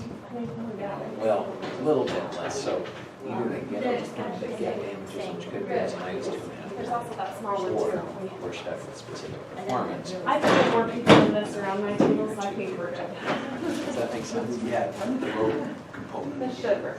So Jessup Avenue runs along the south side of the project, and we have an ordinance that says that. That's your job, I'm glad to be with you. I hope you're not feeling too badly, Jay. Are you doing okay? I just gotta go take some pills. Well, and I gotta tell you right now that if you're not feeling good, this is the last thing you want to be doing. No, okay. This and- Oh, I know. It makes me want to throw up as it is. I'm sorry, I'm not even sick. So there's an ordinance that says that they have to improve all the roads adjacent to their property. And Jessup Avenue is adjacent. Now, another solution we could have done is the solution that we came up with is that they're gonna put some traffic control on Jessup Avenue to prevent traffic from turning there and going out to the highway and just leave it dirt. What we could have done instead is we could have required them to pave it up to, with the asphalt, curb, gutter, and sidewalk down one side of it all the way out to the highway, which is, I think, about 3 or 4 blocks. So, I'm trying to understand why that amounts to damages from the city's standpoint. because one of the bargain for benefits to the developer was not to have to do that. So if the development goes away, then they end up having to do that. Well, I get that, and I see that now. I was wondering about more of a modification of the development agreement than even, because that one, why wouldn't you just keep that in there? So the one thought I had too is even if you could shave some time on, you're reducing. Yeah, I think that Potential exposure. that's something else we're going to talk about, is just the potential for the possibility that if we get into a disagreement, that everybody comes to the table and we negotiate some kind of resolution. Yeah, because from my perspective, if you can get some negotiation, Yeah. and if they're willing to do that, recognizing the challenge that the city's facing, that will all be, whatever that ends up being, will be a plus for the city. Now, again, they may say no, and then, of course, that's the discussion we'll have in there, or they may say, yeah, we'll be willing to do this, but not this, and then that's when the discussion all begins. Right, exactly. So how are you on the 26th? What's that now? How solid are you? I think we'll have to talk about that in executive session. Oh, was that part of it? Yeah. Because I wish that would. Yeah. We'll talk about that all. Do we have to go in that one now? Like, can we do executive session here if we lock the door? If we Turn lock off the the door, we camera. could do it in here, yeah. Just, it's so tiny in there and I know. no air. I know. And there's no public here to kick out, so. I know, maybe we can lock the door and turn off the camera. Maybe, I'm actually kind of surprised that you didn't have public here. Especially, I know. especially the party Yeah. that's at the center of the discussion. Well, so part of it, I think, might be that Willie Jessup is he's on Where's a his world team, tour though? right now. Where's the team? He's off. Did we let them know that we were going to be discussing this today? I don't know, Outside that'd be a of- John question. Outside of the I email? mean, I didn't even there's get it. I public- had to ask Maha last night. If we would have been doing It was that, in we our wouldn't last have gone out of public our meeting. way to let them know, because it would have just impacted the openness of the Yeah. discussion. Yeah. So that they're not here, I think, is actually to all of your benefit, because you can feel free to Be to open. express more than you are. And so, yeah, I would, I in don't know that Washington anybody City, I gets a wouldn't special have. phone call, so not even council members get a special phone call, so unless. That's you what come I'm out. saying. I don't think they were invited. I think Because I wasn't even. everyone was in the- invited because it was in our last public meeting. I mean, Well, I we knew had- about the meeting because. We it was in a talked public about it, meeting. but yeah, I don't know, we didn't specify that we were specifically going to talk about. That's why I anticipated that you would be in an executive session anyway, because I anticipated that at least somebody, because of the nature and how serious this is to all parties, that they would be here present. And then you would want to be able to speak freely, so that they're not, I think it's just to you guys' advantage. Yeah, it'll be easy just to lock the door and turn off the camera and take an executive session. Yeah, and then the nice thing, of course, about the executive session is, of course, that's all protected, so. Anyway, how's the school year? It's fantastic. It's Got been good really- kids? Yeah, yeah. We have a really good group. You know, they talk about classes like our rough class just sailed ahead. Mine too, last year was awful and this year's awesome. Yeah. They're so good. Yeah, it's been so good. I'm teaching a new subject, so I don't What's love your new that. That's a subject? little more. I'm math, middle school math. Oh, you're a So- math person. I've never been a math, but you know, that was my, it was just something, I was a terrible math student. I tried, but it just was a subject I just didn't get. But you know, the most. Isn't it funny though that here you are in a role that absolutely does some Well, it does. But analysis and I remember when I was getting my undergraduate degree, my organizational behavior professor said, this is the most important class you'll ever take. And I thought, yeah, every class is that. And he said, no. He said, if you go into management, he said, yeah, you'll need to know some things about law, but odds are you're probably going to have a lawyer. You're going to have to know some accounting, but odds are You'll you're probably have going to have an accountant. But your job now will be to manage all of them. So that's why this is the most important class. and has it proven to be? Pretty much, but who knows how well I'm managing. But, you know, I will tell you, the most influential teacher I ever had was my math teacher. Because I struggled, and I'd go to him and say, and he just was he was a kind man, and just sat down and worked with me, so. I've had pretty good feedback. We have a lot of outside consultants that come in and, you know, that help support the teachers, you know. And so, but I'm also open to feedback, so it makes it really easy. I'm like, oh, you want to come teach me something? Yes, please. So the word I was hearing, so I was up on Capitol Hill on Tuesday this week. And I have two teachers, one just retired, but two teachers that are part of my council. Okay. And it was interesting listening to them, and as they were interacting with the legislators, both those teachers, and they were teachers, not administrators. And both of them in different settings. It was funny because they weren't even with each other. They both said to those legislators, it is not about more money, it is about how it's structured. And I didn't pursue that as much as I wanted to with them when I was with them. But I heard those two then talking about it later on. And so I don't know exactly what they were referring to. I wondered if it had to do with, you know, so much goes out in administrative sides. Just with that comment, does that make any sense to you, that comment? You don't need to give more money to the system. When I look at even my own salary, I think it's extremely low. But I also weigh all the benefits. I mean, I am home 3 months of the year. If I wanted to go get a job, then I could go, you know, make that $20,000 deficit if I work an extra third of the year, right? Like, so, but it is interesting to me, and being in government has certainly opened my eyes to it. And even, I love our district. I think they are fantastic. But you always, I think with government, when funding comes, it also comes with an accountability system. And to build that accountability system, you have to start, you know, I'm like, I sat in a room and I just could not believe the waste. I'm like, just absolute waste. But you look at any organization of that size, we're almost top heavy. We almost have more administration in our district than teachers. Well, I'm going to tell you that It is. not only have I not only heard that, but I've heard that that's been about the biggest gripe. Yeah. Well, I think there's one other factor that I think is just absolutely insanity. But like, so I'm a certified K-8 teacher, so I'm certified kindergarten through 8th grade. But the hoops that you must jump through to maintain your license, and so now I moved over to this, so I'm teaching 7th and 8th grade, which I am licensed for.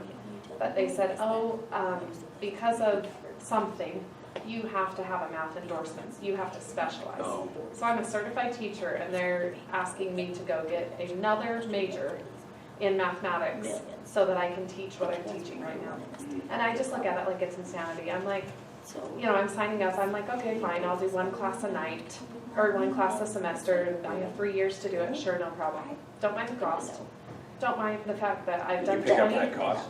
Oh yeah, I get to pay it. And don't think that the pay raise when I get those extra 20 credits are gonna outbalance that. I'll take 10 years to earn that. It's just, I think that part is just ridiculous. I just sat there and I was like, my daughter is gonna turn 4, and I don't get to see her until then. Yeah. And I get to sign up and do it again so that I could teach what I'm currently teaching. Yeah. Unbelievable. Yeah. So I just think sometimes when you start just getting heavy regulation, you know, I go to a teacher conference and I'm just amazed at where we, you know, like, give support. But that being said, I have no gripe. My administration is 110% supportive of me. They have given me every single thing I've ever asked for. They'll give me support. They'll support me. You know, they give me supplies. Like, I feel 100% support. But if I look overall, is it efficient? That's quite contrary. But I also have just a different view of it after being here. I'm like, the transparency piece, it will never be an efficient vote. It never will. You know, so I also recognize that when people gripe about public education. I'm like, you're never going to get private education out of public education. Because it's public education. Like, it's the same reason the UEP board can get away with what they can do and we can't. They get to close their door and have a tough discussion and come up with a plan for tough people. We don't get to do that. I know, it's funny, I've thought, the closest thing I can similar to is I sit through these faculty meetings at the university, and there's a lot of times I've thought, my goodness, you make local government look way efficient. I know. Higher ed. My hair's gonna start on You're making fire. us look really good. That's right. And then add to that, the problem in higher ed is, of course, you've thrown a lot of people who think they're really important too, because they have all these credentials, and every one of them has to have an opinion. And so it's just like, okay, we carried this simple little stupid topic on for about 40 minutes just because everybody had that opinion. But, so what is the grade again that you teach? 7th and 8th. You're doing 7th and 8th. What a terrible grade. They're so I think back of my 7th and 8th and 9th grades, what a terrible time. You have to be a strong, iron-willed individual. You would, because everything. Eighth grade, I remember 8th grade, we convinced this math teacher who was just a pushover that we needed to clean the ceiling with a paper towel on. Didn't do any math, ever. The whole grade actually failed math, like the math majority, we convinced her that that was what we needed. I just say that because you take the age of those 7th and 8th and 9th graders, what's all going on in their life, from changes in their body, changes in their, you know, they're trying to find their place in the world. Is this stopped, John? Is that stopped? Their brains don't work at all. And I just think, so I agree. Nope. You,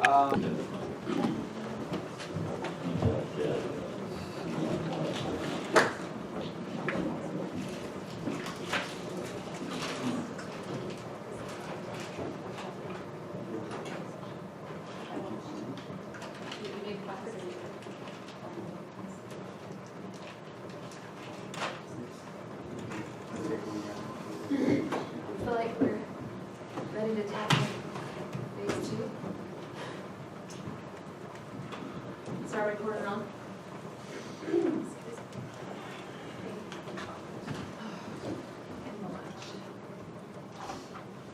You good? Call this meeting back to order. We're leaving off.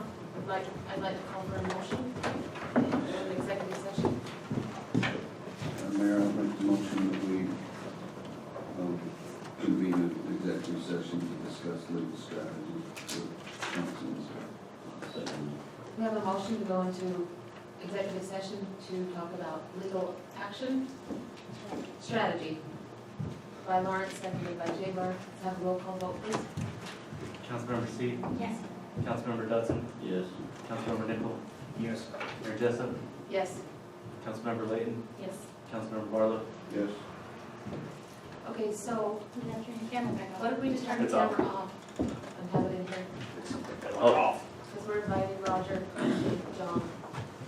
And then we'll want to stop the audio. Executive session, all those in favor, say aye. Okay. Anyone like to have a quick 2-minute break before we go into regular meeting? Okay, let's do that. We're gonna help Harrison out.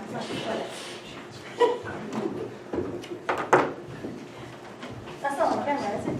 Say again. Dang it. I don't know. Come back up. It was fascinating to see that their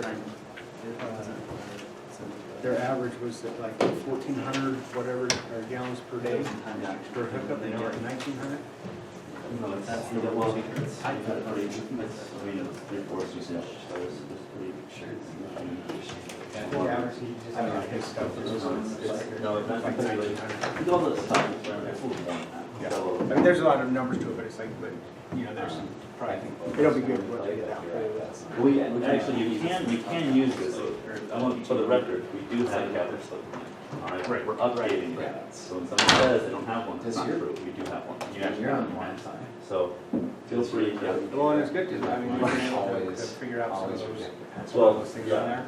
So, yeah, so It's it's, like, No, like, I mean, like, we've so I got, we've got a researched this customer online, who and apparently bills in it goes 110, so. some Especially computer if you have goes those shut off calls. will somebody somehow figured out that even if your caps off is off, that when you come up when you sleep, So, it'll water hide rates are very your like, caps. 30 bucks. So it always rejects the But last some- one. some far behind. I had very carefully like clunked. That is like a USB paradox, like no matter how many times you. The thing is I. No, it's a We real even though we have to That's figure really out nice of you to say. how we're Yeah. getting. Well, it was or sincere, take, you know. although I forgot to food put Harris, so I better get up But and it's say like, something. but if it Better, fits- because, yeah, it we still all fits within don't want him to go what down we're- that path. Fill this bus back up. But really, thank you from So myself this, also. if they Well, so I use the one think thing, the way you that'd guys be perfect, presented it, right? If they don't, Yeah, you're I mean, right. I'm just saying in theory was that really it's what like, carried. yeah, there was room for them. Well, and I felt the same way you did, I was watching what John did and If they thinking, get on afterwards, yeah. I don't know if I You're could have gonna done bullet, that people much, that especially call considering and say, everything you had on your plate this week. And You're paying for relief. That's what yeah, I I'm was saying. really That's- very that's true. impressed. And Really good. that's just the decision you have to make every time. We set I don't shut off suppose calls and so you would I be willing. I get very much. Have we asked enough of you yet? Would you be willing to sit with us? I'll be the We- one doing shut off we calls. talk about this with the developer? I think so, because again, since Mark has reached out to me, and I told him I would, and again, I'm actually, am happy That's why I to keep even give some impression that the council, I feel that this But needs if there's to any happen. information you guys need, you want to have.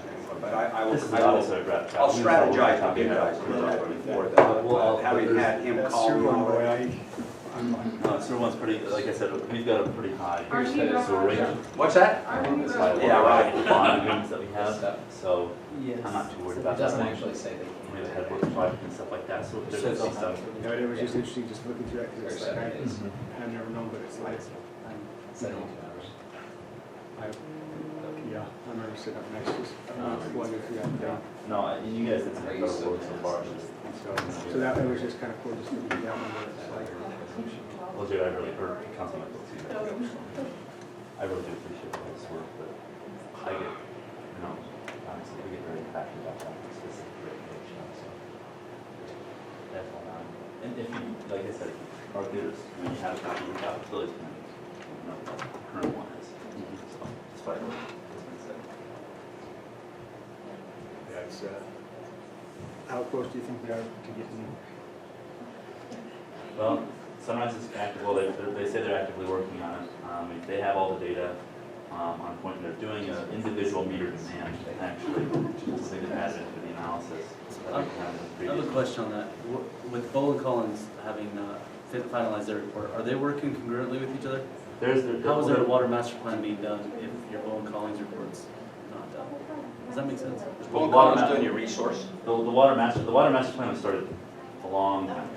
I know, but then it's just gonna be the updated system. You're really gonna want to, so why is Bone Collins, so Bone Collins' report is a feasibility study that will have almost nothing to do with your water master plan. Help me.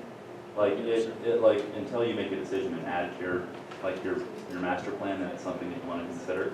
But, like, it's a massive movement of, it's not even gonna give So you, we're ready it's to not call gonna give you meeting anything order? that's, you're gonna really action on. Is that fair to say that they take the feasibility study results and just drop them in couple paragraphs? And Yeah, the feasibility, even if that, and in fact, you probably won't go on, you probably won't go on the Collins Carson, to do can we that. turn on the recording?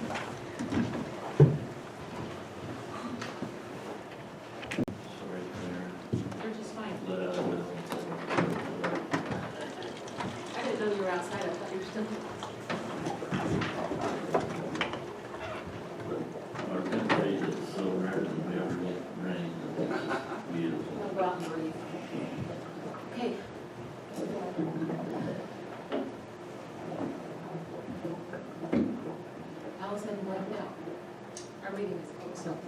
Okay, we're reconvening our regularly scheduled meeting, Saturday, February 22nd at 3:50. It is a special meeting. Okay, moving on to new council business. Let me make sure we cover it.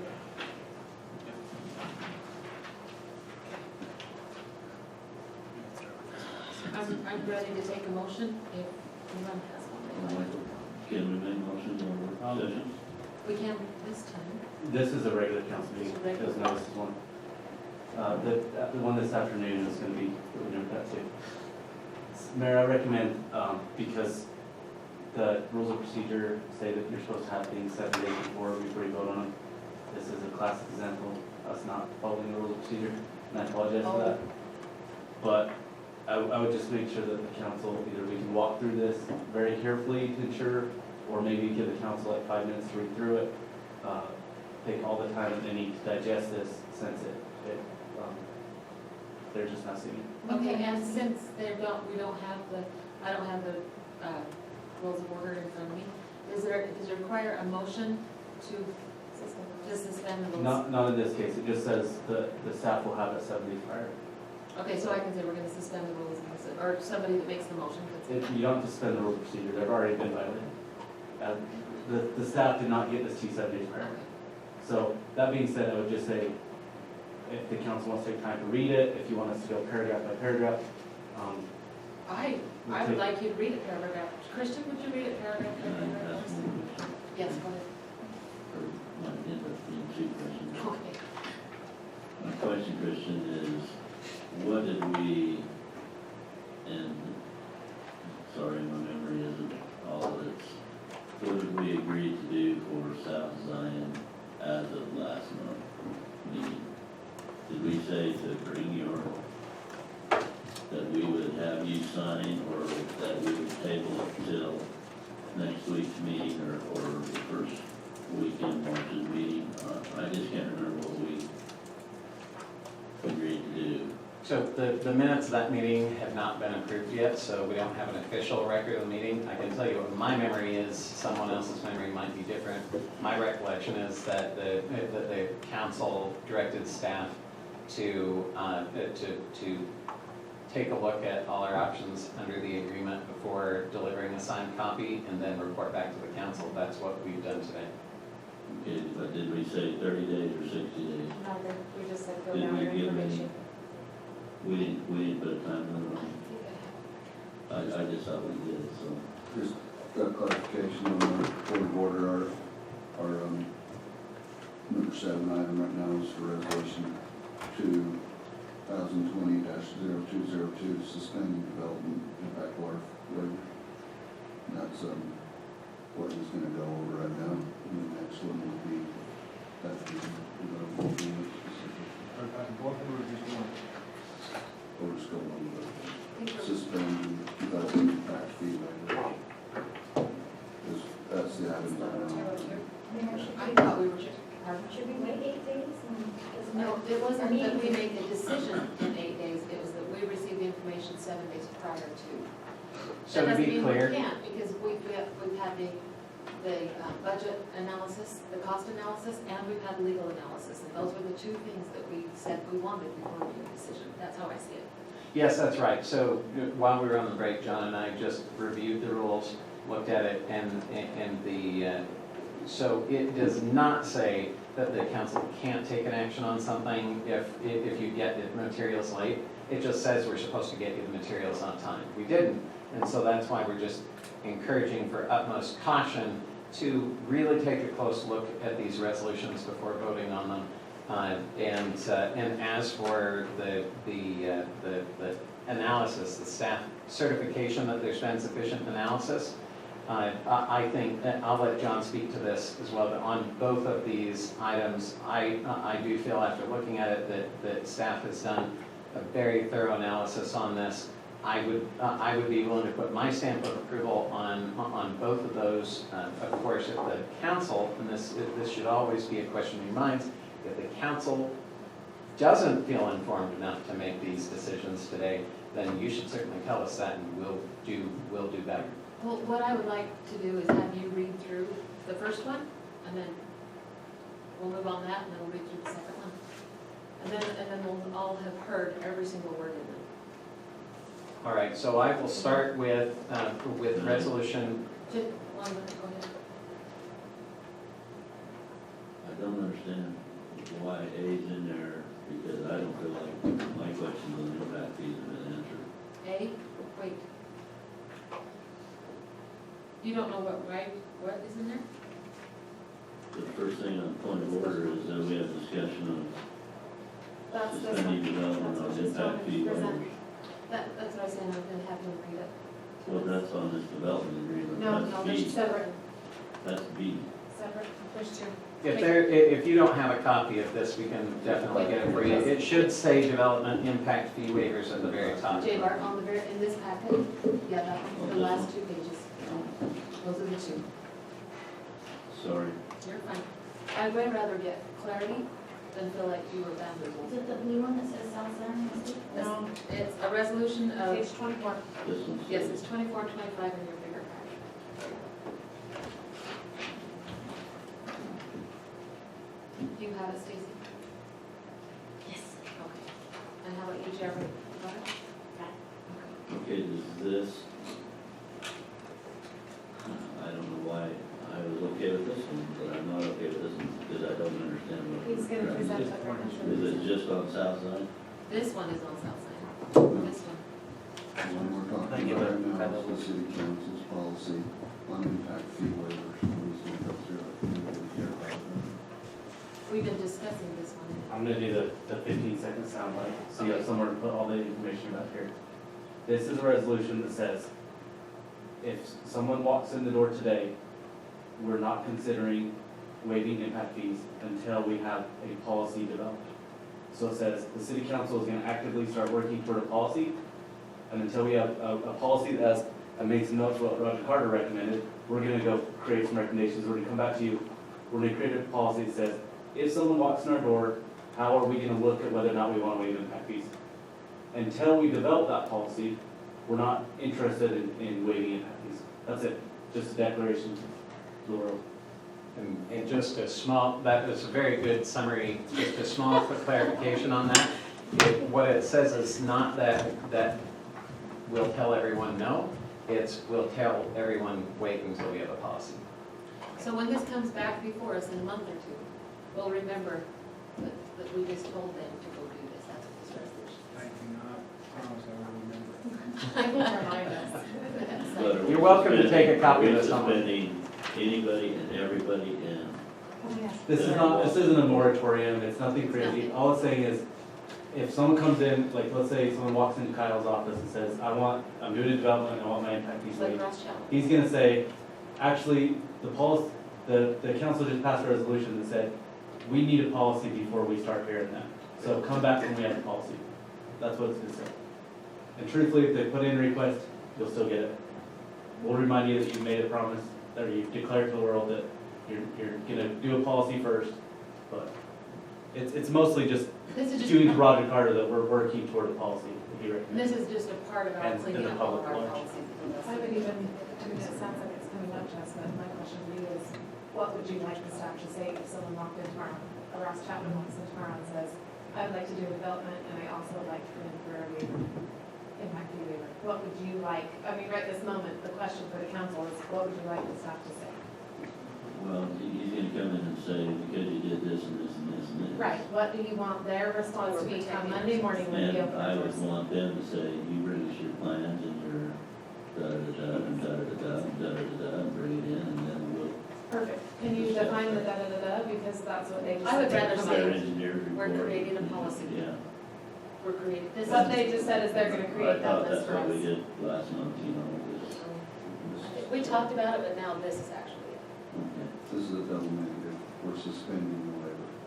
And we're agreeing that we're just gonna assume there's impact fees from now on until we have a policy to say that. We're saying that we're going to review the procedures and policies that we're gonna come up with within the guardrails of the project. Right? Within If, the guard- Well, this is for future. Well, yeah, so let me see if I, So if you had somebody come in and apply tomorrow for a permit for an impact fee, it's zero. Well, but if you had somebody come in tomorrow and say, I'm asking for a waiver for sometime in the future, you'd have to say, we're not ready. Okay, so. So tomorrow, you can process building permits all day long That's what I want. today because it's zero. It's just they're asking you to commit to them for a period in the future, you're saying, no, not right now. Does that make sense? Because I don't want to hold up these young people that are trying to build their new homes down there. It just shears my heart, big time. Because that's our future. So I don't want to hold them up. It's not, it's still saying that it's a zero. Their water impact fee is zero right now. If they're building today, it's whatever it is today. They're asking you to commit to something in the future, probably through the development process, not the building permit process like it's happening. You're just saying we need a policy in place before we can commit to that. Okay, all right, Christian, you're ready? Okay. Sorry, thank you. No, I would way rather clarity. And this is not involved. Yeah, this is not. Okay. So beginning at the top of page 24, just below the heading. Whereas the city of Hildale is a political subdivision of the state of Utah, authorized and organizing under the Utah law, and is authorized pursuant to the Municipal Land Use Development Management Act to enter into development agreements that the city considers necessary or appropriate for the use and development of land. Whereas the city intends through development agreements to provide for residents' health, safety, and welfare, and to promote the prosperity, peace, and good order, comfort, convenience, and aesthetics of the city and its present and future inhabitants and businesses. Whereas the city has enacted development impact fees in accordance with Utah law for the purpose of requiring new development to pay its proportionate share of the costs incurred by the city that are associated with providing necessary public services to new development. Whereas on February 6, 2019, the City Council adopted Resolution number 2019-02-001, which reduced water development impact fees in Hildale City to $0 for the stated purpose of encouraging new development. Whereas Section 55-10B of the Hildale City Code provides developers of master plan developments a 24-month amnesty period from any development impact fee increases beginning on the date that the first building permit is issued. Whereas on November 13, 2019, the City Council voted to approve a development agreement waiving collection of any development impact fees except sewer impact fees for a period of 15 years after signing the agreement. Whereas, because of the potentially major fiscal impact to the city of waiving development impact fees, the City Council intends to be judicious in how and when such waivers will be granted. Whereas, the City Council is committed not to unlawfully discriminate against any person in the provision of municipal services or in contracts, and intends to decide any future requests for impact fee waivers without discrimination. And whereas, before granting any further requests for impact fee waivers, the City Council wishes to draft an appropriate policy to delineate the criteria it will use when evaluating such requests. Now, the operative provisions, starting at the top of page 25. Now, therefore, be it resolved by the Mayor and City Council of Hildale City, Utah as follows. Section 1. The City Council hereby declares its intent to prepare a policy governing the circumstances in which Hildale City will grant requests to waive its development impact fees. Section 2. If Hildale City receives a request to waive development impact fees prior to adopting the policy envisioned in Section 1 hereof, the City Council shall forbear making any decision on the request until said policy has been prepared and adopted. In other words, if someone asks, they won't be told no, they'll just be told no, not right now, and given a decision after a policy is passed. It would even be appropriate for the city to accept a request, but then inform the applicant that we will not be able to decide on this request until a policy is put in place. That last bit is just my own editorial. Section 3 is just effective immediately after adoption, and the rest is your vote and signatures. Councilman Dutson, I would say the operative word to me there is waive, because if they're applying for a building permit today, they're not asking for a waiver, they're paying whatever the fee is today. It's for something to be waived.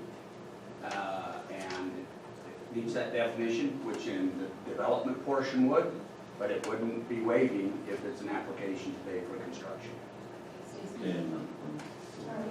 I just, thought when we were gonna do resolutions and stuff, we were gonna put a date on these, so that somebody doesn't come and say, well, you put me off for 3 years because you haven't come up with policies, and is there a way that we can, I don't wanna add a date if you don't want to, but I thought that was kind of our underlying agreement to our new resolutions and policies and procedures, that we were gonna add in a date I to like say that that. this is good for So we know 2 when it years, starts. a year, whatever you want, I don't know, whatever you decide, just if we could put something on A it. termination clause that says this is valid until.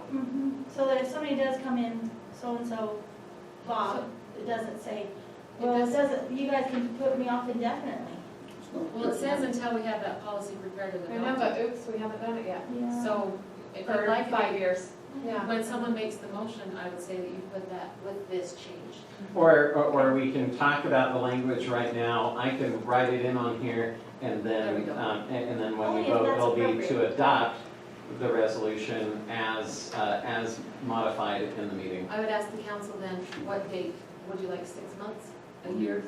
You're, 1 year from now? you're putting a clock on how, you're also like determining date, which is a good idea. You're also determining how fast you're gonna work out that policy. Exactly, because But it's that's on your both call. ends, right? The candle's burning on both Right, ends. so Lawrence has on the table right now 1 year from today. Is that what, Give us a year to develop policy and process. I mean, it's good with everybody else, I'm just, Is that reasonable? is that reasonable for you, Is Christian? it workable for And Christie? staff? To me, it's just not pushing us to, I mean, Yeah, what if it's somebody reasonable. comes in, if somebody comes in and wants something within 6 months or something? I like, I don't know, Do you think I'd have to, 6 months? Is 6 months reasonable? It's somewhere between 6 months and a year is reasonable. and then I would rather Can I- go the 1 year then. Can I suggest the 1 year, because the next few months that would use up the majority of the 6 month is a budget process, so if we can give them a year and let them get past the budget process and dive into it, I'd recommend that. Okay, do we agree on it? The good news is, If you're You okay have with that. something, then Jared has something, so go ahead. Go ahead, Gina. Does everyone that walks in the door understand what development waiver impact fees are? This, I'm gonna. So if they're asking for it, they'll know what it means. This is the only reason this would ever come up, What I mean, exactly. does that include water, sewer, Yes. cable, telephone, everything? So- I'm just trying to make sure that, This would come up in a world where we're sitting down with somebody and they're saying, well, I want a waiver for the impact fee. So if it's water rates, like Roger Carter pointed out, water impact fees, then likely they're talking about, I want security sometime in the future, that if there is one assessed, now we would. If it's sewer impact fees, yes, they'd be told the same thing. And again, it's not like you wouldn't see that. We would tell them, we don't have a policy, here's a resolution, however, if you'd still like to apply for it, we'll still make sure that gets to the city council. It's not gonna block it from you seeing it, or them asking it.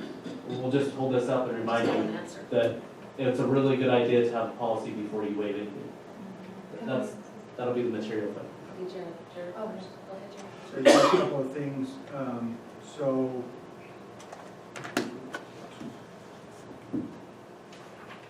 I think there's 5 whereases down. It talks about the 24-month amnesty period. So when they first start, if they did their first building permit and it was at 0, then for 2 years it would be 0 anyway, correct? That's right, yes. And so it says, master plan, so, let's say, you know, J-Bar's used the phase 1, but let's say they do another plan, would that 2 years start again there, if they were to do another section or phase, or however you wanna put it? Or is this whole thing the master plan? So this is something that we'll need to clean up as we're reviewing our land use ordinances, the use of the term master plan development. What we've read it as is being synonymous with plan development overlay developments, because the reason why is a PDO application requires a plan, it requires a site plan, it requires utility plans, drainage plans, and other approvals. So that's what that's referring to. If a developer comes in, under the way that section is written, The way I would read it is if they come in with just a regular development application that is not a master plan development, then they would not be eligible for that 2-year stay. And then, one other thing that came to mind, so, the policy will talk about waiving, impact fees. But I also like, I think it was Roger who was talking about, like, for certain things you get credits that you can use. Is that something that'll probably be included as well? We may need to look at that. I think that's either already provided for in our ordinance or already provided for in Utah law, but it's something that we definitely consider. Are you asking, will we consider using credits in development agreements? Yes, absolutely. I just want to make sure that we're covered so that we have all those things we can use. Is it your turn or was it mine? Go for it. Okay, go ahead. Go ahead, Jim. I don't want you to forget, I promise. Where did the 24-month deal come from? Is that our current, is that what's in our current deal? That's already in our code. So any master plan development that comes in automatically gets a 24-month freeze on impact fees when they start building. So that's something I'm gonna want us to address when we come back to policies. Well, you don't want to raise their fee in the middle of their construction project. I mean, that just says the minute you start building, you're locked into whatever it was at the time you started. I'll have to think about that. It's a protection for them. But, yeah, protection, Protection for To go in on and start. but we'd have to be pretty sure on, before they started, what those. But then don't give them a building permit. It's outside. Okay, Mama, did you have something? I mean, mine, I guess it just goes right with what we were just saying. I think that my comfort in this, I mean, I'm with Stacy, I think the deadline's really good because otherwise somebody walks in and asks for a waiver and we go, sometime when we get to it, you know, so, yeah, so I think that's important to add to it, but I think the thing that I'm comfortable with is right now our fee is 0. And so we're not gonna stop anyone from building. Go, you know, if they come in with plans and they come in and get a building permit, they're good to go, keep on going. This is only if they're talking about a big waiver, so I don't think they different. Okay, with that, are we all satisfied with all of our questions, concerns? Okay, then I would entertain a motion. Okay. Where am I supposed to read? What's the Number number of 7. this one? I move to adopt resolution 2020-02-04. By the way, did everybody know that last February 20th, it was at 2 o'clock in the afternoon? It was February 20th, 2 o'clock. 2:02. My wife brought that to me. Blew your mind. I have to bring a little bit of. Okay, so you're in the middle of making a motion at the comment. No, you're fine.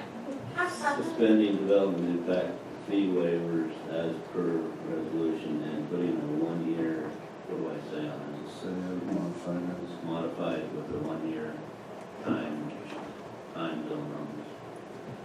For Time developing a policy. Okay. Do I have a second? Motion, oh, I just asked for, if there's any discussion on the motion? Before I vote, I just want to tell it, and before discussion, I want to tell the council the language I wrote down here. I might move words around a little bit, but this is basically going to be it. On section 3, at the very end, it'll say, it'll become effective immediately after adoption and shall expire and be of no further force and effect 1 year thereafter. Perfect. Okay, so the motion on the table is to adopt resolution 2020-02-02, suspending development impact fee waivers with modified 1-year time limit. Right? So, this motion is open for discussion if there is any. If not, I would call for a roll call vote. No discussion? Let's go for a roll call vote, please, John. I can go ahead, I'm marking it down here. So Okay. Councilmember Barlow, Yes. Councilmember Say, Yes.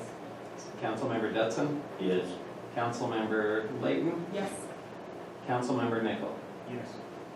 Okay, moving on to B, discussion of possible action on developing agreement with South Zion Estates. Let's bring that resolution before us and go over it with Christian. All right, this is the resolution that was previously discussed, so I'm just going to read through it. I think it's been pretty well previewed already. So this will be Hildale City Resolution number 2020-02-03, a resolution of the Hildale City Council interpreting the scope of a development agreement with Southside Estates LLC. Whereas the City of Hildale is a political subdivision of the state of Utah, authorized and organized under the provisions of Utah law, and is authorized pursuant to the Municipal Land Use Ordinance Development Management Act to enter into development agreements that the city considers necessary or appropriate for the use and development of land. Whereas the city intends through development agreements to provide for residents' health, safety, and welfare, and to promote the prosperity, peace, and good order, comfort, convenience, and aesthetics of the city and its present and future inhabitants and businesses. Whereas on November 13, 2019, the City Council voted to approve a development agreement with Southside Estates LLC, otherwise referred to as the development agreement. Whereas, although the city did negotiate some of the essential terms of the development agreement, the great majority of its language was drafted and proposed by Southside Estates. Whereas the development agreement refers to the quote-unquote property, which is described as comprising 91 lots in Shorts Creek subdivisions number 13 and number 14, containing approximately 91 acres in the northwest of Hildale, and then there's a site. Whereas the development agreement refers to the quote-unquote project described as a quote-unquote single-family planned unit development to be known as the Southside Estates subdivision, specifically that which has been, quote, submitted to and reviewed by the city pursuant to the requirements of the Hildale City Code and related protocols and policies and other applicable zoning, engineering, fire safety, and building requirements, resulting in a, quote, concept plan to be attached to the development agreement. Whereas the development agreement states that the party's intent was to, quote, allow developer to make improvements to the property and develop the project in accordance with the concept plan. Whereas the development agreement refers predominantly to the quote-unquote project, including that the development agreement, quote, will govern the city and the developer with respect to development of the project. That Southside Estates, quote, shall have the vested right to develop and construct the project. And that Southside Estates will construct, sorry, this is a typo here, I'll go ahead and strike that first construct out. Will, quote, construct those public streets, culinary, water, natural gas, sanitary, sewer, and stormwater improvements necessary to provide access and utilities to the project. Whereas the development applications that Southside Estates has submitted to the city as of the effective date of this resolution have been limited to lots 52 to 55 and 60 to 63 of Short Creek subdivision number 13, including an application to rezone those lots into a planned unit or planned development overlay, and application for preliminary plat to amend that portion of subdivision number 13 to vacate the lots and re-subdivide the land into 25 lots and adjacent roads, otherwise referred to as the development application. Applications, plural. Whereas the city has reviewed the development applications pursuant to the requirements of the Hildale City Code and related protocols and policies and other applicable zoning, engineering, fire safety, and building requirements and has approved those applications. Whereas the concept plan attached to the development agreement accepted by the City Council on November 13, 2019 depicted only the portion of Southside Estates property that was included in the development applications. Whereas certain members of the public, partners in intergovernmental agreements with the city and other stakeholders have exhibited misunderstandings as to the scope of the development agreement, to wit, that the development agreement applies to the entire property described therein and not to the project as it has been approved so far. And whereas the City Council desires now to clarify its intent and understanding of the scope of the development agreement for the sake of utmost clarity. Now therefore be it resolved by the Mayor and City Council of Hildale City, Utah as follows. Section 1. The City Council hereby declares its interpretation that the term quote-unquote project, as it is used throughout the Southside Estates development agreement, refers only to the portions of Short Creek subdivision number 13 described, depicted, and referred to in the development applications received and reviewed by the city, and more specifically, those portions depicted on the document entitled Overall Site Plan attached to the agreement and accepted by the City Council on November 13, 2019. Section 2. Any future development of the remainder of Southside Estates property in Short Creek subdivisions 13 and 14 outside the project area are covered by the outside the project area covered by the November 13, 2019 development agreement will be subject to the land use regulations, policies, and development standards then in force, unless and until modified by a future development agreement applicable to such development. Section 3, this resolution shall become effective immediately after adoption. With that being read, I would entertain a motion. Go ahead.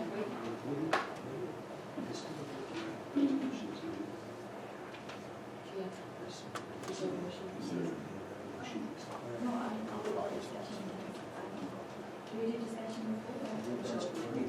We usually do a motion and then. So just clarifying, if it's really just a descriptive clause, so It is the development better description here, something that as says. those are the only ones we've got, Phase one. is what that's trying to say. And maybe there's a On better. their, in No, that's fine, I just, Subdivision lot 13, there, I'll get to that bottom left hand bottom. Roger, did you have anything to add? no, I was just, yeah, we're fine. All right, J. Mark, you had a question before we make a motion? The, somewhere you need to put, or if I was agreeing to this, and that is this lot 52-55 and 66 in the top of the, The first whereas on page 2. Do we have a copy of the overall site plan? Yes, so I checked this against the site plan and against the subdivision plat, and those are the lot numbers as well. These are also cited in their plan development overlay application and in their preliminary plat Are application. they calling that whole first section, are they calling that Coke Kelly? No, they're not. That was just what we were calling it for sake of reference. So we will. What the preliminary plat calls it is First Amendment, I believe it was First Amendment to Shark Creek subdivision number 13 is what they're actually calling it. In the development agreement, it calls it the South Zion Estates subdivision, which hasn't actually been used on the plat. Is it, this says Short Creek subdivision number 13, is that what they're calling it? And 14. Yes, so that's how it's referred to on the amended plat that they submitted. So J-Bar's just looking for clarity so that he knows and they know that it's that one section. I have checked that. If the council wants me to pass out an illustration or anything that would help in clarifying that, If that would be easier, but. I just need this to make sure they all understand that we're going to this much effort to make sure that we're being very clarifying, very much so, then I just want this to make sure they all understand it. I believe this is clear. If it needs more clarification, we can make whatever changes the council would like. Okay, is it really 26 lots, sorry? You're Is fine. it really 25 or is it really 26 lots?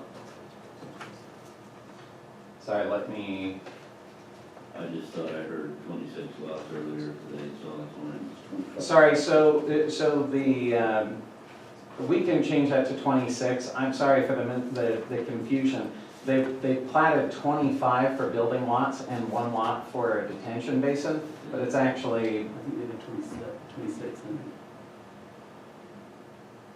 Can you just pull that up?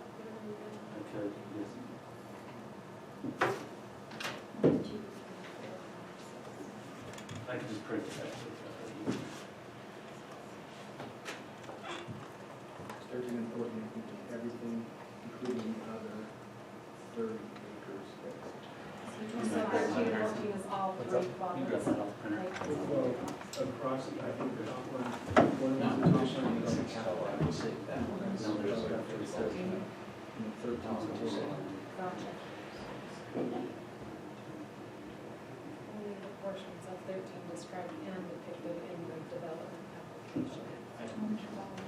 It's up to you. Overall site, yeah. Copy of overall site plan, is that what you're routine? Well, I'm actually seeing the final site map. Well, this one, The plat. in our section 1, the now therefore, it says, I get them from 25. the one depicted in the document titled overall site plan. Oh, it's 24 plus.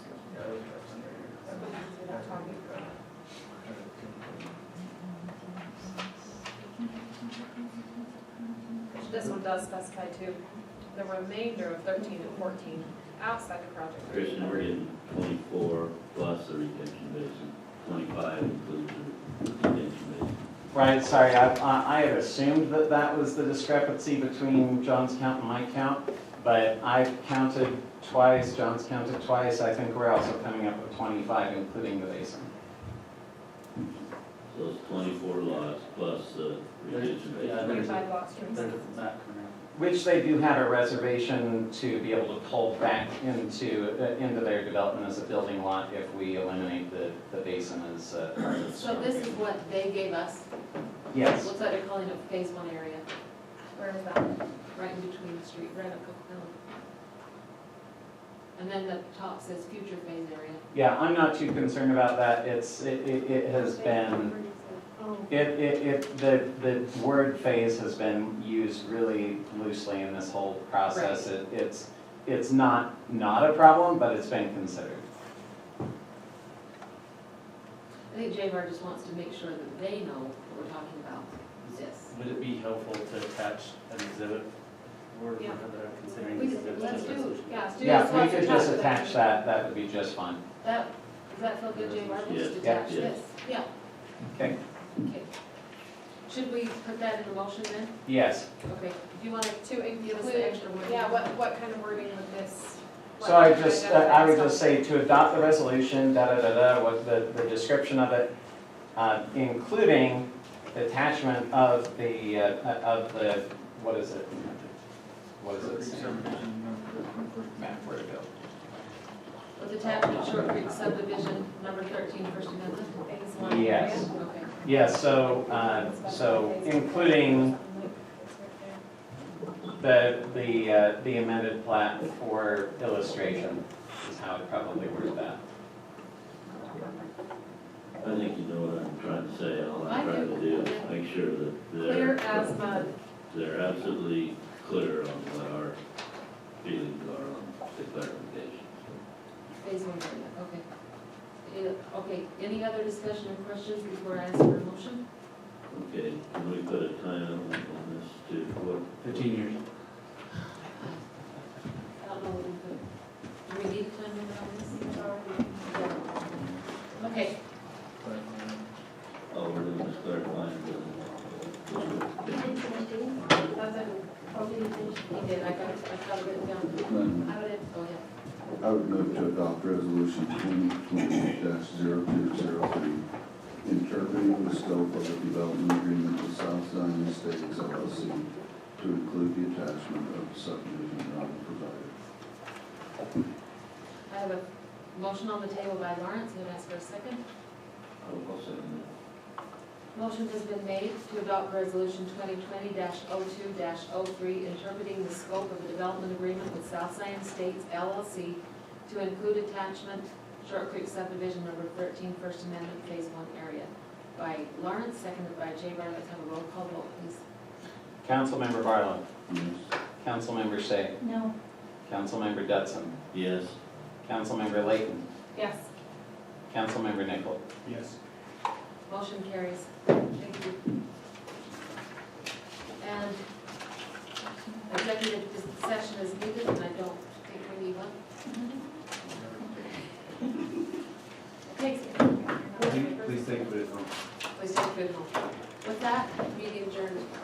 Thank you. Any more questions? Thank you. I'll have private meeting with John or Christian. I'll clean it up. John, what was on the schedule for the rest of the afternoon? You don't want to get out there. I just appreciate everyone for coming today. Sorry, it's not packed yet. But I'm hoping so that I should have the transcript of my things, the first two chapters in March. So, well, yeah, and then we'll do the survey, and then we'll do the final chapter. Christian? That's conservation. You'll graduate by December. Yeah. Christian, can I ask you a question? Do you have to do any? public- Sure, South Zion come and requested to be on the agenda for Public-